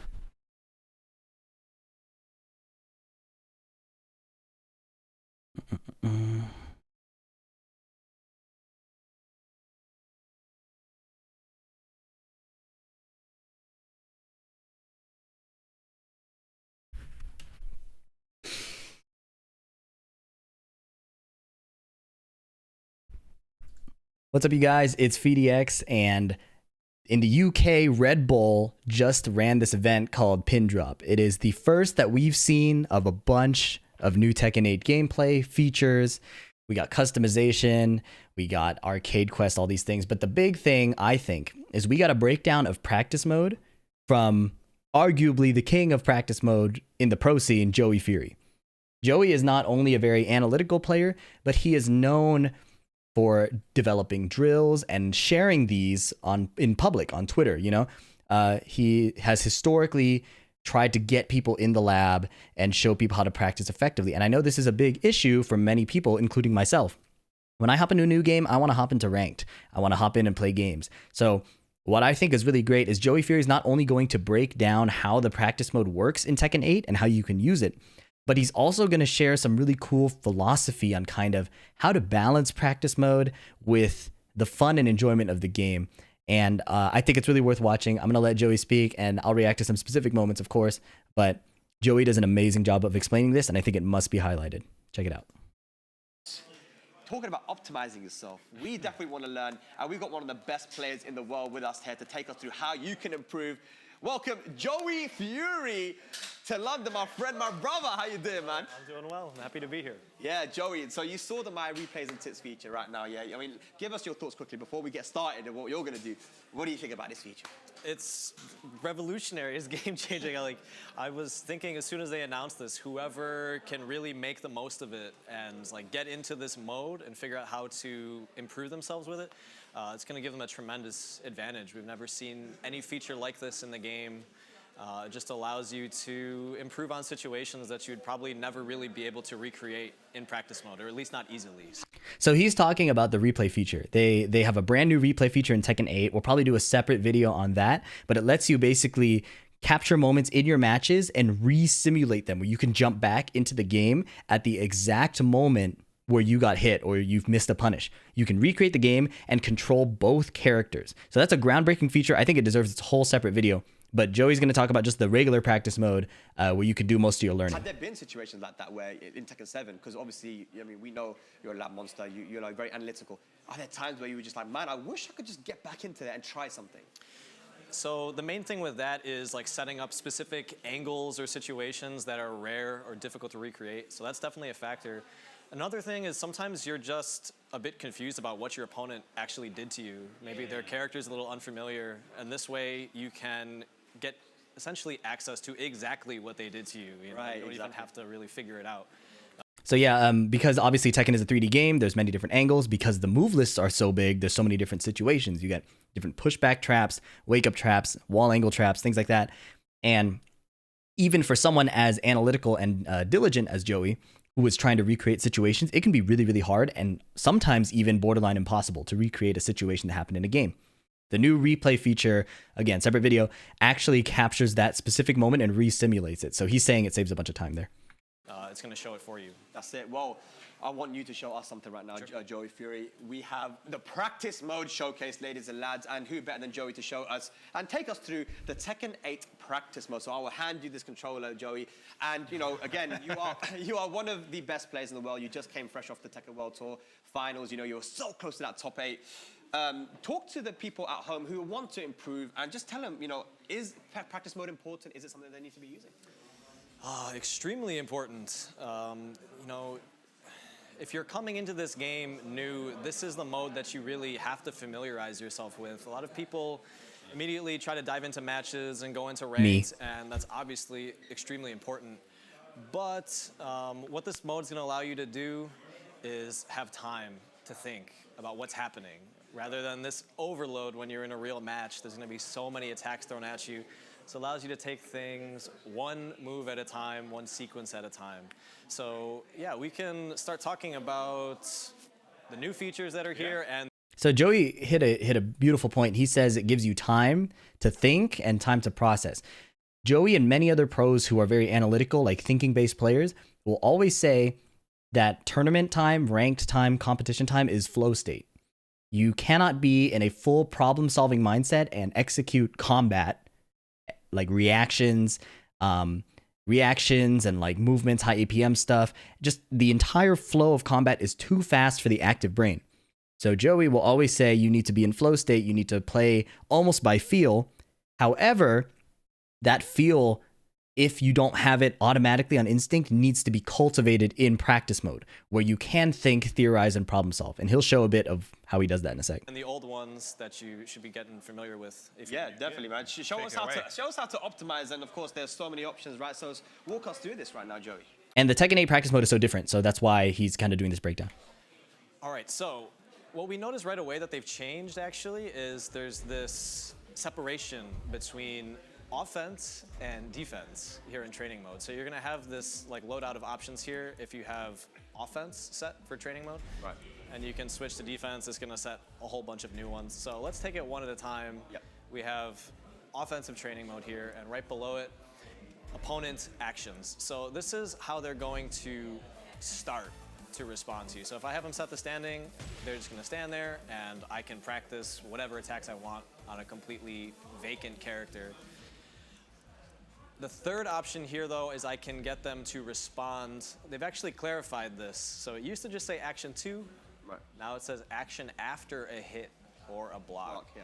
It's So huge. this is That's huge. interesting. You know, if I have them set to standing first, I hit them, I attack again. The second action, they're immediately going to block. Right. And there's even some new stuff here. You know, if you're returning to this game, if you see these options here, the one that I found most interesting so far is this option, Punish. And this is brand I new. haven't actually seen that. Yeah. So what it will do, there's a loadout underneath it where it says Punishment Settings. Hey, wow. So whatever I do to the dummy, the training dummy, I can make it immediately retaliate with whatever option I set. So for instance, let's just record something.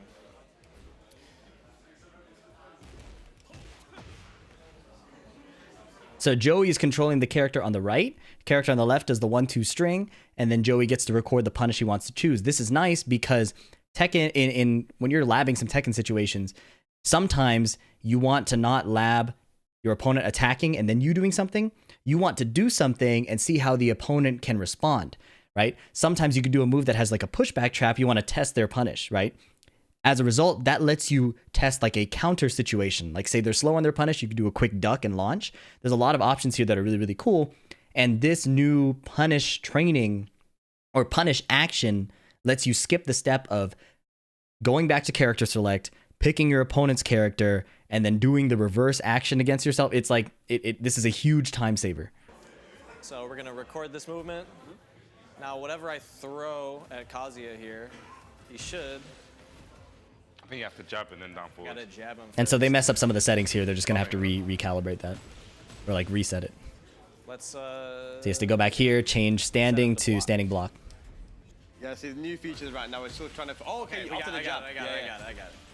There we go. Okay, so I did a little late. So Kazuya responds here to the down forward 2 block with the action that was recorded. Down forward 2, back 1-2. But Joey recorded it slightly late. That's why it didn't punish. There we go. Okay, so I did a little late. Yeah, But yeah. You can see the idea. Right. You can get him to retaliate immediately. Maybe even just a little learning curve there. But super interesting that this is in the game now. So how much do you feel that pros are actually going to use this practice mode? I mean, a new game is like they're gonna live here. Yeah. You have to live in practice mode. You know, the big thing. It takes a lot of work. Teaching to be anybody pro. Tekken or when I'm coming to this new game, my mindset is like, it sounds so simple, just learn the moves.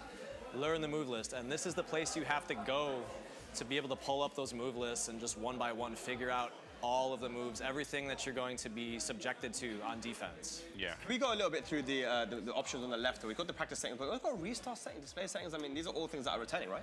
Yes, these are all returning things, but there's even new stuff here. I think, Spag, you and I were talking about there's a really big one that they've added here, and that is, remind me, I think under status record. This here. one is colossal. This feature's We have it set amazing. To use, remind me where to go here. You've got to go to the back to the main screen of the practice mode, and what you do is you see at the bottom it says remember. Yeah, there you go. So Yeah, right down you'll see here, at the it bottom, says there's remember. This new command. It says remember. So what the game is doing, it's remembering your XYZ positions of the characters wherever they are on the stage. So I can, you know, dash to that crazy wall angle, whatever is difficult to recreate, and you press the center button in R2. It asks you to record the status. You say yes. Move away. Like let's move away a little bit. So we can get real far away. I can hit them here. Excuse But me. that original position that I remembered is now the restart setting, which is really It's okay. Did you see that? I know I sneezed. Position So look that at I this. remembered. He moved around. He remembered a different position. And when he hit reset, he went straight back to where it was remembered. This is huge for combo artists. Huge for wall-specific traps and combos. This is a ridiculously incredible feature.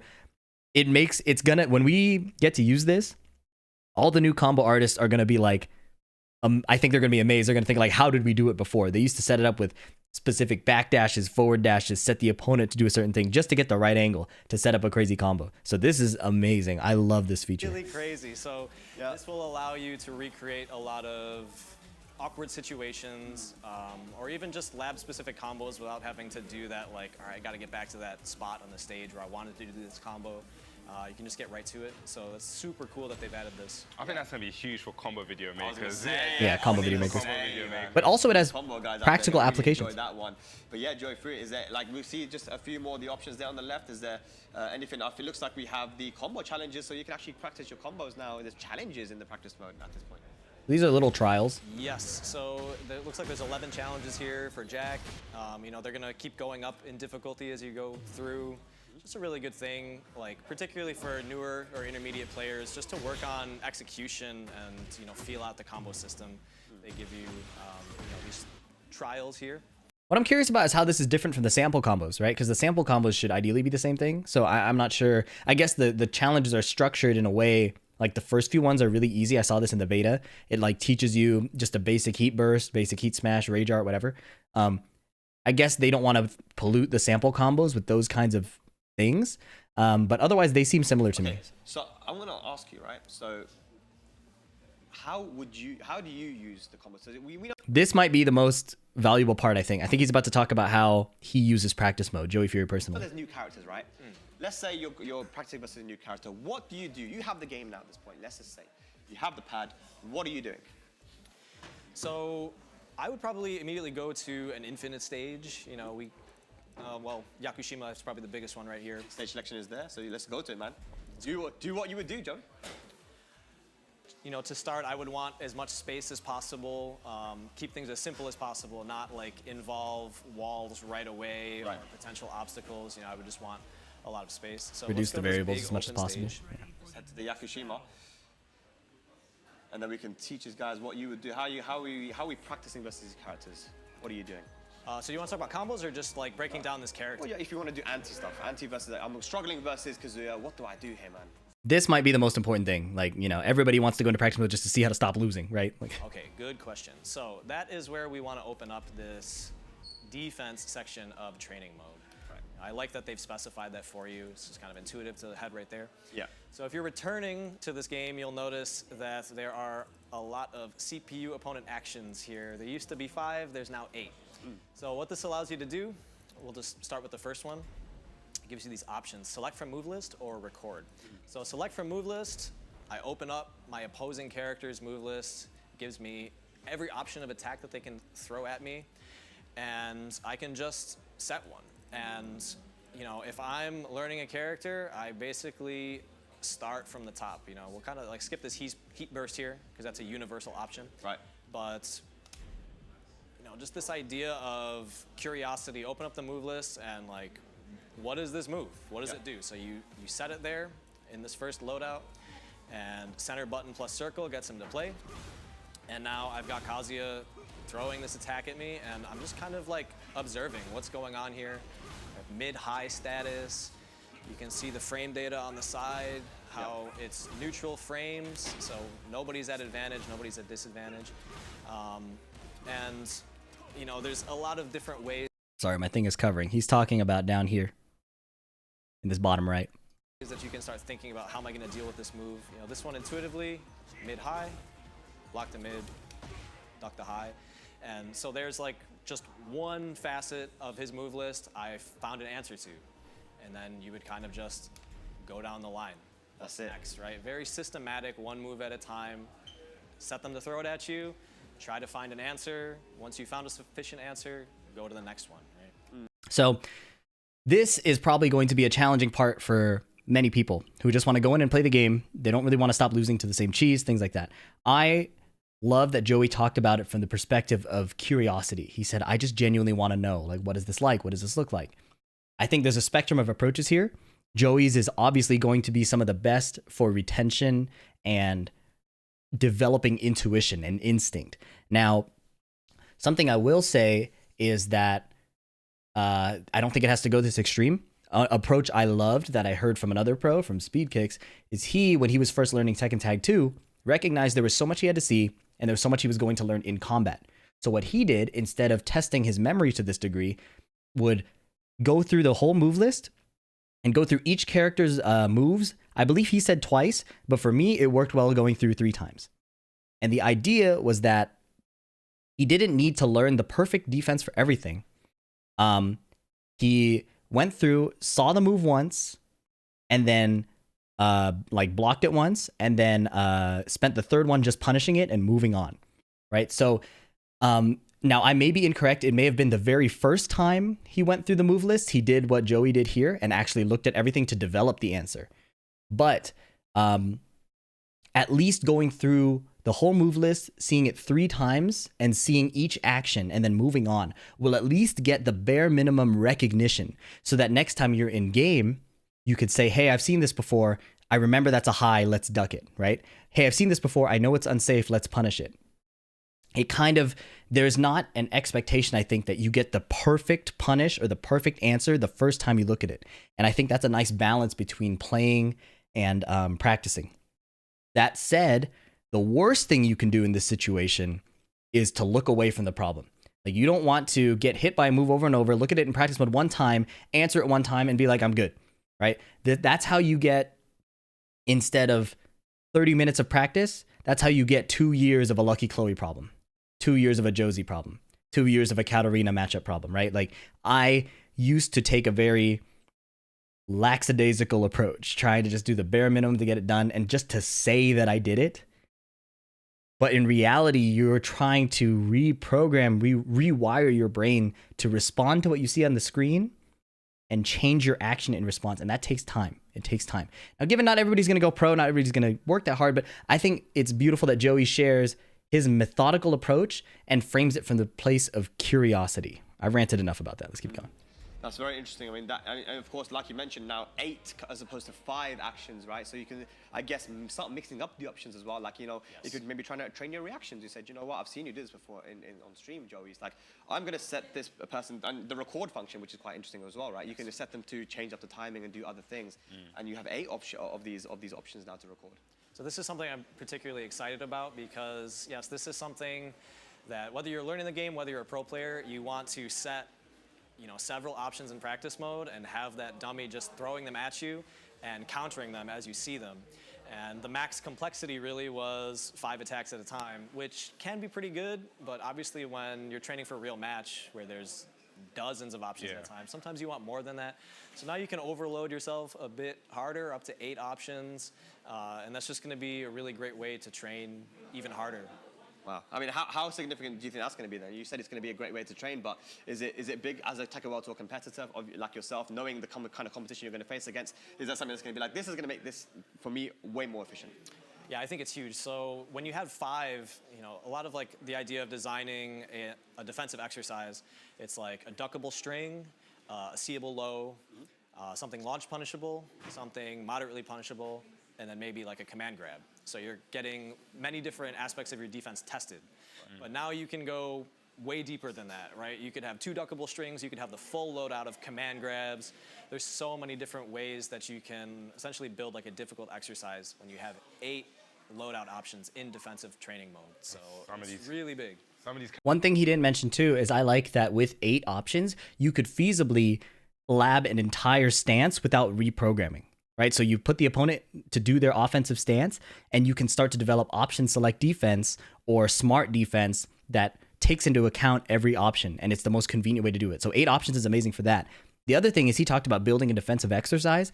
That's not just memorizing the options, right? That's part of it. The other part is because he's talking about reactable low, small punish, big punish, duckable string. You're not just memorizing these options and these answers, you're reprogramming your brain. I mentioned that a bit earlier, literally programming it to respond and sharpen and sharpen and pay attention to different things. And it's not just one character you learn it for, you got to redo it the whole time. The more you do it with one character and then a second character and then a third, the easier it gets for your brain to expand it. That's why pros can defend against a new character. Yeah, you cheese them once or twice and maybe they hit practice mode way less than you do, right? but it's not because they're automatically good at it. It's not because it's just like raw talent. They've spent the time doing these kinds of exercises for all the other characters. So you add one new character, they know how to do the exercises, they know how to train their brain, and that kind of exercise just falls into line sooner. It's easier. So it probably will feel really hard for the first few characters if you guys are new to this, but it is so rewarding. I think it's really, really rewarding to get really good at this kind of skill, if it's the kind of thing you enjoy, okay? Characters, especially in them stances, we've seen Reina. She's probably got about 8 options out of them stances. 8 options out of so, yeah, stance. definitely want to get all of those up on there and practice your defense. Joey, is practice mode going to be the first place you go when this game is out? Is it straight to P mode, or are you jumping online? What's going on? Tucking ball a little bit with the jack? I feel like there's like 3 types of people. Like there's type of people like straight to ranked, right? Start climbing the ladder. There's type of people that are like Tekken ball straight to the fun. And me, I am the nerd that wants to go right to practice mode and see the numbers, the properties, and just nerd out. So I can't wait. Can't wait to use this mode at home. Well, while we have you here, Joe, you are going to be in an exhibition later on, right? Yeah. So, I'm sure you've had a little bit of time to do I saw you in the practice mode before as well. How are you feeling about that? And, what are you thinking, man? Yeah, there's so much here. Like, I got to play some of the amazing pro players here, and right away, like, you're just getting hit by new stuff, stuff that you haven't seen before, and it's like fun and overwhelming at the same time. Like, oh, that's new, like, but immediately after I played Super Akuma's Lee, I was like, gotta go right to practice mode. How do I duck that string? Or like, what is this? So is that desire to that need to know? I need to know what happens. It's a lot of the fun of playing this game in general, and particularly a new game. How you're going to be tested in completely new ways. Yeah. And it just creates that motivation. Like you just want to go and explore, and solve the things that are unfamiliar. Joey, as one of the best players in the world, phase up on all that, what I'm saying, you're killing it, you're doing the thing, it's traveling all over the globe and that. Is there any advice you can give to the people watching at home who are hopefuls, who are people who do want to, come up the ranks and start competing? Of course, Tekken 8 is going to bring This one's really important, okay? This one's really, really important. a big influx of players, hopefully around the world. What advice could you give them, what wisdom from your years of experience? So this stuff that we're talking about here with practice mode is great. I think it's something that a lot of people bypass when they're opening up the game because it can be very overwhelming, and it's also tends to be solitary, so it's not as fun, social. Can be not as much fun or as social, but it's very important. And then at the same time, there's that other side of things where making real connections with people who want to learn the game with you and guide you along. That was what kept me here for so long.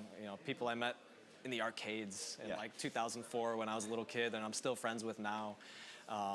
It's sort of those 2 sides of the coin, like the solitary practice that you have to enjoy that process. You have to find the fun in it, the curiosity, and then the other side of really just making friends and finding training partners, people who want to learn this game with you, because it's important to practice by yourself, but you can't do it all by yourself. There's just no way. Final question, Joey. I will let you. So that's huge. He talks about, yes, it's a solitary act, and part of the fun in fighting games is meeting other people, playing the game, competing. But so there are a couple ways to alleviate that. It's finding genuine curiosity, finding the fun in improving how I feel, not the memorization part, but actually feeling my body and mind get faster and get more adept. That part is really fun to me. That's what gets me into practice mode, because I am the most lazy player when it comes to practice mode, okay? I hate discovering the options, I hate memorizing the options, but I love feeling myself get better. And that collaboration can help, because there are some people who love exploring that kind of thing. They love documenting different options and all these things. So I think those people have a place together where people who compete really hard or enjoy that mental improvement and physical improvement can really enjoy linking up with the people who are studious, right? It creates that kind of community vibe. And then the studious people have people who appreciate their work and can like get big milestones. A lot of the people who are kind of like in the lab, like studying like that, may not have competitive aspirations themselves. They might, but many people that I've met through this long time playing Tekken, there are plenty of people content to just study and have fun studying, right? So I think there's a lot, like Joey puts a lot of merit there in meeting up with people, linking with them, and kind of learning together. If you guys have ever gone to the gym and you meet, or like you go to the gym with a buddy and you guys like just share the fun and getting stronger or discovering new form things or like getting more optimized, there is something so infectious and intoxicating of just that shared experience. And I think when it comes to practice mode and labbing and like the boring stuff, it really helps finding a community. And I'll let the rest of the interview play, but one thing I want to say on that is that there are so many pro players who are so accessible these days.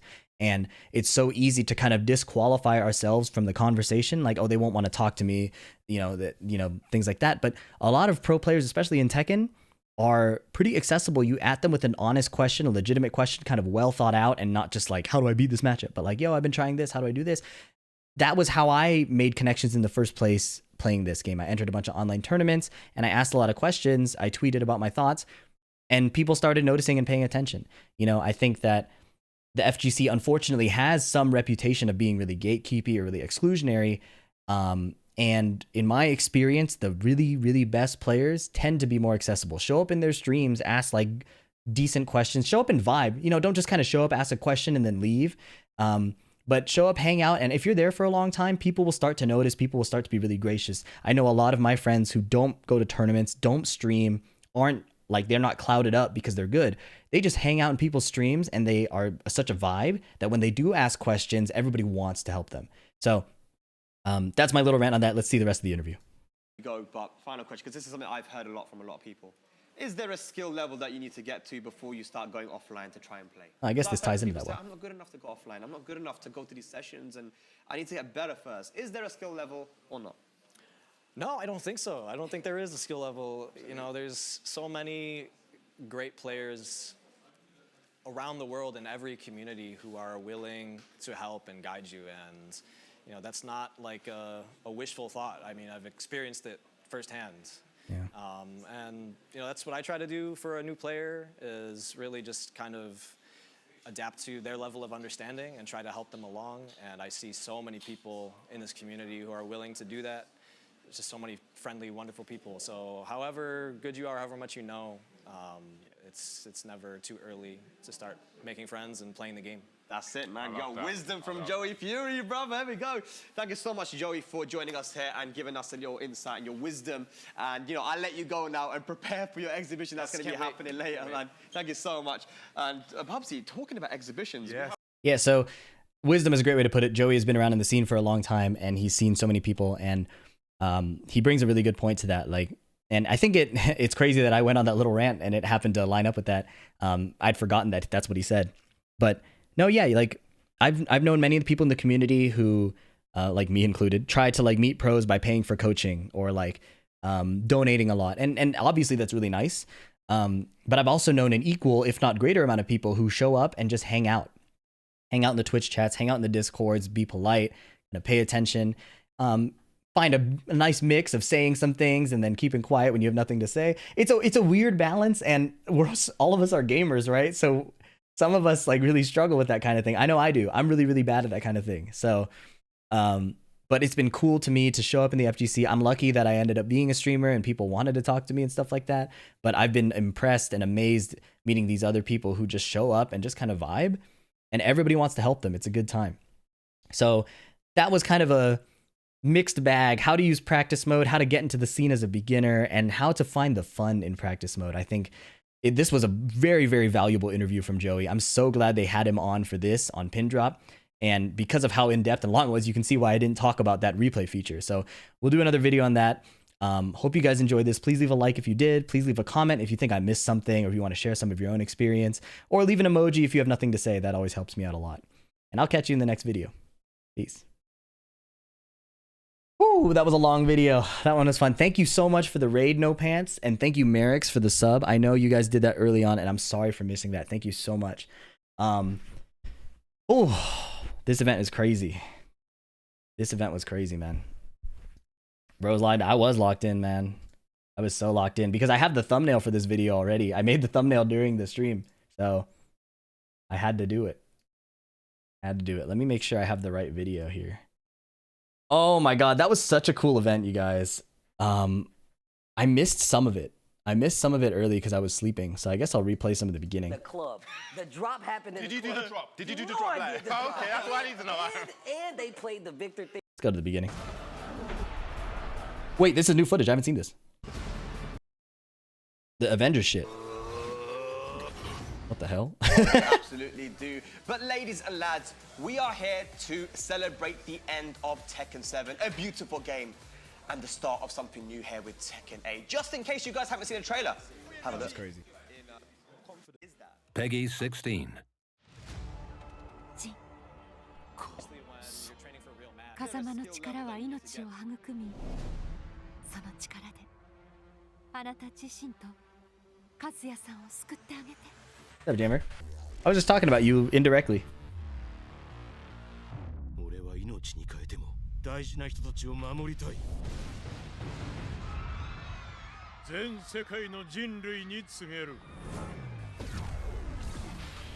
俺が支配する世界で生きる資格があるのは力を示せるものだけだ。世界を闘争で満たせ。How long has Joey Fury been competing? I talked about people getting into the scene even without like being a good player.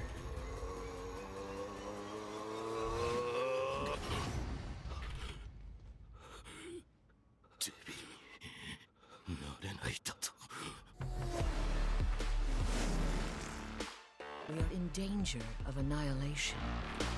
Jin Kazama has lost his light, and Kazuya Mishima's grows ever stronger.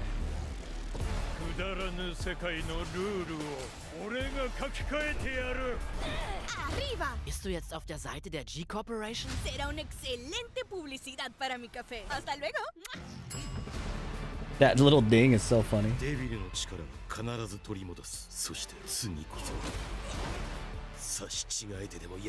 Hold on. How long has Joey been a pro player? Or like, how long has Joey been entered tournaments?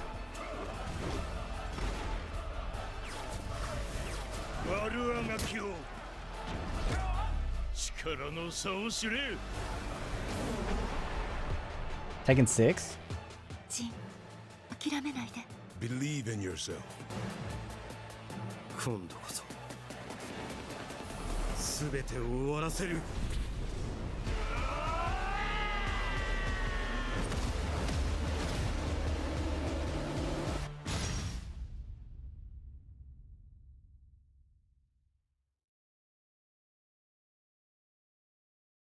DR? So how many years is that?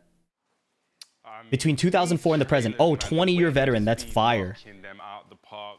It's been so amazing. But anyway, we're going to be joined on this couch here with Tasty Steve. Steve, what did you think of that trailer? Talk to us about that trailer. Look, first off, you guys know, like, I was getting excited sitting here watching these trailers. 20-year veteran is crazy, doing bro. such a good job of releasing them over time, and now we get like the big picture, the big like crossover fight with all of them getting ready to fight, and they even got the new characters in there too. Like, I'm already excited, but the trailers, the story mode, I'm like super excited about it now. They've stepped it up so much for this, man. I mean, you know, I just can't wait to finally get my hands on it, be able to like go through the story, because you know it's a story that's been going on for decades now, you know, and I want to know what happens, bruv. You know what I mean? I mean, think about it. They're in the Guinness Book of World Records for the longest running like story, bro. For real? Yeah, check it, bro. I didn't even know That's that what I'm myself. saying. I'm hitting you with bars right now. It's actually one of the stories that's been going on for so long, and like we kind of had the conclusion, right? Because you know, Heihachi Mishima no longer with us. R.I.P. You know, but the thing is like we got brand new characters coming to the fold. We still don't know who Reina is. We got Victor in there. We got Azucena that is actually an evil coffee maker, which,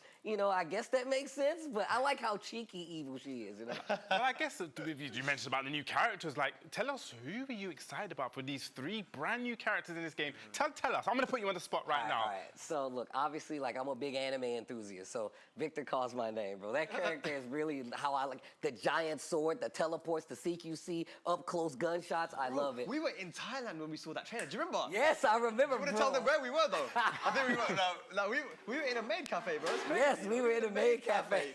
That's crazy. I did not know they were in a maid cafe, bro. Still, the fact that we're getting these characters built from the ground up. I mean, one of my favorite things about the new characters, Victor's theme, bro. I'm gonna just be real. Like, this game's entire presentation really does do a lot for what Tekken has done for the years. I actually can't wait to get into this game because obviously since Tekken 7 is done, I can now go full heart into Tekken 8. Yo, Bobsy, who are you most looking forward to? You know these what? characters, man?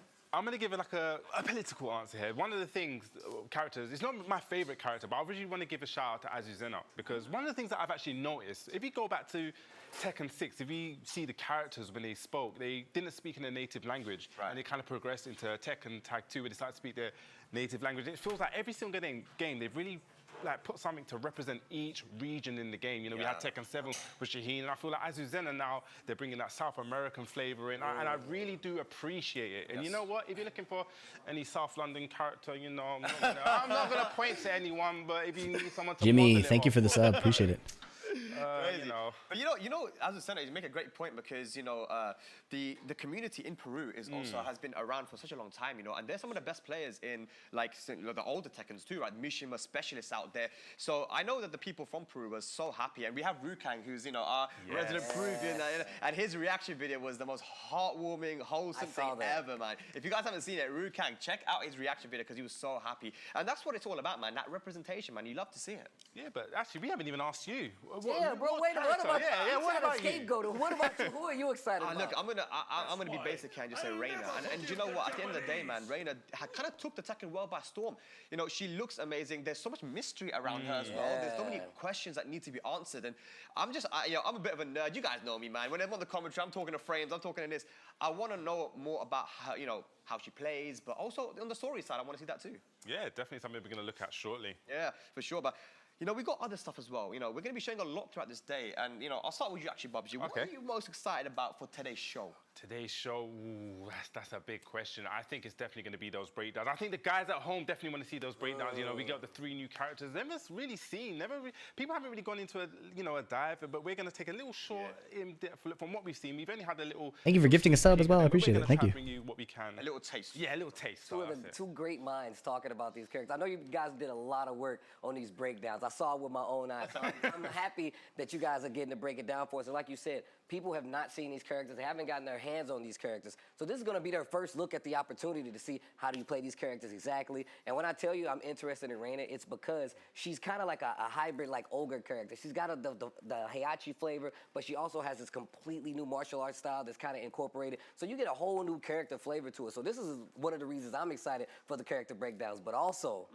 this Tekken Ball, though. I'm super hyped for Tekken Ball. I didn't know I was going to love it this much when it came back, but the fact that it is back, they added new elements to it. I know you guys got an opportunity to play it too, and you saw how crazy it was. You had an opportunity to play, bro. You played in the first tournament, bro. How was that, man? Bro, it was amazing because, like, when I tell you, we literally came in, we got to play just a little bit, and then it just turned into this huge spectacle. Timing is a huge thing in it, but you still get to play with your own little special characters, and it just felt like a blast the entire time. And I can't wait for people to get the opportunity to try it themselves because, honestly, look, I'm telling people now, I'm telling all Bandai Namco, TWT needs to incorporate Tekken Ball tournament, bro. I'm just saying, you get people traveling around the world for some Tekken Ball, I guarantee you they'll do it. We played it, didn't we? Just a tiny bit, and it was one of those things. It started off like, yeah. But the way it turned competitive really quick. It got quiet real quick in there, bro. It got quiet in there, bro. All I'm going to say is Zafina Power Crush. You know what I'm saying? Oh, wow, yeah, that was actually cheap. I'm gonna be real. When I tell you, he was figuring out so much stuff, I was like, hold on now. And that's what's so good about it, because every character's, all their moves actually make a difference. And it has this whole new dynamic that's been added to it where they still have rage in there. You get to choose your move, so it adds another element to it. But that's outside of the 6 story mode that, like I said, I got to play that first chapter, and I'm sure a lot of people did too. Oh my gosh, they really did overhaul it. So I'm glad that we're talking about the story. We're talking about the volleyball as well. It's actually just going to be a good time. I'll tell you what, guys, though. I'll tell you what. It doesn't feel right to, talk about Tekken 8 here today and celebrate it without talking about Tekken 7 and how amazing that game had been for everyone, for the community. What a game. And now the community is in this position where we're all so excited together. And that's why, this Red Bull Pin Drop event, we're so happy to be able to bring you and show you, some of these things, some of these elements of the game. But, I mean, we've got to give a shout out to Tekken 7, right? Dude, I'm going to tell you right now, and I've said this multiple times, right? Multiple times. There is no other game that will have a transition to another game like this. It'd have been different if we had been playing this game for, 2 years and then it came out. But we had about a good solid to 8 years when we were playing this game at the highest level, and typically we have to wait a couple of years for these games, but we've been playing Tekken 7 so long, we got it to the highest level. Then we go over to Tekken 8 and it begins anew. And Tekken 7 really did set the stage for this to happen. Now we got amazing players that are ready to kind of go to this next game. And it's going to open the field for all these other new players from all these other different... You haven't watched any of this? Just look through the VOD? I haven't watched all of it either. If you're casual, you're competitive. I started, I think, around the Victor breakdown. Definitely Tekken 7. You know, I feel like it really did change so many people's lives. You know, Tekken 7 for me, it really opened up the globe because I actually got to travel around a lot more and see different kind of communities, and I feel that that's really been the heartwarming thing for me. It feels like Tekken 7 has really just gelled the world of, you know, Tekken players together. It truly is a global game. Yes. And, you know, for me, being able to visit Pakistan as much as I did, you know, that's my hometown, and you know, ever since I was young, I didn't really visit a lot, you know. Up until I was 16, 17, I've only been twice at that point. Wow. I've been every year. I was about to say, you've been going over. I mean, we went over, you was getting me on stuff. And I'm glad you said that. Like, we talk about how Tekken 7 has changed lives. You said I've been around the world. Tekken 7 is the reason that I've been around the world, bro. It's because this game has done so much, taking us to all these other regions. And like I said, I got introduced to so many great players and great regions. So when I tell you that, like, this game really did set up for what Tekken 8 is about to do, and Tekken 8 is already looking phenomenal. They already have this great package. They gave us brand new characters. They got brand new game elements. We all got to wrap our head around the heat system. There's so many cool elements. Sorry, I need a quick screenshot. They really took it to the next level. A solid foundation. Sorry. And an amazing solid game to build upon that, man. For you guys watching at home, though, on over, man. I was trying to be stylish. You're trying to be stylish? I kind of forgot the new stuff. And you press the center. Sorry. We'll go back. Oh, wait, I didn't have to do it here. I griefed. I'm sorry. How far back? You know, just you know, in the comments below, just give us your questions, and they will try to answer them during the stream. Yeah, we also want to know what Tekken means to you. Like, how much of your I wasn't gonna play Victor. I didn't care that much, but now I think he's pretty cool. We all love. I know. I would love to see some of these guys' Steam numbers and hours because I know it's gonna be hitting wild. You don't want to see mine, bro. I'm telling you right now, I'm a demon for this stuff, bro. I'm literally just playing that game so much. If you see it, just don't blame me, all right? Don't judge me, but Tekken 8 will be no different. I can't wait to get home and crack this bad boy open. Yeah, and let us know any He said Tekken crack? stories. I'm sure we've got plenty Tekken we got a stories. lot. We got a lot throughout the years. And also, if you want to get involved, hey, come down this Sunday because you have a chance to win this, one of these new bad boy Hori fighter sticks. You know, I'm a stick player myself, and I can tell this is great quality. I would love to personally to get my hands on one of these bad boys. So remember, come down this Sunday, you know, to the public event here at the Red Bull Gaming Sphere, London, for your chance to win this. Man, that is a beautiful stick, man. You got the colors as well, the Tekken 8 theme and stuff.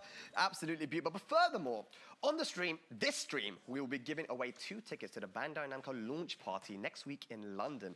All you have to do, though, is identify 3 characters that we're going to be showing throughout the stream, and the first one to guess them all correctly is going to be the winner. Now, this is open for only for the UK and people who are 18 plus. But I'll tell you, man, if we can show some of these images, man, because I'm telling you, me, Steve, and Bubsy, we tried. We got body. We tried, and we failed, man. And I know some of you guys at home, well, most of you guys at home are going to be way better at this than we were. But I mean, yeah, if you can guess these correct, short, bro. Don't sell yourself short. They're not that good, all right? But they're going to be better than us, Steve. Yeah, we sucked. We actually definitely sucked. got body. I had no, we were getting destroyed. So you're right. So let's see this first. Let's have a look at the first image, guys. This is the first of 3 images. Who is that, man? Who is that character? Dang, I'm gonna say it's fake. Bubsy. I don't want to say anything because I was wrong all day yesterday.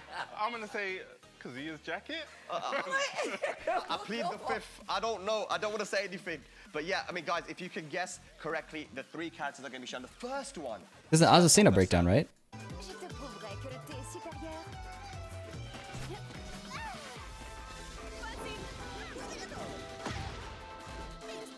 Oh, this was her trailer, yeah.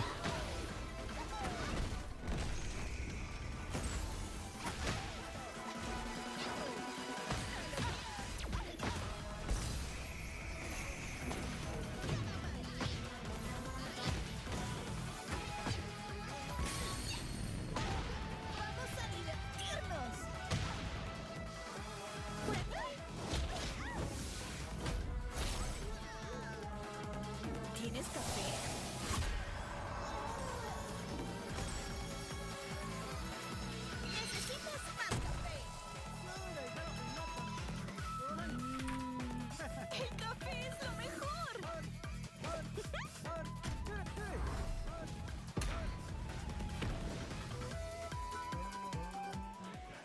Guys, as you see it, the Coffee Queen Azuzena, the newest addition to Tekken 8, a character, you know, we said it earlier on, definitely go and watch Rukang's reaction to this. Like I said, it's so homely. He's our Peruvian over here. But Spag, I think it's time for you to take over. Yeah, man, we're going to be getting into this breakdown. And joining me for the Azuzena breakdown, we have from Marseille, Super Kuma. How you doing, my friend? Yo, welcome to London. It's good to have you here, Super Kuma. How you doing, man?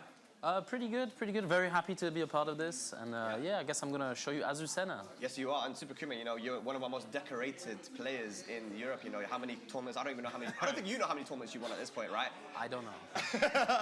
Are you looking forward to... Harada Murray Talk, they did a few times, yeah. I can't wait. New chapter. Like, every time a new Tekken has come out, it's been like a major step in my life. And I can't wait to take this new leap. Well, I can't wait to get into this this breakdown. Should we jump right into it? Let's go. Sure. So you got a lot of opportunity to play as a center, right? So, I mean, Okay, man, I want to keep streaming, but I do have to make some videos. So I'm gonna send you guys over somewhere else. We'll brave my following page in public.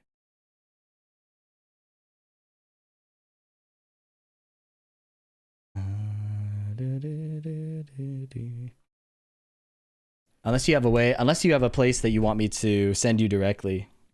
Oh, I've been sitting for a long time. Oof. See that breakdown? Yeah. The Red Bull pin drop, it's about like minus 44, 45, 55. I want to keep streaming, but I do have to make these videos.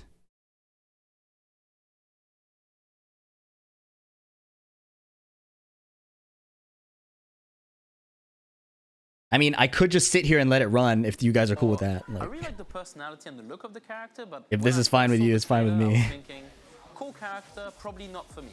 Okay. Right? But then I got to play her on the location tests here and there because I've traveled a lot. Right. I got to play her in was she in CNT? CBT. She was only in CBT. Yeah. So I played her in the CBT. All right, you guys can ask me questions and shit. I just might be slow to reply. It was a lot more fun to me than I expected. Right. Like, it's still not going to be my main or whatever, but I think I'll pick her from time to time. She's definitely interesting, and yeah. So talk to us a bit about her gameplay. What do you think? What's the aim when playing as a center? What's kind of the thing you want to do, right? You want to do running free too. All right. So let's talk about some of the key. That puts us beautifully into the key moves, right? So running 3-2, right? That's I guess the one that everyone's been talking about. So talk to us a little bit about running 3-2. Show us. So there, running 3-2. I was messing it up. I was looking at the wrong screen. I'm on pad as well, so I'm gonna mess up a little bit. Don't worry about that move is so good because it tracks quite well. When it's very hard to sidestep, and the thing is, if you do sidestep it, she just goes flying. So it's quite hard to get a punish sometimes.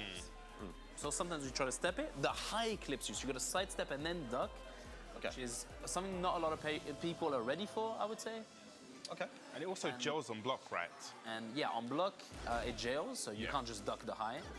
And it's just +5. Right? Yeah, good move. Kind of loops into itself. They made the instant while running moves a lot easier in Tekken 8. So it's going to be a mix-up between she just does it again, or she tries to do something that stops you, because +5, she can just do her jabs. I believe you won't be able to step those. Okay. So, I mean, everyone knows, I mean, that played the CBT, unless you were living under a rock, that move is really good. But, I mean, what else is, what else are you going to be using when you're playing with Azuzena? Because you can't just use that move alone, right? I mean, you could, but she has a lot more. She definitely has a lot more. So, I like using a 1-1. Okay. Because it's safe, and on hit, it transitions into a stance. Oh, okay, nice. It's, how plus is it? It's +8. Yeah. +8? Wow. +8 That into is the stance. very chunky +8. Yeah, so she goes into her stance, which is doing the dodges, but if you're +8, you probably want to go for an option. She has a fat hell sweep, you know? Okay, show me. Boom, boom, into the stance. 32 damage, decent knockdown. You can run up and do some Oki, whatever. Nothing guaranteed, but running 3-2 on Oki is pretty decent. I'm going to talk about that move a lot. Okay, what would be the mix-up then, you know, the mid option if you're going to stance, if, you know, you're looking out for the hell sweep? So, heat engager. Okay. I don't believe you can interrupt that, because you jabbed me when I tried to do the hell sweep. Yeah. We could do that again. Yeah, there. Yeah. So even though it's +8, you can interrupt that. Okay. But I don't believe you can interrupt the heat engage. Oh, yeah, it didn't work, yeah. I'm already in heat, so it's not... you can restart with the middle button and X. Oh, yeah. There we go. Try to jab. And, okay, Yeah, frame trap. Exactly. Yeah. She also has a high that's plus on block, if you're not too sure. Okay. Oh, that's plus. It's +3 and it comes out in 13 frames, so it'll trade with another jab if you do that. Oh, And wow. the stance is quite interesting. She has a lot of options, but it's mainly going to be Hell Sweep or Heat Engager, I think. Okay. Yeah. So, I mean, talking about the stances, when we just saw the trailer, right? And I think one thing that really struck me was that Azucena has these stances where she's just dodging stuff, you know? Like, I think that's quite unique to her, right? I mean, talk to us a little bit about that. I mean, the dodging aspect of Azucena. So I think she dodges highs and lows automatically. But you have to walk forward. Like if you do a high, she just dodges. I think in heat, it doesn't attack. The low attacks, okay. The low attacks, yeah. There you go. And if I go into heat, I'll just, that's not my buttons. There you go, I'll go into the stance. And also it dashes when you go into the stance and in heat. And yeah, just automatic attack. And that guarantees something, I believe. But yeah, it doesn't parry mids. Doesn't parry mids, yeah. And yeah, you get a free FF3, which is 41 damage, it's pretty decent. That's pretty There's a few tricky transitions where people don't expect the stance. Okay. I think you can do after down forward 1-4, just, I'll be raw, I don't know the input. Okay. Is it free or forward free? Yeah, forward free also gets her into the stance. So if they want to press after it, it's quite tricky. You don't expect it because there's also a follow-up. So it's like, do I mash to delay to see if she's going to do the follow-up? Like, yeah, so there's a mix-up right there, right? It's mental frames. But yeah, and you can go in if they stay patient because there's an extension to that. Right. Go for the house sweep. Oh my God! I was in Korea at the time of the beta, so I don't really get to play Azucena like that. But looking at this now, you're kind of teaching me, right? And I'm seeing this, and I'm like, damn, the mix-up potential for the character is pretty sick, man. It's pretty cool. She's good. She's definitely good. But one thing that I like to talk about, though, to see how good a character is, punishment. Yeah. What's a punishment like, Super Kimo? So a punishment, like I said, 10 frames, you get 1-1 into the free mix-up. There seems to be a lot of that in Tekken 8, like 10 frames into mix-up. But she also has a 1-2 that's just a straight-up wall splat, which is pretty good. I think you can also go into back. Am I playing? Victor's looking a lot better than I thought he was at first. Okay. So 2 types of plus frames into mix-up on 10 frames, which is decent. So 10 frame punishment is looking good. What else you got? That'd be, I think it's 4-2. Is it 4-1? 4-2? Yeah, 4-1. That's 12 frames into back turn. 12 frame punish. Right. So maybe if the 1-2 doesn't have the best range, this will do it for you. That goes quite a bit further. Okay. Yeah, and then from back turn, I guess she has like some moves like that she can So from back turn, she has this mid where you have to press on at the right moment to get the follow-up. Okay. There's this cool animation. I love it. It looks really good. That just frame, right? It's not a real just frame. Oh, it's not a real just frame. It's a timing thing. Okay, cool. Okay. I think you can just smash it out. Yeah, you just mash it out. Okay, fair enough. What's the annotation for that? So that's back turn 2, and I think 1+2. Okay, cool. I'm just mashing the punch. Okay, fair enough. It's coming out. That's what he does. It's super good, that's what he does. He mashes. I just mash button. I believe she has like a strong low. I'm trying to find the input for it. Oh, she has this to beat down jabs, so she'll jump over the down jab. Okay. She can also just there's a way for her to like swing away. Right. I can't lie, it's been a while since I played the CBT. Okay. Despite the accusations. It's been a while. So I don't really remember. She can sidestep from back turn like Ling as well. Okay, okay. Oh, it's also tied to an input. It's not just up and down, so. Right, okay. Don't remember the input, unfortunately. I'm sorry.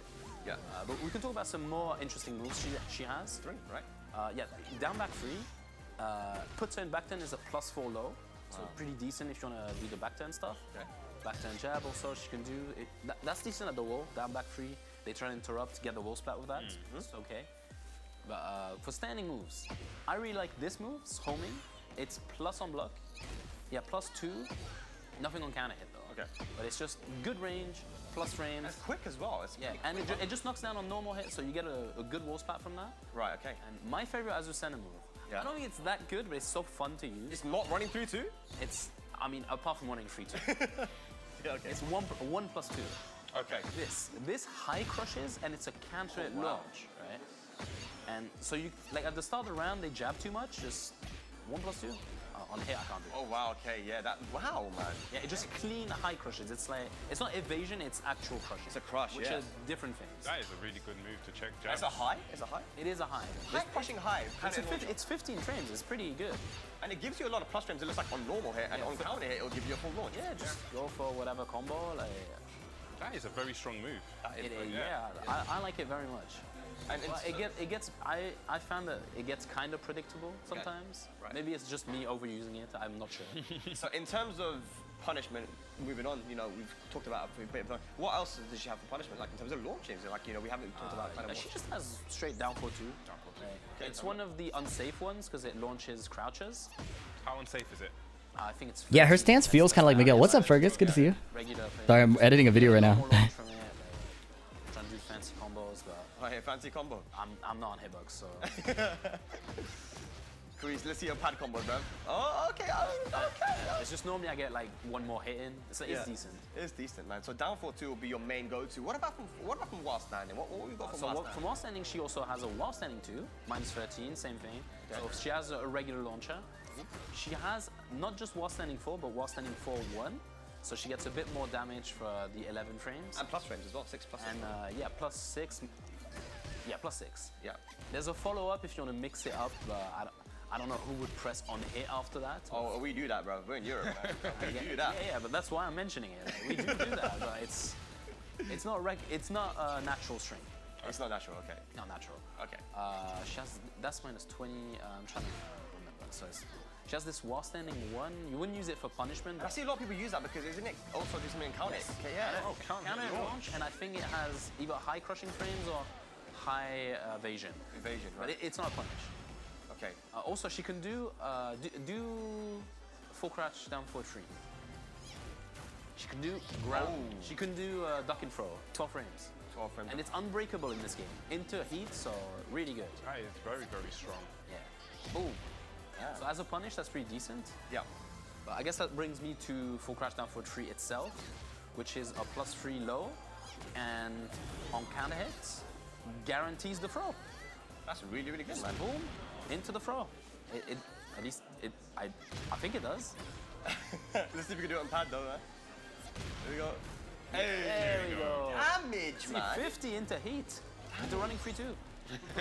So, I mean, what's the game plan? We talk about a little bit about punishment, a few pokes here and there. You know, I heard a lot about down forward 1-4 as well as like a jailing string. You know. Yeah, like it doesn't look like much, but the fact that you can't duck it is very jarring. And there's 2 follow-ups to it. Okay. There's the high, which is a counter launch, I believe. Okay, let's get and then mash. Oh, Go okay. counter launch. Yep. And if they try to duck it, there's this mid. Right. But the mid can be interrupted by them jabbing, which then becomes a case of if they jab, then you hit them with this. Right, that's it. And then, yeah, so that's the mix-up, right? That's the mix-up. Yeah. She can, like I said, she can go into the stance, but I'm trying to figure out how, and it's not coming to me. But down forward 1-4 in general, it seems like a really good move. But the fact that it's a 13 frame mid, down forward 1. And what's down forward 1? It's -3. It's not bad as a down forward on its own. It's decent. Yeah. It's decent. The range is deceptively good. It's not amazing, but it looks a lot worse than it is. It's a okay down forward 1. And the fact that you have options, you can do the high. It's -7, but the follow-ups really make it tricky. So really, like that's one of the moves you're going to use the most. I think also a 2-1, because we were talking about how jabs on are good for punishment, but like you're not really going to do 1-1 because it's -9, and 1-2 itself is unsafe. Okay. So if you want to do a jab string, you go for 2-1, which is only -3, high mid, and there's a follow-up that's delayable. Ooh. Okay. I don't think that does anything on counter. Okay. But I mean, jab pokes seem really, you know, Bubsy, you're a guy that loves your jabs, your down for ones. I mean, you're looking at this now. What are you thinking about this? I'm thinking definitely very, very strong. I like the mix-up heavy when she goes into stance. You know, this is one of the things I'm starting to learn a lot more. I haven't actually been playing stance characters, so it's actually something that I'm interested to get into in Tekken 8, seeing how I can actually mix up these stances. Maybe I will give Azuzen a try. Definitely, man. Yo, do we know how to make this character dance? You know, she's dancing all the time. What you got for us? You give us a little dance here with Azuzen. I think you just gotta leave it. You gotta leave it. So okay, right, let's leave it. Let's leave it. Wait. Can we sync it up though? All right, she's doing something. Wait. Punch it, man. Stop. Okay. Well, let's sync, yeah. Let's just wait. We're gonna wait and see if she does. What is Pal World all about, guys? What is Pal World all about? Did they do a Lee breakdown? No, but Super Kuma played Lee. But they're not doing the same. They're not doing the same thing, yeah. And they're not dancing either. I'm actually starting to bob and weave a little bit myself. there we go. Hey. Saturn, let's go. Hey, Spag, you should do that. Me? Yeah, why don't you do you got some... No, I'm joking, don't. I'm gonna hurt myself, man. But Super Kuma, thank you very much, man. I mean, just a final word. Strength of the character, you know, effectiveness in tournament. What are you thinking? I think she'll be very good. She's straightforward, yet has a lot of tricks in her bag. She can be played very safe or very risky, so you have those options. like, I don't think she's like the top tier or anything like that, but she's definitely very viable. And if you're a fan of Azucena, you're not going to be disappointed. Oh, man. Okay, well, I guess the question that many people are going to ask at home, you know the question. Go ahead. With Super Kuma being your name and Kuma not yet being in Tekken 8, who knows if he's going to come back, who are you looking to play? Is Azucena one of those characters? That's crazy. No one's ever asked me that. I know. It was off the head. So I'm not going to be playing Azucena in tournaments, but I think I'll pick her up from time to time. You know, I stream a lot, so yeah. I'm not going to play my main all the time. It would get pretty tiring otherwise. But I'm thinking of maining Lee right now.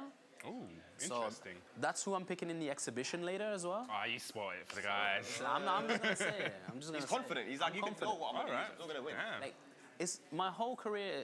Like, I've been asked for blind picks. Why would you blind pick against me? You know who I'm going to pick. I mean, it's not like it's in the name, you know. Yeah. Well, Super Kuma, it was a pleasure to have you here, man.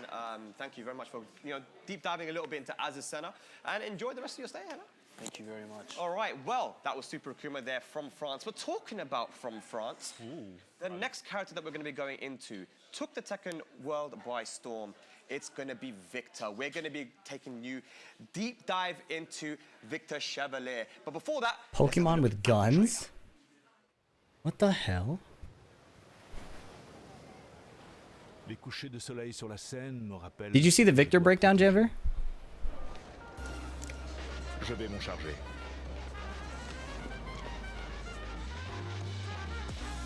Get ready for the next battle. Tekken 8. New challenger. Accepte ta défaite. Tu as perdu d'avance. Victor Chevalier.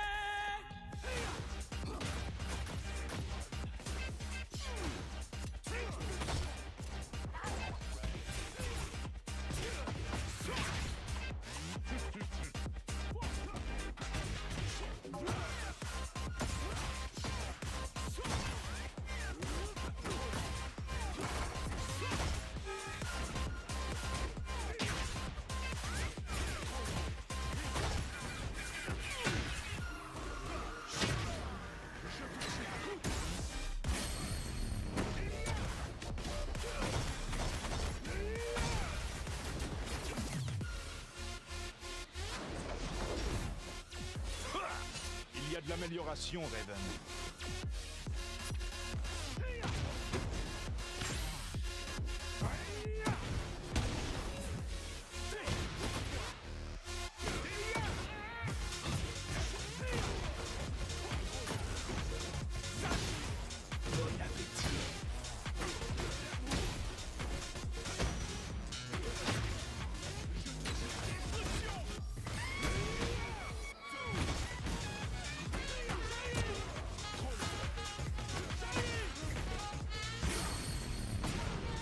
Soyons efficaces.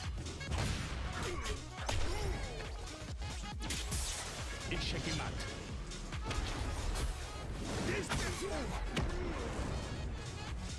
Nous sommes les seuls à pouvoir contrôler l'équilibre des puissances de ce monde.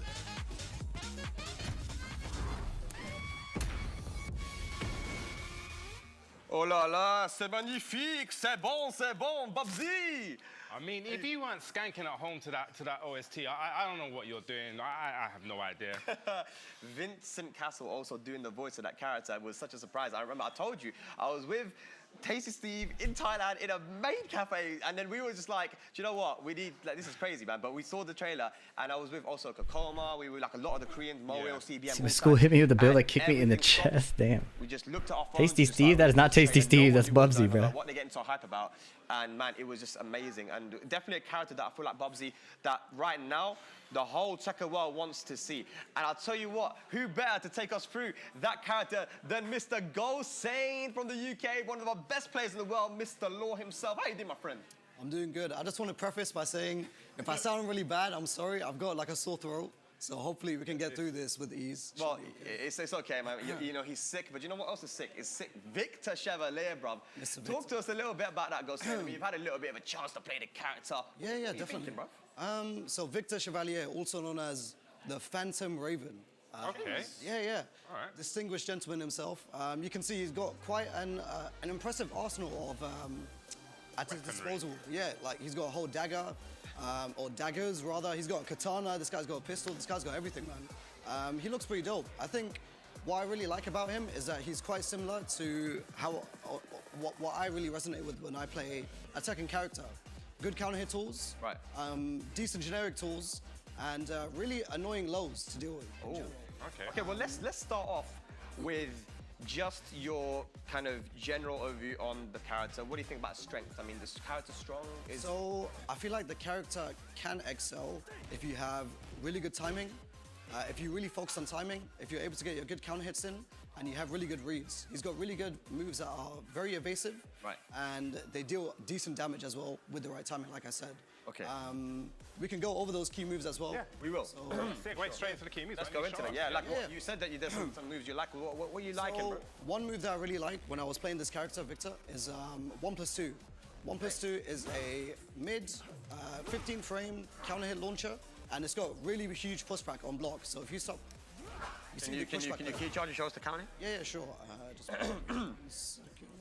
Let me just put the counter hit on. Gotta do the buttons, of course. You gotta do the buttons. You know what I'm saying? All right, here we go. Boom. Okay, wow. You get your combo there. And how fast is that 1+2? 15 frames. Do it again. Do it again. Do it again. Okay. So 15 frame mid counter hit launcher. This is one move that I really like to use a lot. So like I said, when it comes to Victor, when you really focus on timing, you can really excel and you can, output decent amounts of damage in regards to that as well. And it is safe on block and has a lot of pushback on block as well, like right? I said, so even if it's -8, with the amount of pushback that you have, you basically reset the neutral game. Right. So this is something that I really like about Victor in general. Right. Another move that I think is really good, or that is quite, is okay, is average, is down 4. Down 4 is a counter hit throw. Although it is minus on hits, this is the one move that is consistent in tracking both ways. Okay. So can you jab and I'll start trying to... Yeah, sure. So you can see this move, down 4 here. This is the main move that you're going to be using in general when you're just trying to get a quick poke in. Right. And it's really consistent in just trying to track the opponent. Yeah. And like I said, with the right timing, if you have a timing in, you get the hit throw as well, 30 damage. And a lot of people like to sidestep into buttons, so I think that might get a counter hit quite often, considering it's tracking, right? Definitely. And it's just one of those annoying lows, you know what I'm saying? It doesn't give you plus frames, but it's like, stop doing that. Yeah, that's just like I mentioned before, when it comes to annoying your opponent, you're going to be having these lows right here, and it's just like, well, this is minus on hit, you're just going to keep doing it, like, well, it's jarring. Okay. Another thing that I really like about Victor as well is his poke game. So although it's not as strong in comparison to other characters, you can see more of the teaching my girlfriend Tekken. Thank you. Here and there that kind of give you that reminder about Noctis and Kuni, etc. And one of them is Damak 1-1. Damak 1-1 you can see is quite similar to Noctis Damak 1+2. This is a move that you can kind of throw out in the neutral. It's safe, it's a good check as well. 14 frame, mid check. It's just good to just throw out here and there. And it can also go into his one of his stances. A few more stances, but we'll go into the stances later. Yeah, we will, yeah. Another move that I like to use as well is back 4. So this is one move, although it's a high, on counter hit, it guarantees forward 4-1. Do it again. Ooh, that's a he engager there. Obviously, we'll go to the he engages later. So this is another move that I like to use as well.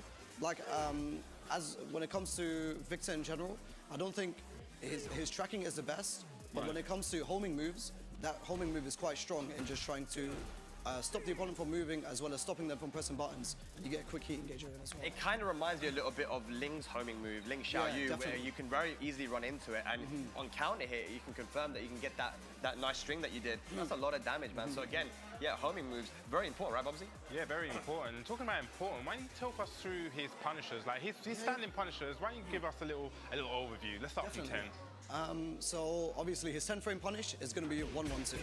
This is a +3 on hits, 10 frame launch, 20 frame punish with a 27 damage. I mean, it's pretty decent to be fair.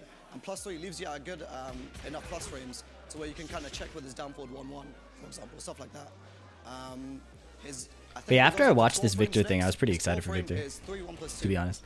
3-1+2 is a high, 12 frame, 30 damage as well. It leaves you at +5 too. So again, you can frame trap with like down forward 2, for example. Going into his, I think he also has 2-2-2. So 2-2-2 is also a 12 frame punish, and it leaves you into his second stance, which is EI stance. Obviously, we'll get into the stances later again. That's a 12 frame punish, a weapon move. Yeah. Oh my god, and you get the little shot as well to the, wow. To the shot. So it looks pretty cool as well. That's probably the main punish that I'm going to be using because it just looks dope. So yeah. Right. And for 13, right? We got 13, he's got down forward 1-1. Obviously, this is like just a normal punish. And he's also got 4-3. Okay. So 4-3, this is going to be your main punish in regards to 13 frame, +5, leash out, +5 again, 32 damage. Pretty decent, to be fair. Yeah, pretty decent. That's going to be your, I guess, since a lot of launches are usually -13, having this 4-3, bit chunky damage, 32 damage or something, that's not bad, right? As well. When it comes to his 14, he's got, I think it's 4-4-1. 4-4-1 is his 14 frame punish, and there's your heat engager as well. So 4-4, you can see as well, it's got beefy damage, and it leaves you in a good situation to where he can just throw out his heat moves and such as well. So it looks like it's got good whip punishment range here. Can you just definitely go back and see the range a little bit? So if we... Okay, maybe. Yeah, it's got decent range as a whip punisher, I guess. He's also got 4-4-2. I think this is also natural as well. Ah, so you can mix it up, right? Yeah. Bam, bam. Okay. So 4-4-2 and 4-4-1. If you don't want to go into heat, then you have 4-4-2 to opt into. But yeah, I'd rather just spend the heat and go for the heat engages, to be honest. Right. And now we can get into the fun stuff, right? We've gone to 10 frame, 12, 13, 14, now 15. So what have we got for 15, Gosei? So we've got two different ones. We've got down forward 2. So his down forward 2 is a normal 15 frame launcher. This is going to lead into decent damage with him as well. So this is like your sample combo. Yeah. He's also got up forward 4. So up forward 4, this one has got quite a significant amount of range as well. So if I just like, if I go back for a little bit, so you can see it's got decent range. Yeah, he kind of propels himself forward, right? Yeah, yeah. So it's kind of like a hop kick, but did I see that it was launch punishable? Yes, that was. Yeah, it is launch punishable. So, and his down 4-2 is also -14, so it's not one that you're just going to be thrown out very often. Right. But when it comes to, I mean, it is a weapon as well. So, and his up forward 4 is actually a knee. So in regards to like parrying or reversals, you're not going to be able to parry this character at all. I don't think anyone's going to be thinking about parrying Victor or doing reversals on Victor. Not when you have Noctis's old down back one. Yeah, yeah. Like mid checks like that, you're not going to be thinking about parrying or reversals. Right. But yeah. And that's certainly a strength, right? Now, talking about other stuff, does he have anything else standing that we should be worried about? I feel like with Victor, there's a few things that are going to be a bit jarring. Like I said, he's got very good evasiveness. Right. When it comes to his punishment as well, he does have up to punishes up to I-17. Like back 3-1. I just want to go, back 3-1. So back 3-1, this is going to be like your death fist punish. You can see the amount of range that it has. Like, look at the range, one kick there. dude. The range back 3-1, I-17, guys. That is death fist. Just show us again. Do back 3-1. Let's see what it does. So this is going to be your knockdown. This is a consistent punish against max range death fist. Right. And this is what you're going to be using as a long range whiff punish as well, I'm assuming too. You've also got up forward 4 as well that you could be doing in neutral as well. Right. But you could be using this as a safer and more consistent punish as well. And long range punishes, I think he also has our 4-4-2, right? Yeah, 4-4-2. So there's something really interesting that I want to go through later as well with 4-4-2. Okay. But with this move, obviously it is a I-19 when you dash in. So I-19 at its fastest, it is -16, however, it has got crazy pushback. So it's going to be quite hard. As you can see, it is another launcher as well. Yeah. So you can be getting decent damage out of that too. Okay. Yeah, it's 4-4-2. So again, one of those moves that I'm sure when I'm playing against people and they're using it, they're going to be throwing that out. They don't care. They're 4-4-2, bro. If any character has a 4-4-2, it's going to be used and abused. Just bear with me 1 minute, sorry. Yeah, so definitely if you guys want to get involved, make sure to follow this Discord link down there. If you want to chat with us, chat with us. How are you feeling about these new characters? Spice Point down there, it's like down below, discord.gg/Red Bull UK. Get involved. That's what we want you guys to do today. Yeah, and that's also where you're going to be giving the answers to these pictures that you're going to be seeing, right? Can you guys guess correctly and win those tickets to the launch party next week? But let's carry on with the Victor. Now we've talked about kind of his punishment from standing. What about while standing punishment? So while standing, obviously I-11, while standing 4. Have a look. Okay. Gives you a decent amount of plus frame. Yep. You know? When it comes to, I thought his while standing punishment isn't really the best. Okay. From I-11, you've just got that until up to, I think it's -15. From -15, really? then you've also got just while standing 1 hit. Okay. You've also got while standing 2 for I-14. Does it counter hit something? So this is a counter hit launcher. That's really like Raven, right? Yeah, yeah. Yes. So you wouldn't be really using this as a punish. I guess you could, because it is +6, but I mean, while standing 4 is only 1 frame less. It does the job. Yeah. Right, while standing 4 does the job. And that is, I guess you could say, a weakness for that character, that certain things, if they leave you in full crouch, if they leave you in crouch and you want to punish, you kind of just got while standing 4 until they get the launch. And that's the kind of thing that was with Zafina as well. Zafina kind of similar in that sense, right? I mean, you also have this as well. Sorry, I forgot to mention. While standing 1+2, while standing 1+2 is actually a 13 frame. So you got 11, then 13, then 15. 15, okay. You're not going to really be using while standing 2 as a punish for I-14. It's mainly just going to be while standing. But while standing 2, is it safe? While standing 2 is safe. Man, safe can't hit launcher, 14 frame. Yeah. Wow. It's really like Raven. It's like Raven, right? Yeah. I mean, they're both, you know, part of the Raven unit. They have a special intro as well, right? We saw. Yes, they do from the trailer. Yeah, I was too busy dancing in the trailer. I forgot that bit. Wow, that's crazy, man. Okay, but the while standing 1 you said, right? That looks like it's homing, right? Yeah, while standing 1, it looks like it's homing as well, yeah. Yeah. It is launch punishable, however, so this is a move that you don't want to be throwing out too often. It's like Kazuya's while standing 2, right? Yeah, definitely. It is -16, but it does. You can get a decent combo out of it as well, and it has decent damage as well. That's a big chunk. Yeah, definitely. So that's going to be his while standing punishment there. Do we want to go into his heat engages or stuff? Of course, yeah. Let's go into it, man. You need it. So heat engages are going to be his main ones, and I think this is one of his key moves as well that you're going to be using. Right. It's down 2. Down 2 is your I-18. This is 0 on block as well. I-18 heat engager, and when in heat as well. So if I go into heat, it does become a launcher if it connects. Oh, okay, sorry. So you can dash after, yeah. Okay, cool. So. Whoa! Whoa! That was his heat smash. His heat smash works still. Down 2? And then press forward, yeah. So that does become a launcher there.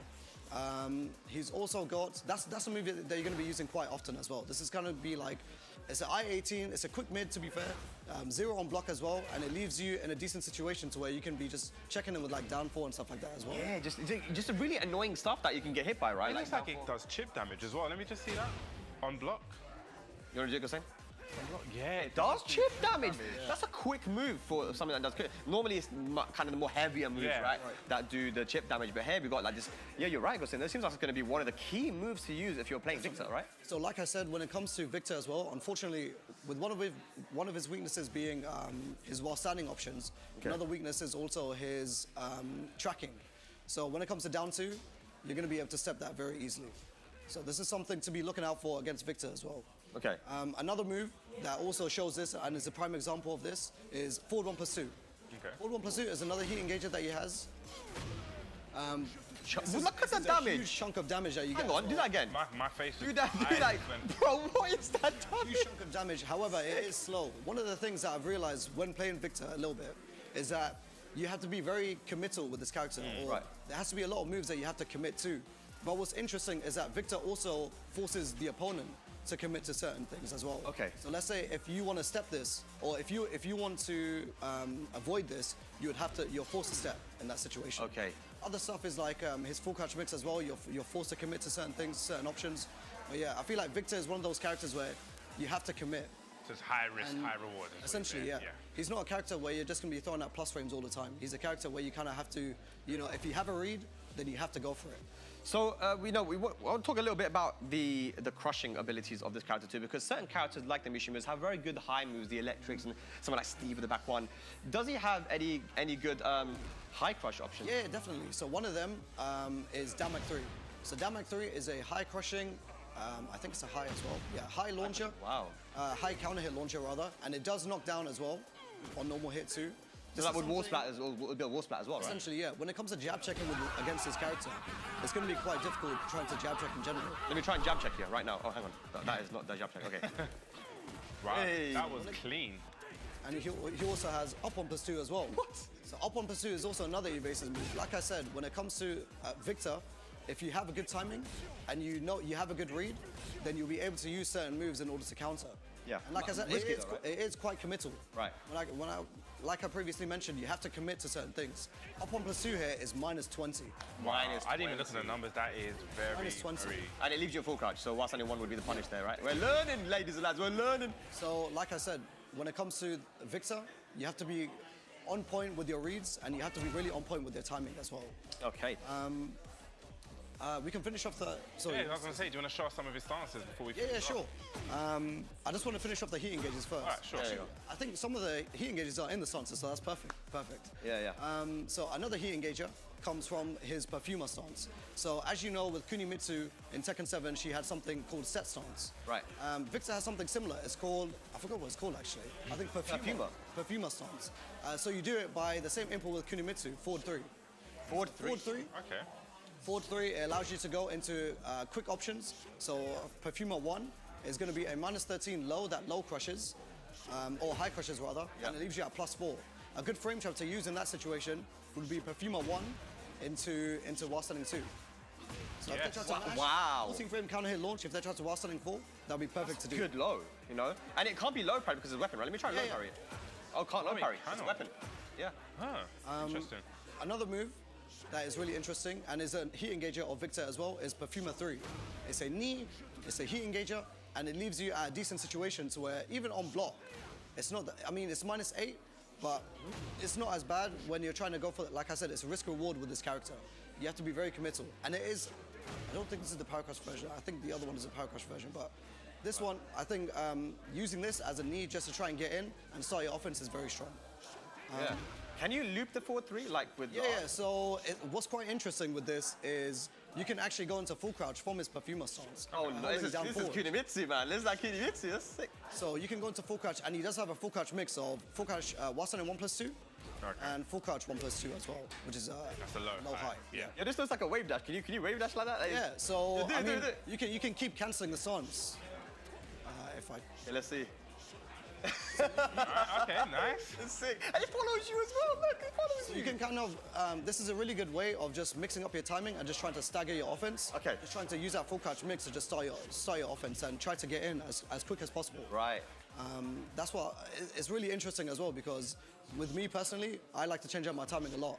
So having a stance like this to where I'm able to go into full crouch and then cancel, it's going to be really annoying to deal with. Especially when you have a Wasanin 2, which is a Definitely, kind of launcher, right? But there is this move here, back 1. Can you talk about that? Is that something that's going to be useful? So he has many moves that go into Perfumer stance. Perfumer stance is probably going to be the main stance that you're going to be using with this character. Okay. Mainly because it is less risky, less committal, and it allows you to just get in very easily. Okay. Certain moves, like you mentioned, back 1 goes into Perfumer. Down back 1-1 also goes into Perfumer stance. God, yeah. He's also got 2-2 that goes into Perfumer stance.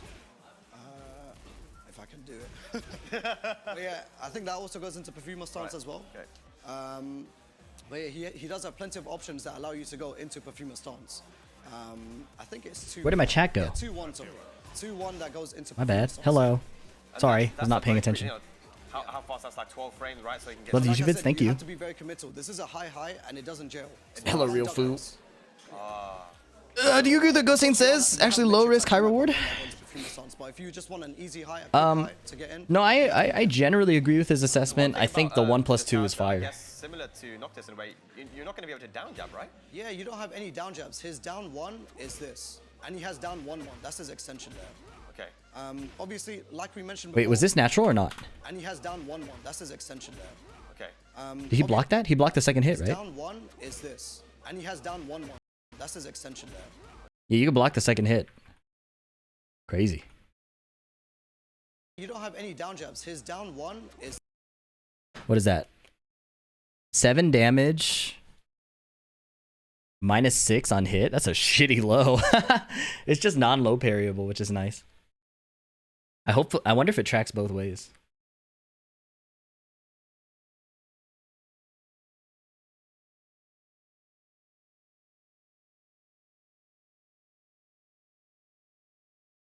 That's why I'll never forgive the Japanese!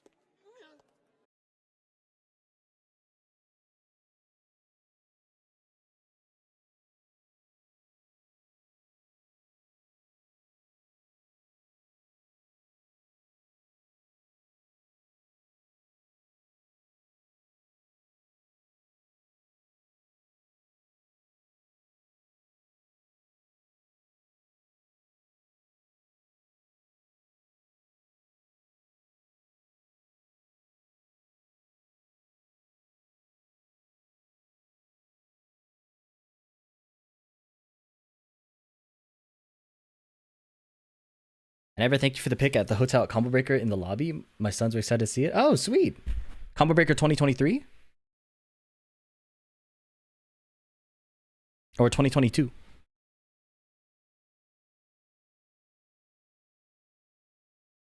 Nice.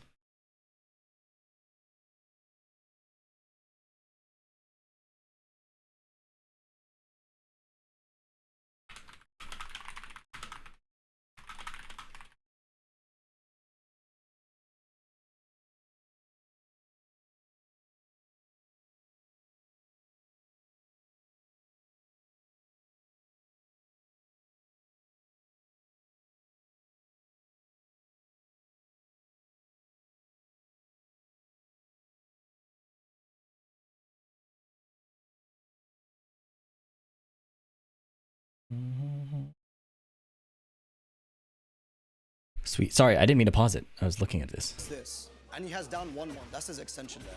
Okay. Obviously, like we mentioned before, or his lows aren't really the best. They're just really annoying to deal with. Right. Down 1-1 is no exception to that as well. Down 1-1 is just really annoying. If you get hit by the first hit, you can't duck the second hit, right? All right, I'll be right back, y'all. I gotta use the bathroom and stuff. I also want to go into his second stance now, which is the EI stance. EI. So EI stance, you can just do it manually via 2+4. You could also do it via 2-2-2. And you can also do it as a, so he has a combo filler, which is down forward 4-2. This is also your another 13 frame punish that you can use. Okay. And it goes into EI stance as well. What can you do from this stance? Is there anything good? So EI stance, your main tornado, I think that's what they call it now, or tailspin, if you guys aren't aware, is 2. This is going to be your main tailspin to use in certain situations when you just want a quick tailspin. Okay. That looks like it picks up really low as well. Can you show that combo again? It looks like he was really close to the ground. That looks like it's got a good pickup. Yeah. Wow. You can see that. As a one-hit tailspin as well is a very good move. Yeah. Another move that I really like, and is also a heat engager in this stance, is I think it was, I can't remember what it was now. Wait, from the stance? We can talk about that later anyway, that's perfectly fine, no worries. Another move that I really like though, from his EI stance, is 4-2. This is a move that I've been using a lot, mainly because you don't need to commit to the 2. You can just do 4 and you can remain in the stance. Okay. And I just like that because it's going to be really, like we mentioned before multiple times, he's got really annoying lows. And so if you try and punish it, okay, let me try you get hit by that. And it's how he launches. So, like I said, his lows aren't the best. They're really annoying. Right. But then it comes to a point where you kind of want to press something, and then you force the opponent to make a mistake. But then again, Victor, very committal. It's a high. So you have to be careful when doing stuff like this. Of course, okay.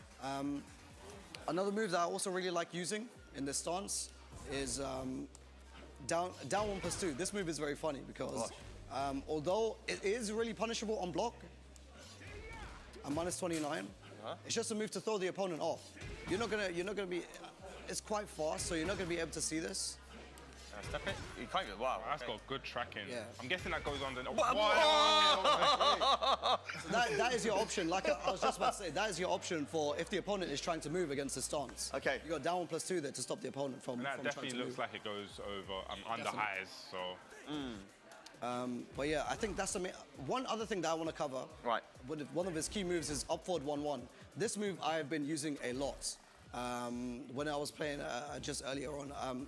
Up forward 1-1, what it allows you to do, it allows you to cancel into EI stance. So this is probably going to be a main mid check that you're going to be using to go into the stance, and then it allows you to kind of start your offense, if that makes sense. Yeah. What's really interesting about this move though, is up forward 1-1, you can just keep looping it, because in the stance, you can also do up forward 1-1. Wow, that is. I mean, when I look at stances, I really feel that when you look at stance, you have to look at the moves that put the character in stance, right? Yeah. And that kind of sometimes dictates how good the stance is itself, right? I mean, it looks like there's a lot of ways to get into these stances from Victor, and that's a very good one. This is definitely a very good one, and I've been using this quite often, and I feel like a lot of people would have the general consensus that this is probably going to be the main mid-check with Victor in regards to just trying to start your offense. You have down back 1-1 to go into Perfumer, but you also have upward 1-1 as well. Wow. So these two are really good, and I really enjoy using them. It's really annoying. Sick. Well, you've talked to us about both stances at this point. There's a couple of things that I wanted to say as well. I mean, there was the down 1+2 move. Is that down 1+2. I think this is safe as well. I just want to double check. Yeah. Yeah, this is safe. It's minus Clears 9. M. Thank you for the prime sub. So Appreciate that a lot. This kind of can be, yeah. So it also, if you're on the floor, it kind of flips him over as well. So this is a move to use for knockdowns in some situations. And I feel like this is a good move to use, just throw out in neutral as well. How's the tracking on that? Jab. Oh. Oh, it looks like it's got really good track. Wow.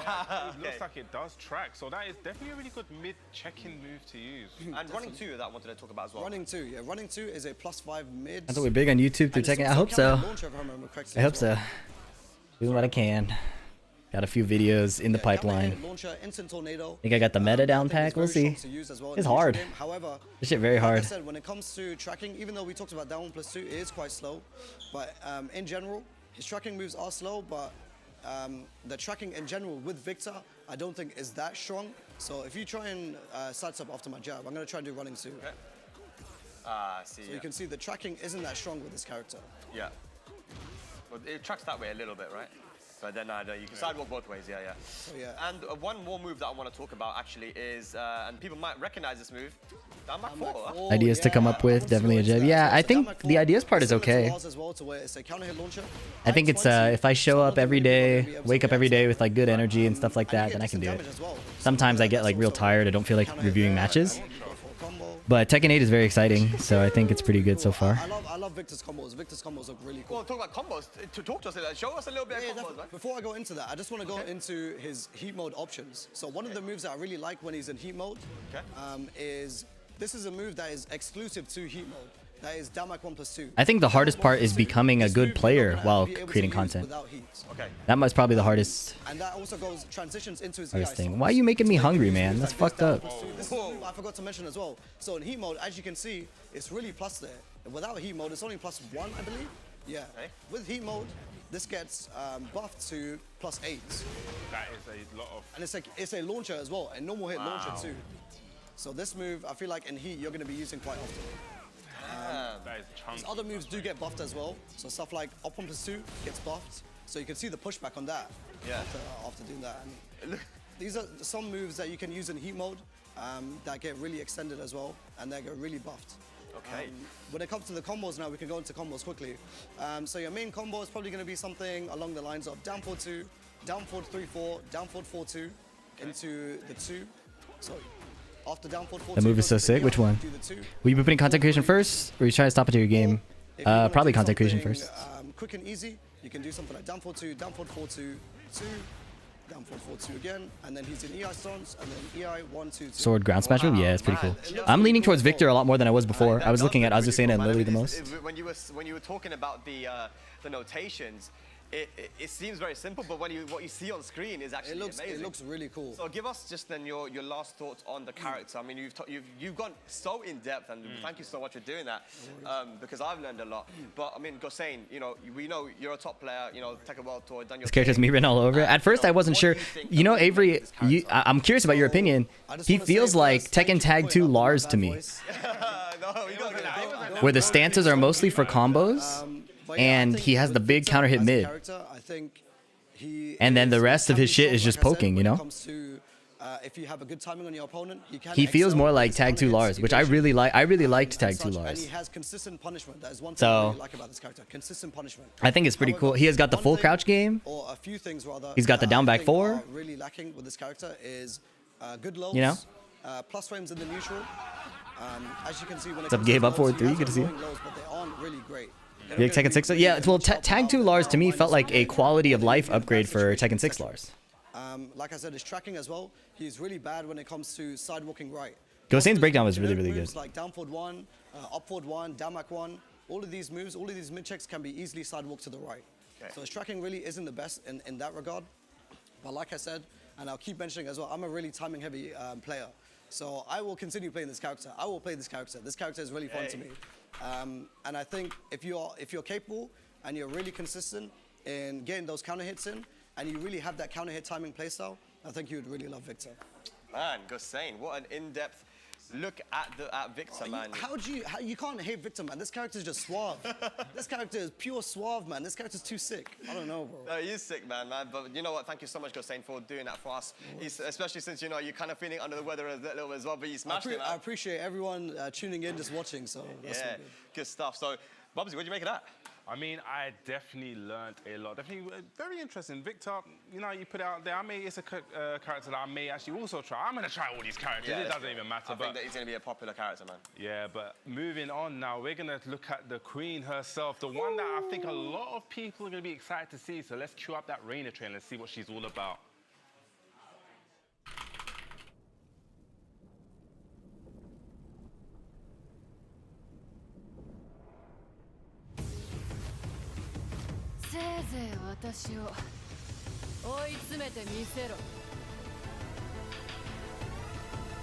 Get ready for the next battle. Tekken 8. New challenger. Reina.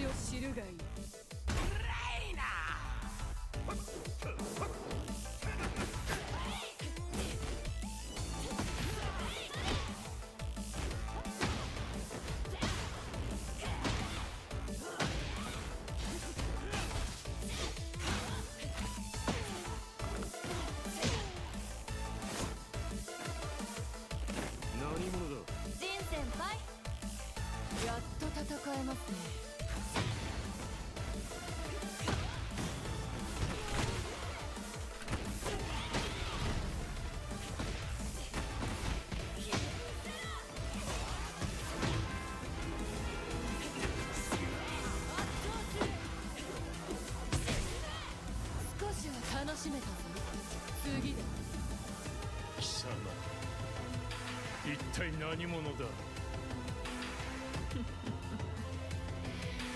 すぐに理解することになる。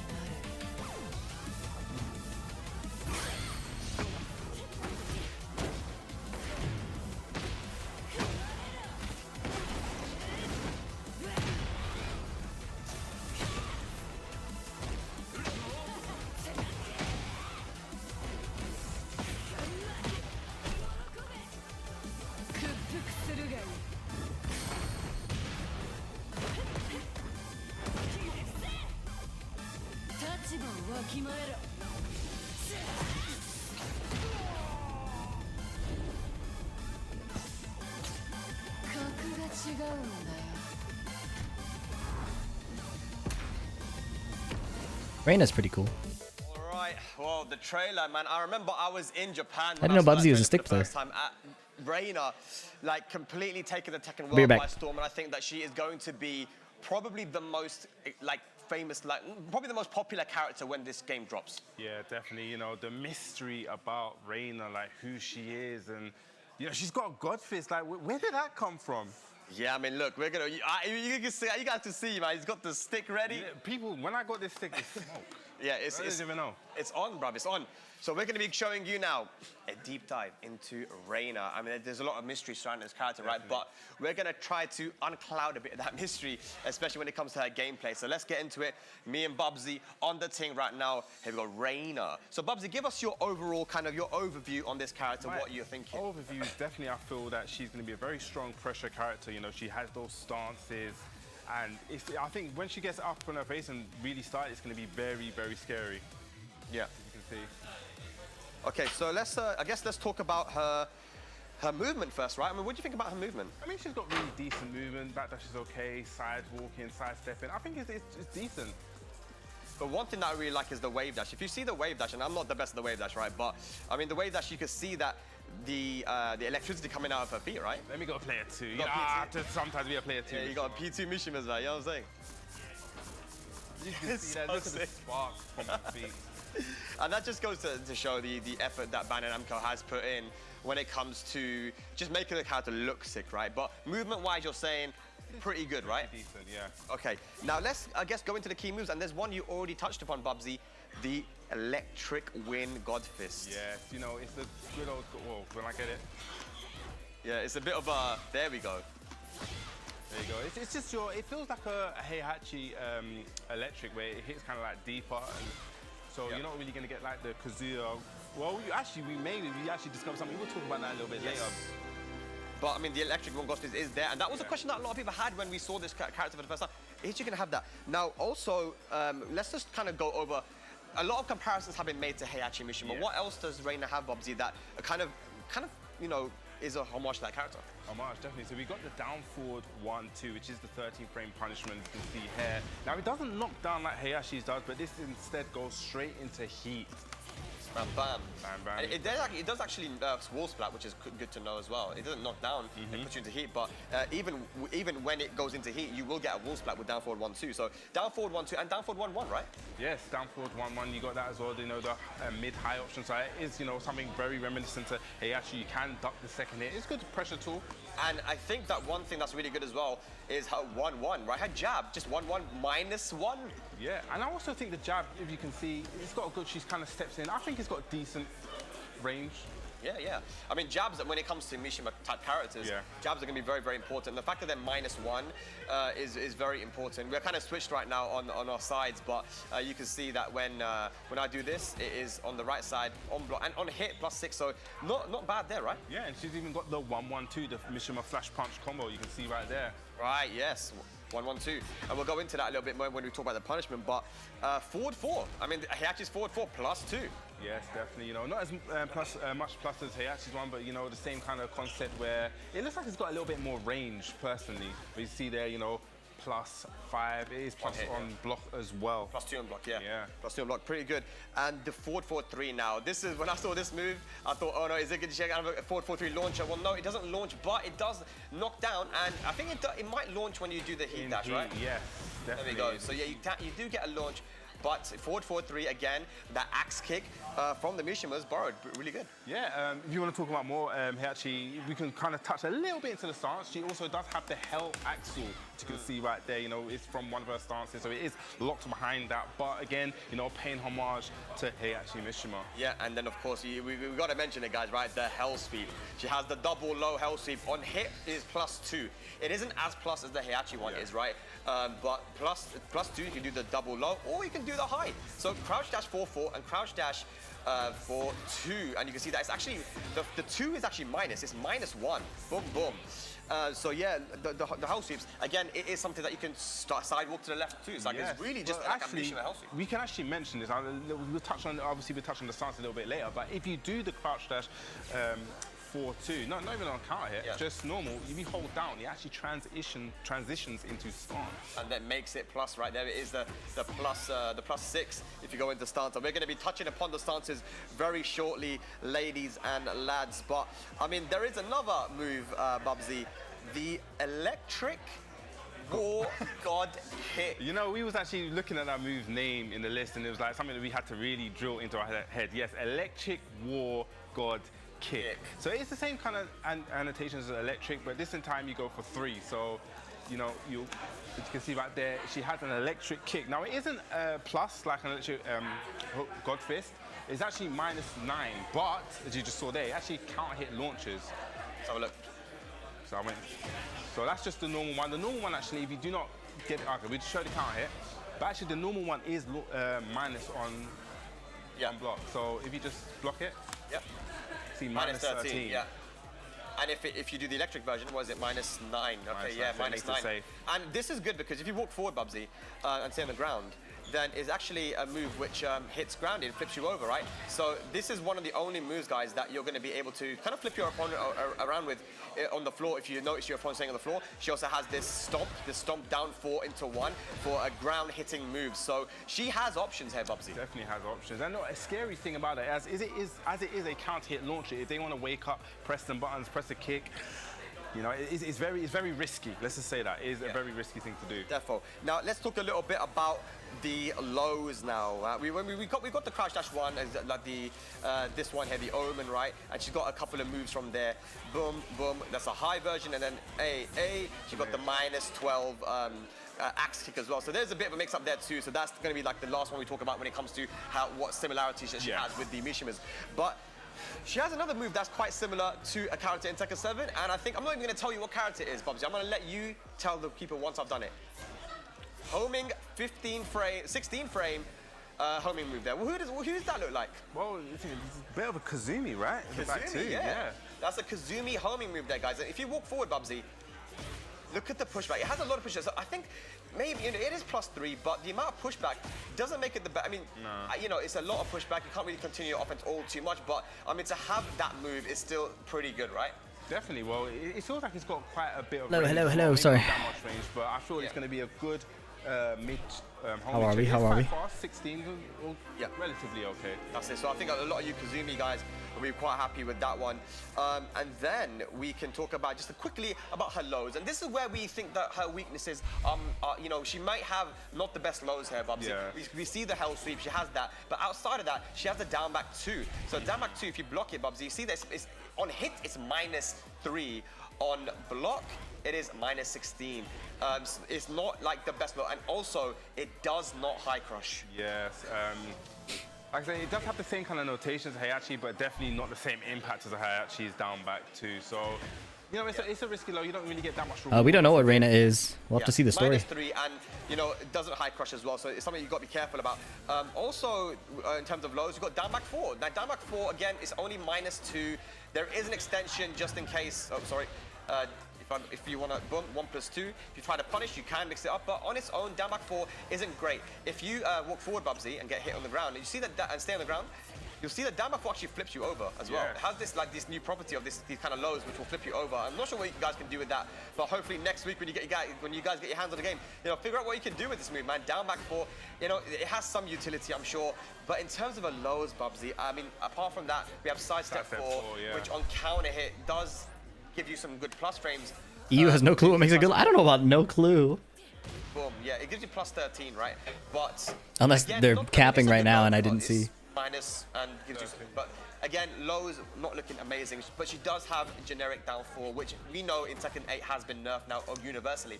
They are now launch punishable. There we go, you see -15. I think people just define good lows as ridiculously good lows. You know what I mean? That's key moves, though. We've talked about key moves.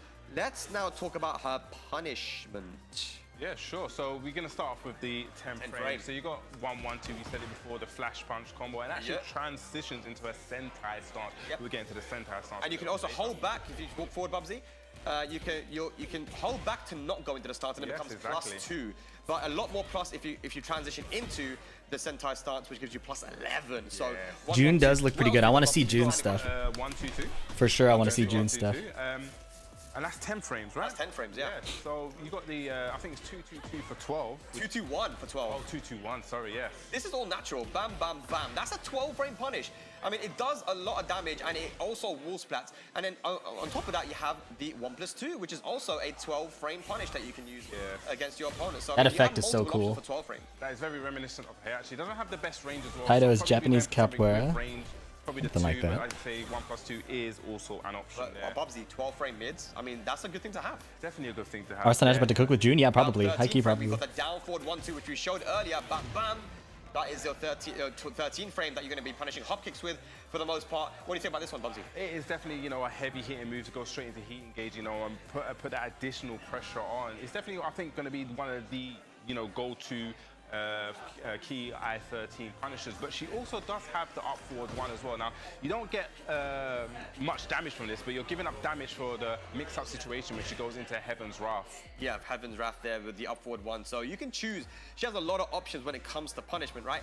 And then for, let's say, 14 frame, Bubsy, I ain't got the skill like you, but when it comes to execution, but can we show the electric? There it is, man. The electric, you can, I mean, we're thinking because of her misstep, similar to Kazuya, that maybe you will be able to execute this at 13 frames. If maybe we're just guessing, but for sure 14, and that is a punishment if you're on point. And we know that you Mishima guys at home are going to be on it, right? I mean, 14 frame, pretty good there with the electric. That is a launch punish. But if you're not feeling confident with your electrics, she does have another punish there, Bubsy. It's the down forward 2, yes. Right there. So if you want something easy mode, she does have the easy mode launches as well. Can I go look at this game? The stage looks amazing. Yeah, it's pretty exciting. A punishable on hit, on block, sorry.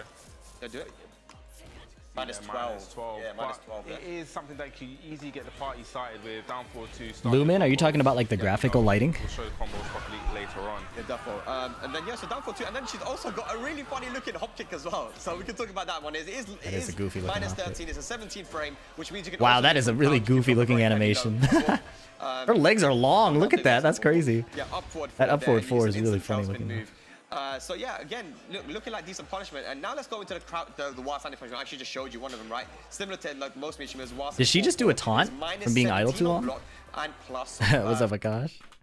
Similar to like Big fan. Punishment. And now let's go Feeling into is mutual. Does she do a taunt after like standing still so long? So yeah, again, looking like decent punishment. And now let's go into the wild standing punishment. I actually just showed you. Yeah, she has an idle pose. That's funny. Most Mishimas, wild standing 4-4. It is Top 4 global illumination they used in the first video and everything. Yeah. I saw a video on that or something. -1 on hit. Yeah, that was actually kind of one of the things that I was actually shocked at. Is actually minus 17. I thought that was quite punishable because normally the tsunami kicks are about minus 15 if I remember correctly. Right. Yeah, it made it easier to punish. Yeah, so I mean, while standing at 4-4, pretty good punish there. Where else we got, Bubsy? You got the while standing 1-1 for I-13. Yep, which goes into stance, right? Yes, that definitely goes into center stance. Yeah, and then, I mean, outside of that then, from the 15, we've got a very good 15-frame launcher, but it's not a conventional one. It is a full crouch move if you walk forward, Bubsy. Actually, I'll walk forward. Yeah, there you go. You can see. Yeah, it's a big move there. You know, does a chunk of damage, and that is 15-frame. Full crouch, down forward 4 for your punish there, and you can get, like, I'm sure you guys are going to figure out some pretty nasty combos from that one. So you have that, and then of course you got the up forward 4 just in case you want to go for that for some reason. But there is another move, Bubsy, that we found that was pretty funny in full crouch, and it's a 14-frame punish. Yeah, I'm not sure about this move, but we'll show it anyway. Yeah, it is this. While standing 3+4. While standing 3+4. Now it gives you plus 14, which means that sometimes down forward 1-4 is going to be guaranteed if you're in range, right? Yeah, it's a really weird one. Like yesterday was getting it to hit kind of consistently. Right. As you can see there. Yeah, it does give you guaranteed damage, but you have to be in the right range. That's the thing, right? So at the wall, it definitely works. Maybe in the open, as you can see, it gives it's too much pushback. But I mean, it could be a move that you and it has a little bit, but she kind of moves back a little bit too, yeah, right? it's a weird one. I don't know how useful this is going to be. We're showing the people. This is a deep dive, Bubsy. We're here, Red Bull Gamers Fair in London. You're giving these guys the full story right now. But yeah, while standing 2+4, that is another thing. And then of course, while standing 2, which gives you also some good plus frames, huh? Yeah, and actually I'll key charge for you on counter hit. Yeah, and on counter you get plus 14, which could gives you a guaranteed thing. So if you key charge again, bam, bam, bam, guaranteed damage. Yeah, cool. So down forward 1-2, very, very good. Then while standing 2. Now we did use this Katana low kick from MK10. Like, oh no, hey, actually while standing 2, such an evasive move, so good.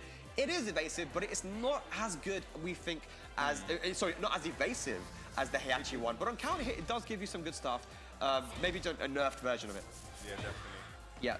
So punishment, what do you think, Bubsy, in the end? I think it's strong punishment, especially when you start to utilize her sentai stance. You see the while standing 1-1 gives you the sentai. It says the 1-1-2 can also give you the sentai. And I feel that's going to be where this character is going to start shining when she's in your face with the mix-ups. Yeah, I can't do Electros, man. So you can do it. You got it inside. I can do it, man. Okay, so we'll talk a little bit about some of her other key moves, right? And I think that one of them, Bubsy, is going to be forward 2. I think this move is so good, and it transitioned into stance. So I think this moves us beautifully into talking about the stances. And first up, I want to talk about the Sentai stance. So my food is almost ready. That you execute with forward 3. I'll be right back. It has multiple options for it. So we're going to go through all the options right now. The first option that she has from this is Sentai 1-2, which is the Power Crush. And this is actually something that you're going to be able to use in combos. I feel like combo enders, Bubsy, this is something that was quite commonly used. Yes, definitely. She actually has the extension as well. So if you do the Sentai 1 and do quarter circle forward 2, as you can see, there's a lot of display, the blue spots, and everyone likes a blue spot.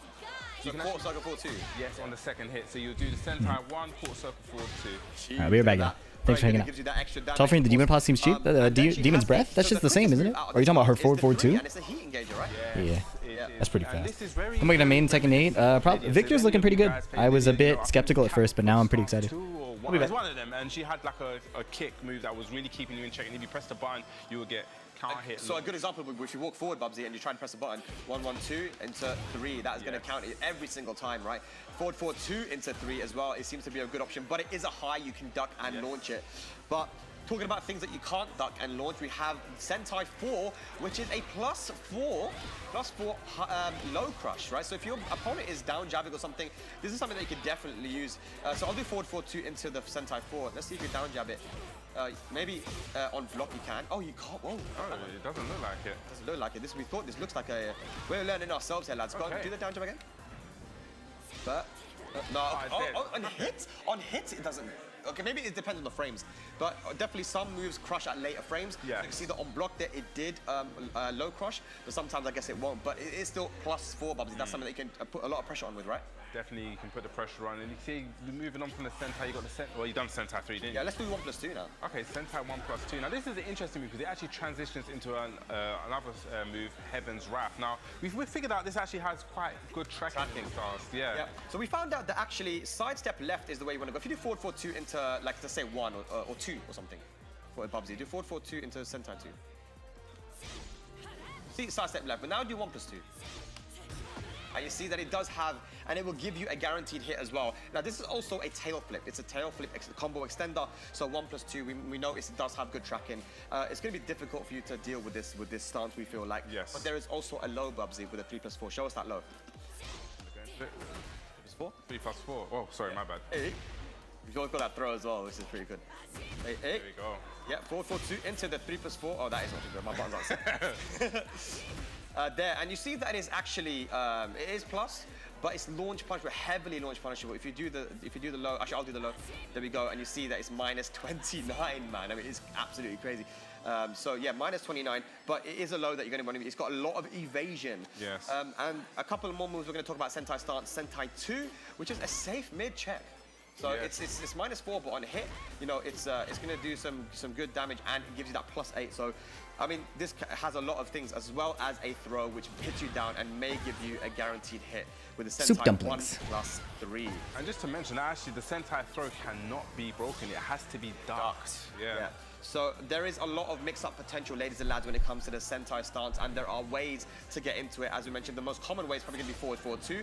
Just like Lydia, as you mentioned, there's a lot of contrast to be made with Reina and Lydia, right? Forward 4-2 into Sentai, and you know, we're watching some people like, well, this seems to be like a good move. That I feel like a lot of people are going to use the forward 4-2, and even on its own, it is safe, right? Definitely, yeah. Yeah. So let's talk about her Heaven's Wrath stance. Let's just go for that really quickly. Let's go into the Heaven's Wrath stance very quickly then. Let's talk about Heaven's Wrath. So Heaven's Wrath is the other stance by doing down 1+2. And this one is interesting because you can actually transition into the Rave Dash. They're similar, but they're different. It has a lot of you know, they're not totally the same. Yeah, definitely. So we can go with the one. And this is one of the most interesting ones. It has the one which is a tracking high move. And it also has a mid option out there. So if you try to, you know, if you block that one, you try to interrupt. Yeah.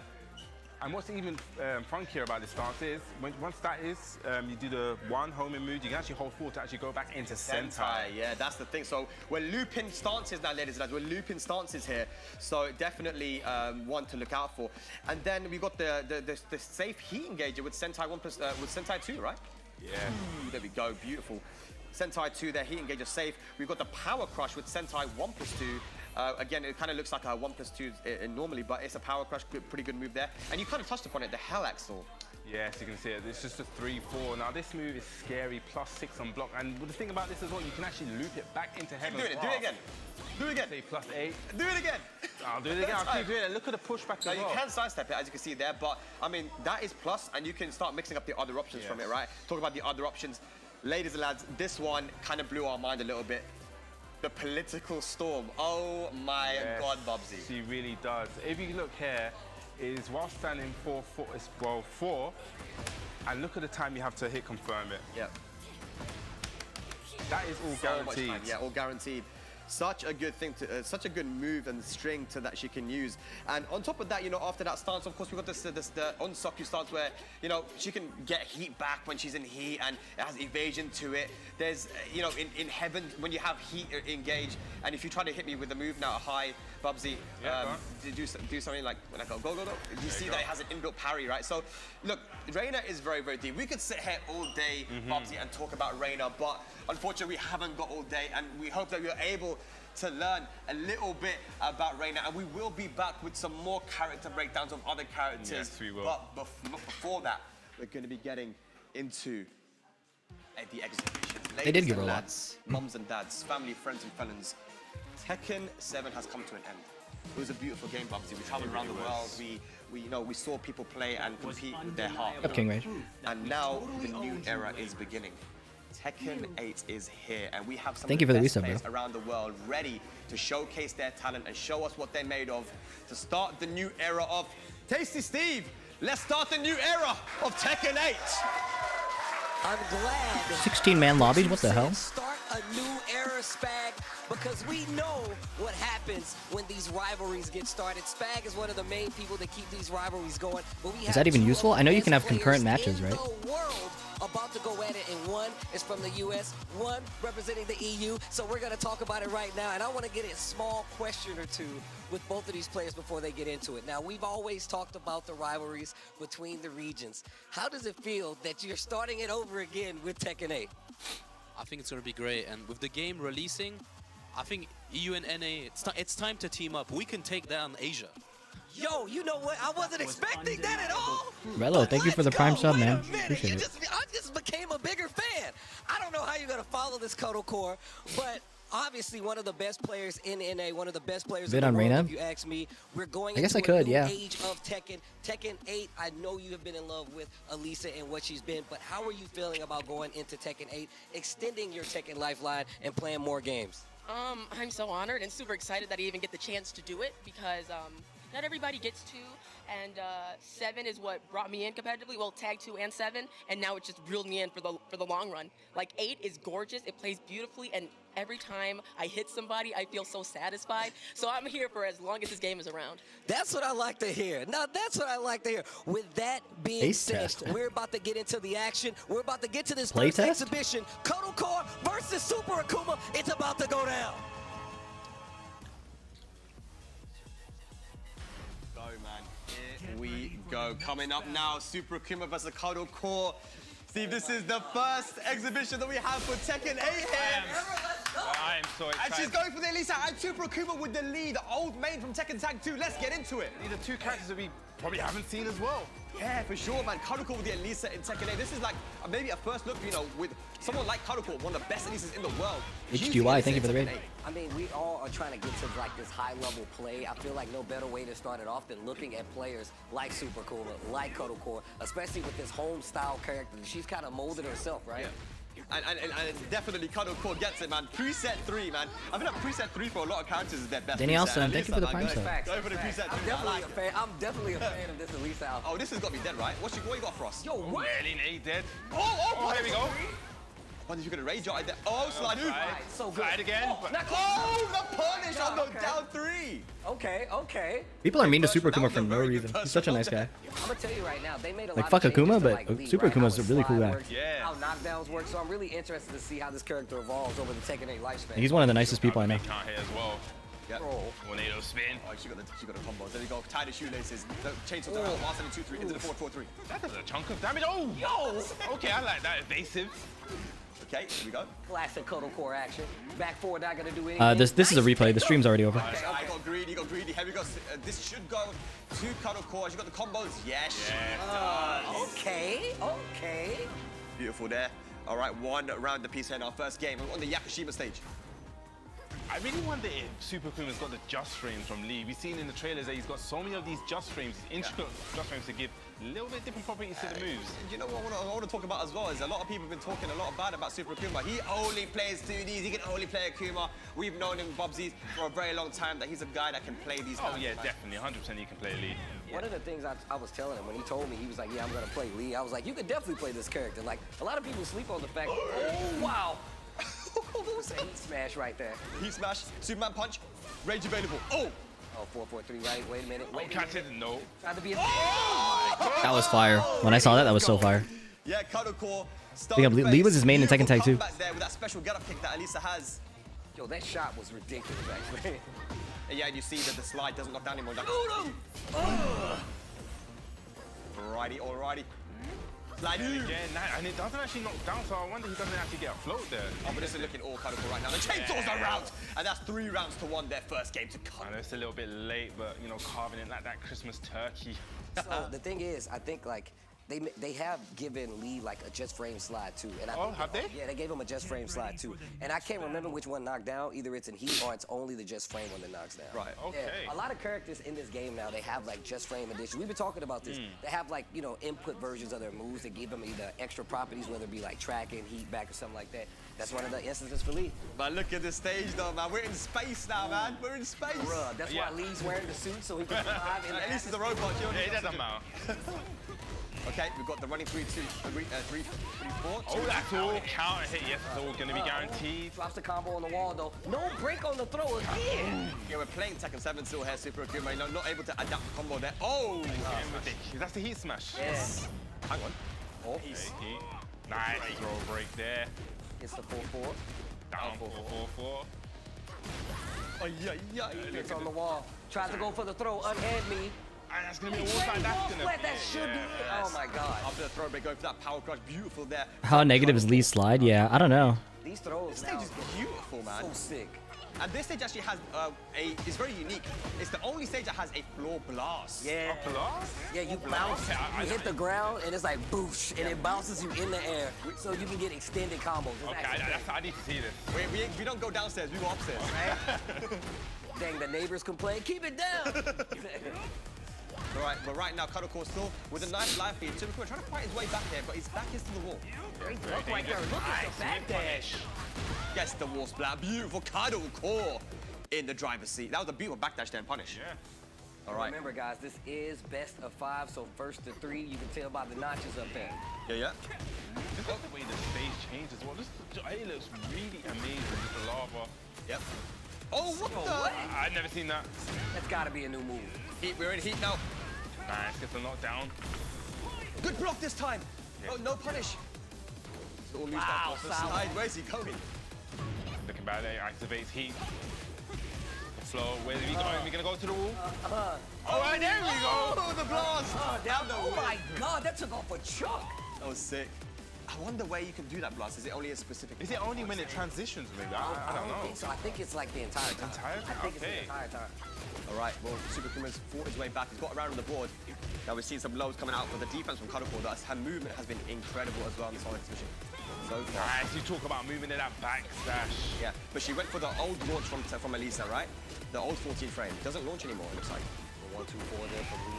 And then 3, 4. Power Crush.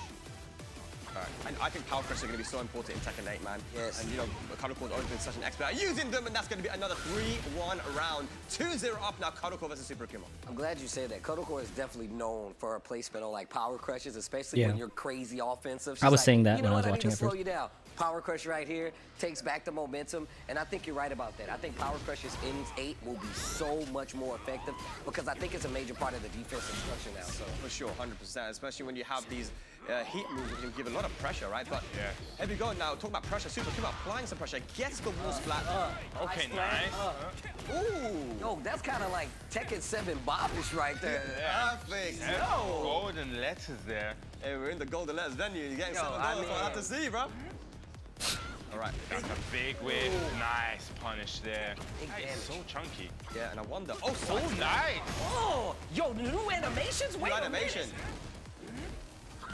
It's looking very good right now for Super Akuma running 3-4 again. Okay, here we go. Heat activated. Get off of me, bro. Bro, breaking's been sick. Nice. What's up there? And the heat smash. Bro, that thing is cheap. I was watching him hit people with that the whole time, man. All right, we go down 3. Uh-oh. Back 3. Uh-oh. Oh, gosh, this could turn. The butt dash! The butt dash! What is that?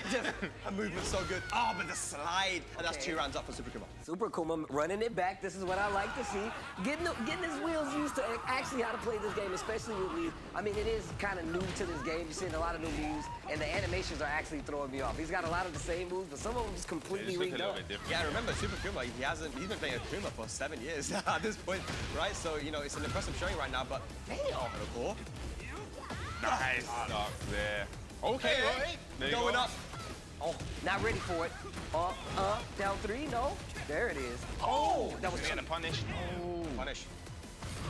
Uh-oh, here we go. I love that. Using the armor to take back your turn. I like it. And the power crush. You said it before, so great at placing these power crushes. Yeah, she just knows when to use it, man. She knows exactly when the opponent wants to attack. And uses it beautifully. In the back, no, didn't get it. Good punish. Oh, heat activate. I actually don't know the heat smash. What the hell is that? We're slicing and dicing. 4-4-3. Nice. Engaged. Oh, okay, that's the hit. Oh, did you see the torso rotating like a doorknob? That was I actually like less patches. I just wish I need them to. It sucks that we're getting this kind of version so soon because less patches is good, but it's probably less refined too. So. Go. Has to answer back right now. Okay, hits him up the air. That's hard. I want to see more. That's a counter hit. That's gonna get that big. Namco's known to overpatch too quickly. Towards the wall. Yep.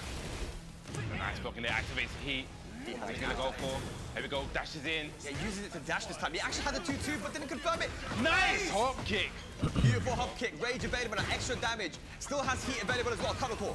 Nice, and I've never seen that in as well. Some new stuff. Goes for the heat activator. What's gonna happen? Oh my god! It whiffs, but still hits at the same time. Down 3 on the range art. No, I don't think she pressed. She didn't press, and that's gonna be it. Cuddle core taking it 3-0 over Super Akuma. Like I feel like they patch too much in Tekken, and in really weird ways. Showcase of the Elisa. Cuddle core with But if they find a nice balance, that would be really cool. Because they have to do at least some patching. But like, it doesn't have to be that much. And I'm gonna tell you right now, it was actually pretty strong. Especially in the first go-round. I mean, even though we did see Super Akuma with the lead, he played it expertly. I'm going to tell you right now. He's got the execution to play. But they also nerf, like, I feel like they nerf the wrong things. Said, I'm going to send it over to the couch. I'm sure we're going to get some words from both of these players. Oh, man, that was a great exhibition there. Man, it's the first one of Tekken 8, man, you know.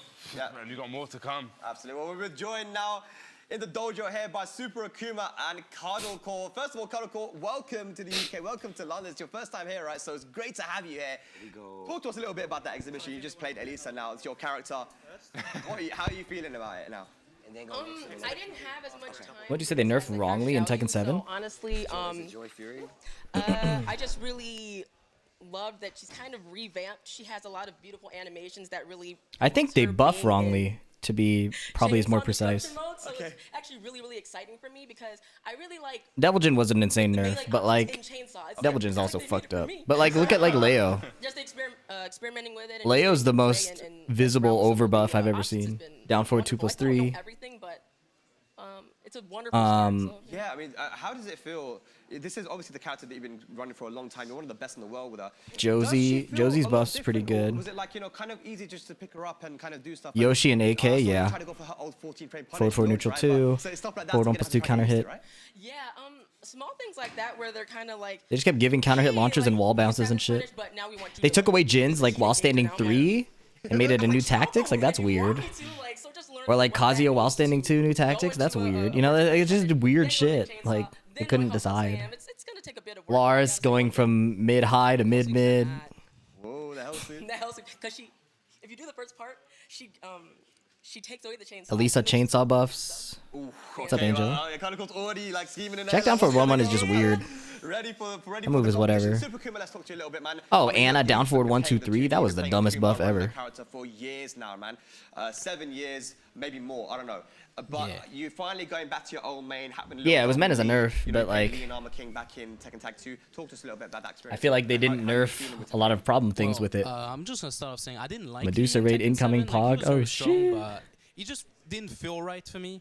And it wasn't even just Akuma. Like when I picked him up at the beginning, I was like, thank you for the raid, Medusa. I just don't feel the spark. But having played him if you had a good stream. Like I'm starting to welcome everybody. Starting to feel it. I'm gonna have to get used to a lot of things. Full combo from FC Sweep at tip range. Yeah, that's too. I've played a lot of characters in Tekken 7 that I could have brought in, but I really haven't played that much of my old main. So having to relearn Lee is very fun. And the stuff they gave him really feels like what the character needed for me to play it, I think. Hookah Lounge, Tekken 8 NA version. Ooh. I've seen from the trailers that he's got so many. Finished watching the set with Rich. Yeah, I saw it live. Looked into those just frames and I saw it live. I've looked into it. I have a video on it. I don't want to upload right now because I just uploaded the Victor shit, but like. For the style, like they're just flashy. I will be uploading it. Some of them are more useful. Like the 444 doesn't look super useful. It seems like a good 12-frame punish, whatever. But the FF2s where it's just a bit slow, so I haven't had time to really learn how to use it. But that new Victor video, very nice. Thank you. Yeah. Doing what we can. The few just frames that seem useful, just in a like actual exhibition Yes, set. I lost my job recently, so we are back in streamer mode. Thank you very much, guys. We are going ham. 3 videos in the queue. With an amazing exhibition. We do have some replays. Did they do Devil Jin in this? Did they recap Devil Jin in this? Yeah, let's see some of these replays, man. So yeah, I mean, again, like we mentioned, right? Cuddle Core. Unfortunately not. Super Akuma. You can see they were getting into it really. Super Akuma. We took it to the Where's the final round. Patreon? So close I don't have the Patreon figured out right now. It's there. I just have to figure it out. I lost it or quit. Nah, they laid me off. Quitting it for Tekken 8 launch would have been a Chad move, but no. Yeah, but look, They, so close. Again, he decided outside of my control this time. Good opportunity to see how different Good night, it is without Hugo that Rossi. hot kick, right? Cuddle Core's timing, unpredictable. Yeah, they forgot to turn off nature as well HDR. is why she's so successful in tournaments. And you see Chad rage a bit of big whiff there, goes for the heat burst. And this is the one that confused me. The first hit whiffed and the second hit actually hit on block. Yeah. Look at the pressure there. Went for a big read. Sometimes you have to, but the punishment was there. Cuddle Core was able How to do take business him do out. stuff? Love watching Yeah. the exhibition. But it's Kicking cool. off It the works out. Tekken 8 It works era, out for I do believe I do Tekken 8 believe we're gonna be launch. getting into more Don't have to character balance that breakdowns part. now. And there will be more exhibitions as well, but Cuddle Core and Super Akuma, thank you so much for that amazing exhibition. But yeah, we're going to be getting into Which is our good for next, me, our to be next honest. breakdown, and it's going to be a returning character, a character that many people thought was dead, but actually was only missing. It's Mama Kazama. The Muhammad famous Kazama. mother This one I need to from pay Tekken. attention to, I think. Kazama. We're going to be doing a breakdown, but before that, let's have a look at the tournament. Thank you for the follows, gang. Videos for beginners on how to get into a new character. I think I could. I have to figure out a good method.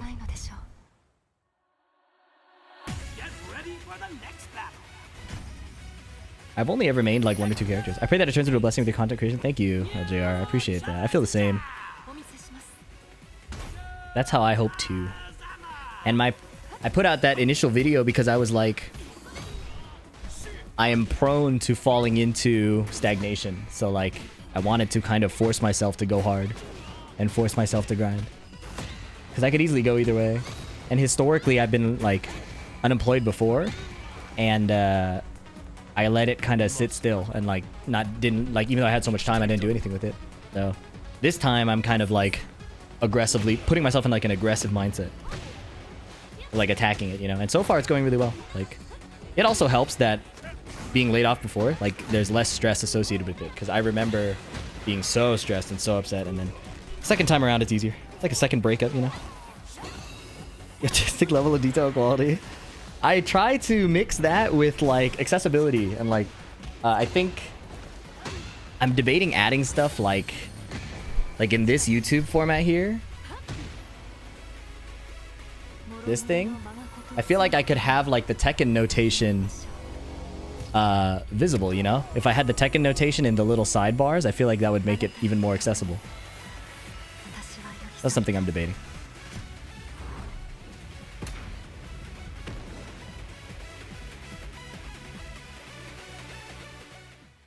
This Bro, that can I not was move the this?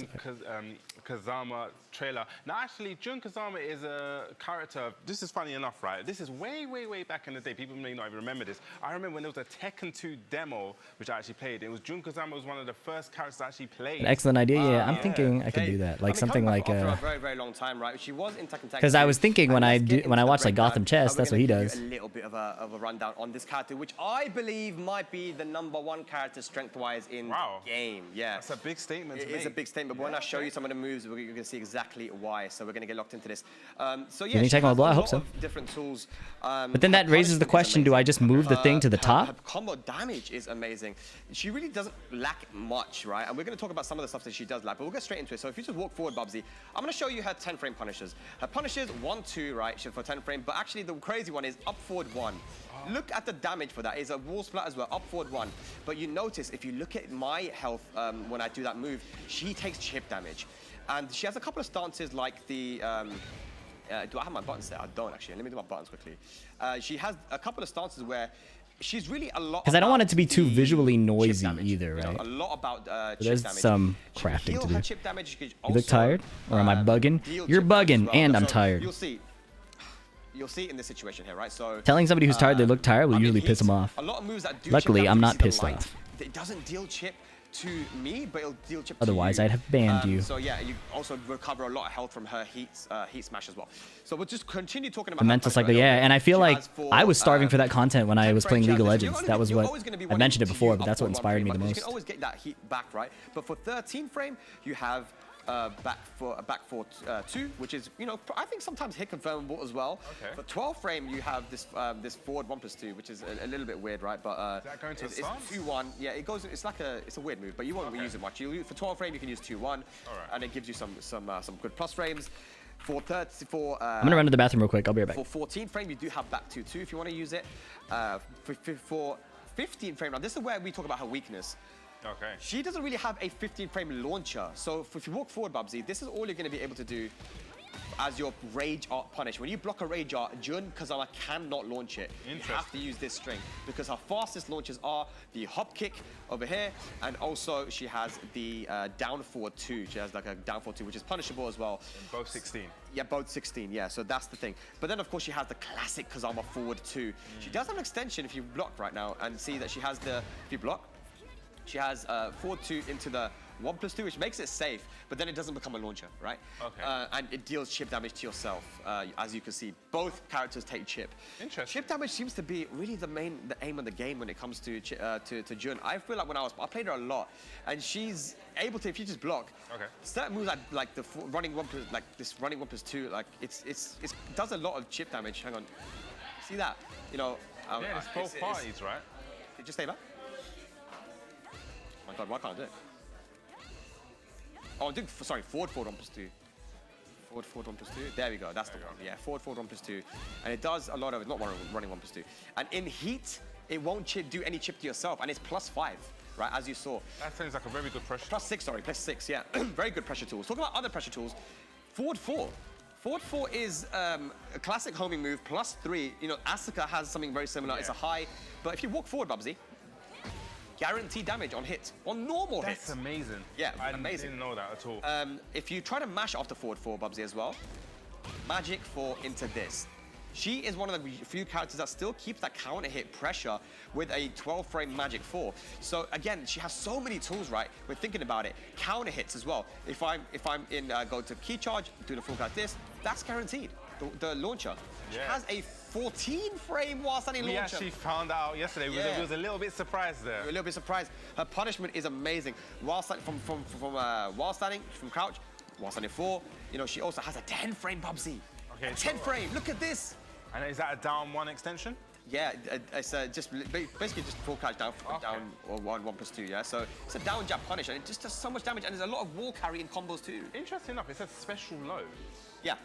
So it's a special mid because it's a down jab, right? Oh, okay. So that's the thing. So it's, I guess, well, yeah, special low. Yeah, all right, I get it. Very interesting, yeah. So it's just in terms of a punishment, we haven't got a lot of time, so I don't want to go too much into it. But sidestep 4, heat engager. You know, it's also a launcher on hit when you walk forward in heat. If I do the dash, boom, you know, and then she can get the full combo. But they made her so much stronger, Bubsy, in this game because we know that she has strings, like she has multiple stances, the Miyare stance, she has where she can do a little projectile.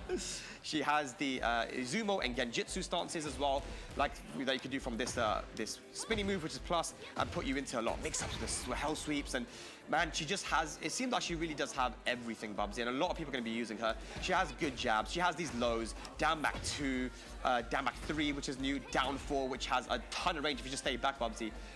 If you just, it's surprising just how much range it has. Look at the range, you know? Crazy range that Jun Kazama has. And that's down 4? That's down 4, yeah. And she's actually had that in second tag too, right? And it's just an annoying low. It's -1. It doesn't give you plus frames, but it has an extension if you try to punish the down 4, Bubsy. Okay. Just duck it. Duck the down 4. Okay. Try to punish and you get hit by that, of course. So yeah, a lot of very solid moves and wall carry and combos that you can do. And I'm not even the best at combos, Bubsy, but like in terms of combos, she has pretty good stuff. You know, this is a very bad combo, but I mean she has tons of damage. And I want to just show you quickly the wall combo that, you know, wall combo. If I can just take it to the wall and do down forward 2, up forward 2, bam, bam, bam. into 1+2. That's all guaranteed. I was about to say, is that last hit guaranteed? Yeah, it's last hit is guaranteed at most angles. So Jun Kazama, really, guys, I mean, I think you're going to be seeing a lot of people use this character. I think you're going to see Ulsan, you're going to see Arslan Ash, you're going to be seeing a lot of these guys picking this character. Why would you say that is? I think just because she has great poke pressure. Okay. She has a great jab. She has a down forward one. She has this back 2 string, which in the past, if you ducked the second hit, Bubsy, it was just it was a high, but now she has back 2 too, which tracks to her weak side, and it's safe on block, you know? So if you try to sidestep right, it's safe, you know? I'll do jab and sidestep right. Okay. Yeah. Tracks to her weak side, right? So it's a safe mid string, which is very rare in second. She really, and homing moves as well. You know, forward 4 we already talked about. Down forward 3. Bubsy's a mid. Big box down. It's got amazing range. All right. Yeah. My lady is almost home, which means I have to vacuum and clean everything really quickly. Thank you for hanging out, everybody. We're going to go raid Landon. Where's Landon? Landon. C. Are there 2 underscores? What a horrible username, Landon. We got to figure that out.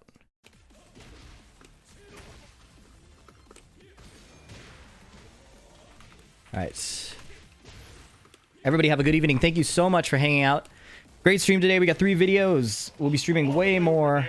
Got to come up with sub goals. If you got ideas, let me know. I'll catch you later. Peace out.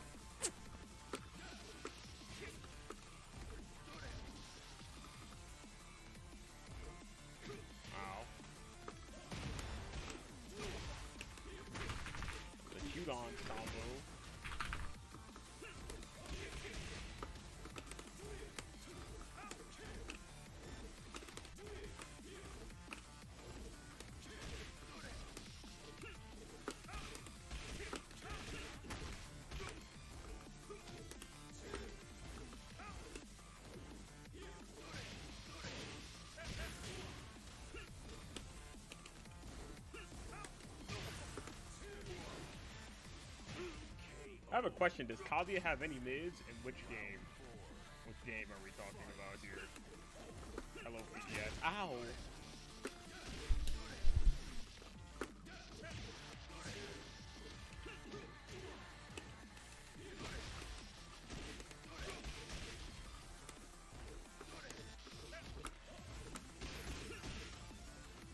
It might be a wrap. No, I wanted to fly so bad.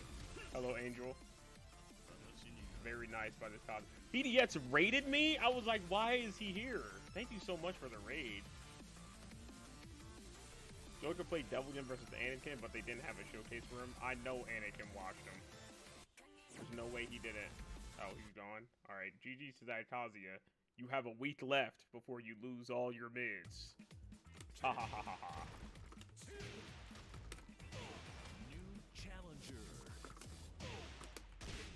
Thank you so much for the raid. I played... Let's talk about some League of Legends. I played Sundered Sky Nasus today versus Alali, and that shit was so gas. But they had a Diamond Jungle Nidalee, and my team were like skill shot magnets. But I'm so used to fighting against Jungle Nidalee as Nasus, like, I was chilling. But the rest of my team... They just wanted to eat spears to the face. Like, and I don't even know what it was. But it's Momo Dog, the god. Round 1. Nina Williams, another emperor. Oh my god. We got it. Whoa. Whoa. Hold up. Jab. Alright, we got it. We know how to play Tekken. We got a jabber. We got her. Alright, chill. Jab. Ow. Broke the throw. She's on the other side. I got you. Never mind. Wait. Back up. Jab her. Oh my goodness. Good whip punish. That was footsies. Please don't kill me. Ooh. Hold up. I'm gonna hit that heat engager on her. Ooh. Engaged. Ooh. Ooh. Hold up. Engaged. You're done. Back swing. I'm out of there. Ooh. I'm dead. I tried. Round 2. I didn't even know PDS was streaming. I would have popped in there and said hello. Alright, let's try this shit again. Ooh, punish. Ooh. Hold up. Landon D. I fucked up.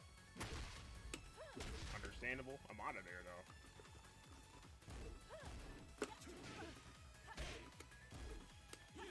I'm dead. Does anybody know how to play Tekken 7 Devil Jin? Can someone tell me real quick? Ooh, wait, hold up. That's fire. Outplayed.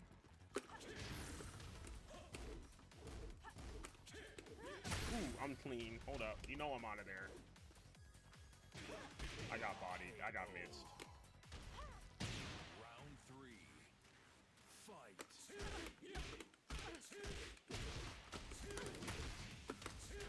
Damn it. Ooh. Ooh. Nice, nice. I'm just a dude. Ooh, hold up. Damn, the crouch jab. She did not want me to play. That shit was -6. Ooh, we broke the throw, though. 1, 2, 3. We got it. Oh my goodness. Ooh. I can't believe I was fighting these characters. Round 4. Fight. I'm out of there. Ooh. Hold up. 1, 2. I dropped it. My Devil Jin combos suck. Hold up. I got the footsies though. Wait. Wait. Wait. Wait. Wait. Crouch jab. Sidewalk right. Shoot the works. Mid. Health. Oh my god. We gotta get out of here. Outplayed. Kamehameha. Kamehameha. I got outplayed. Kamehameha. Hell sweep. We live in a society. Outplayed. Final round. Fight. Whoops, I did a 4-round start. Uh-oh. 1, 2, 3, 4. Down 4-1. Outplayed. Whoa. Okay, we got this. Oh, well, a good game, everyone. I wanted to while standing too. Well, I wrote the throw wrong. I'm ass at the game. I don't know how people are so good at this game. This is such a hard game to play.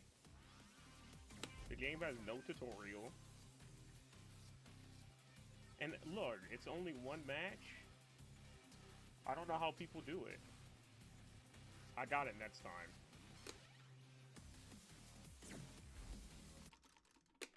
I got it next time. It's a hard game, man. Like, people don't... This game is hard as hell. She was just... I went for one read. Boom, back four. Like... I need, like, the T7 secret that everybody knows how to do. Like, I don't understand. For the final T7 montage, hey, they earned it. I felt like every person that beat me key charge, and while I enjoy that type of in-game toxicity from the taunting and key charging, I just, you know, I'm just curious, like, how do you actually play this game? Like, Challenger. I never do. Thought Ramen made it kind of easy, but Get ready for the next battle. maybe my brain just isn't coded for T7. I don't know.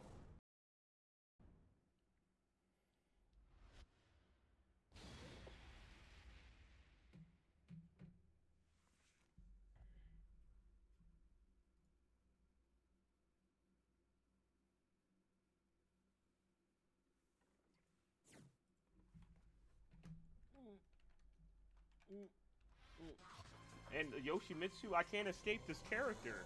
I was like, you know what, I'm gonna hop on player match. And the first match was Yoshimitsu. I can't. Oh man.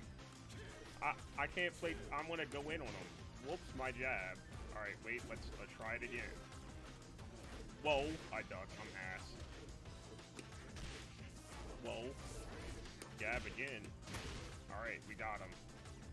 He's dressed like TN. Alright, jab again. Whoops. Whoa. Alright, let's try jabbing it. Whoa. I ducked that at the last second. That was good. Let's try it again. Whoa. We got a launch. Alright. Uno, dos. Let's go. That was a clean combo. 1, 2, 3. Charge percent gone. I lied. Let's go. Now we fly away. We're back. We got him. Alright, chill. Jab. We got him. Alright, let's try to jab him again. That's plus on block. I'm alive. Alright, let's go in. Jab it. Whoops. Whoa. He almost got me there.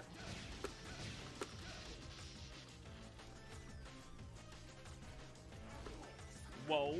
Whoa. Thank God I didn't try to hit him out of that. Yeah, like 25 seconds left. We got it. Jab him. Whoa. I got missed, I think. I tried the sidewalk left. I guess I got missed. I should have just blocked. I don't really block. I'm not a blocker. Bro, that shit trats. Hold up. I'm nice. Don't sleep on me. It looks cool. It's probably the coolest outfit I've ever seen. Ooh, you didn't think I could do that. Ow.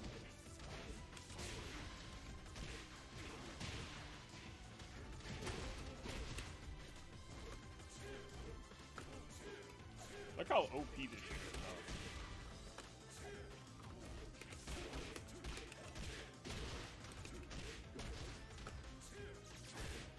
Oh, you outplayed me there. You outplayed me there.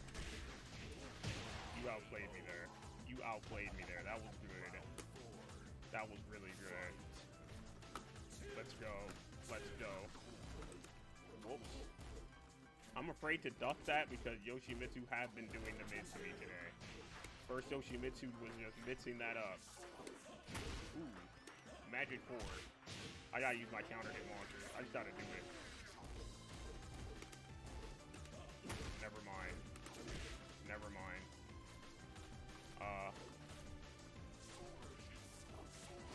Ow.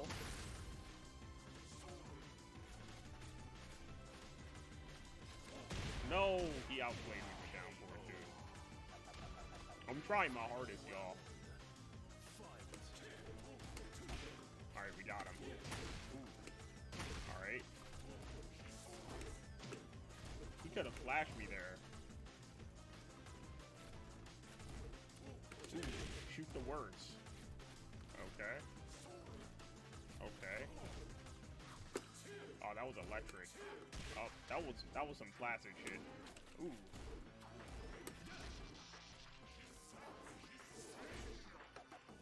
Whoa. Whoa. Whoa. Whoa. Damn it, he got me. You gotta be careful here. My bad. Whoa, I tried to jump. I'm out of there. Whoa. Whoa. Outplayed. Ah!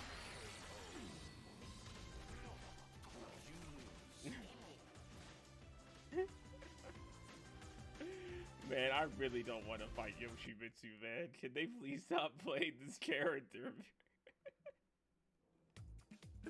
Use my move. Which move? I'm about to take out your VIP tag just for saying that. How do I remove it? How do I remove it? You're not a VIP anymore. You troll too much. There you go.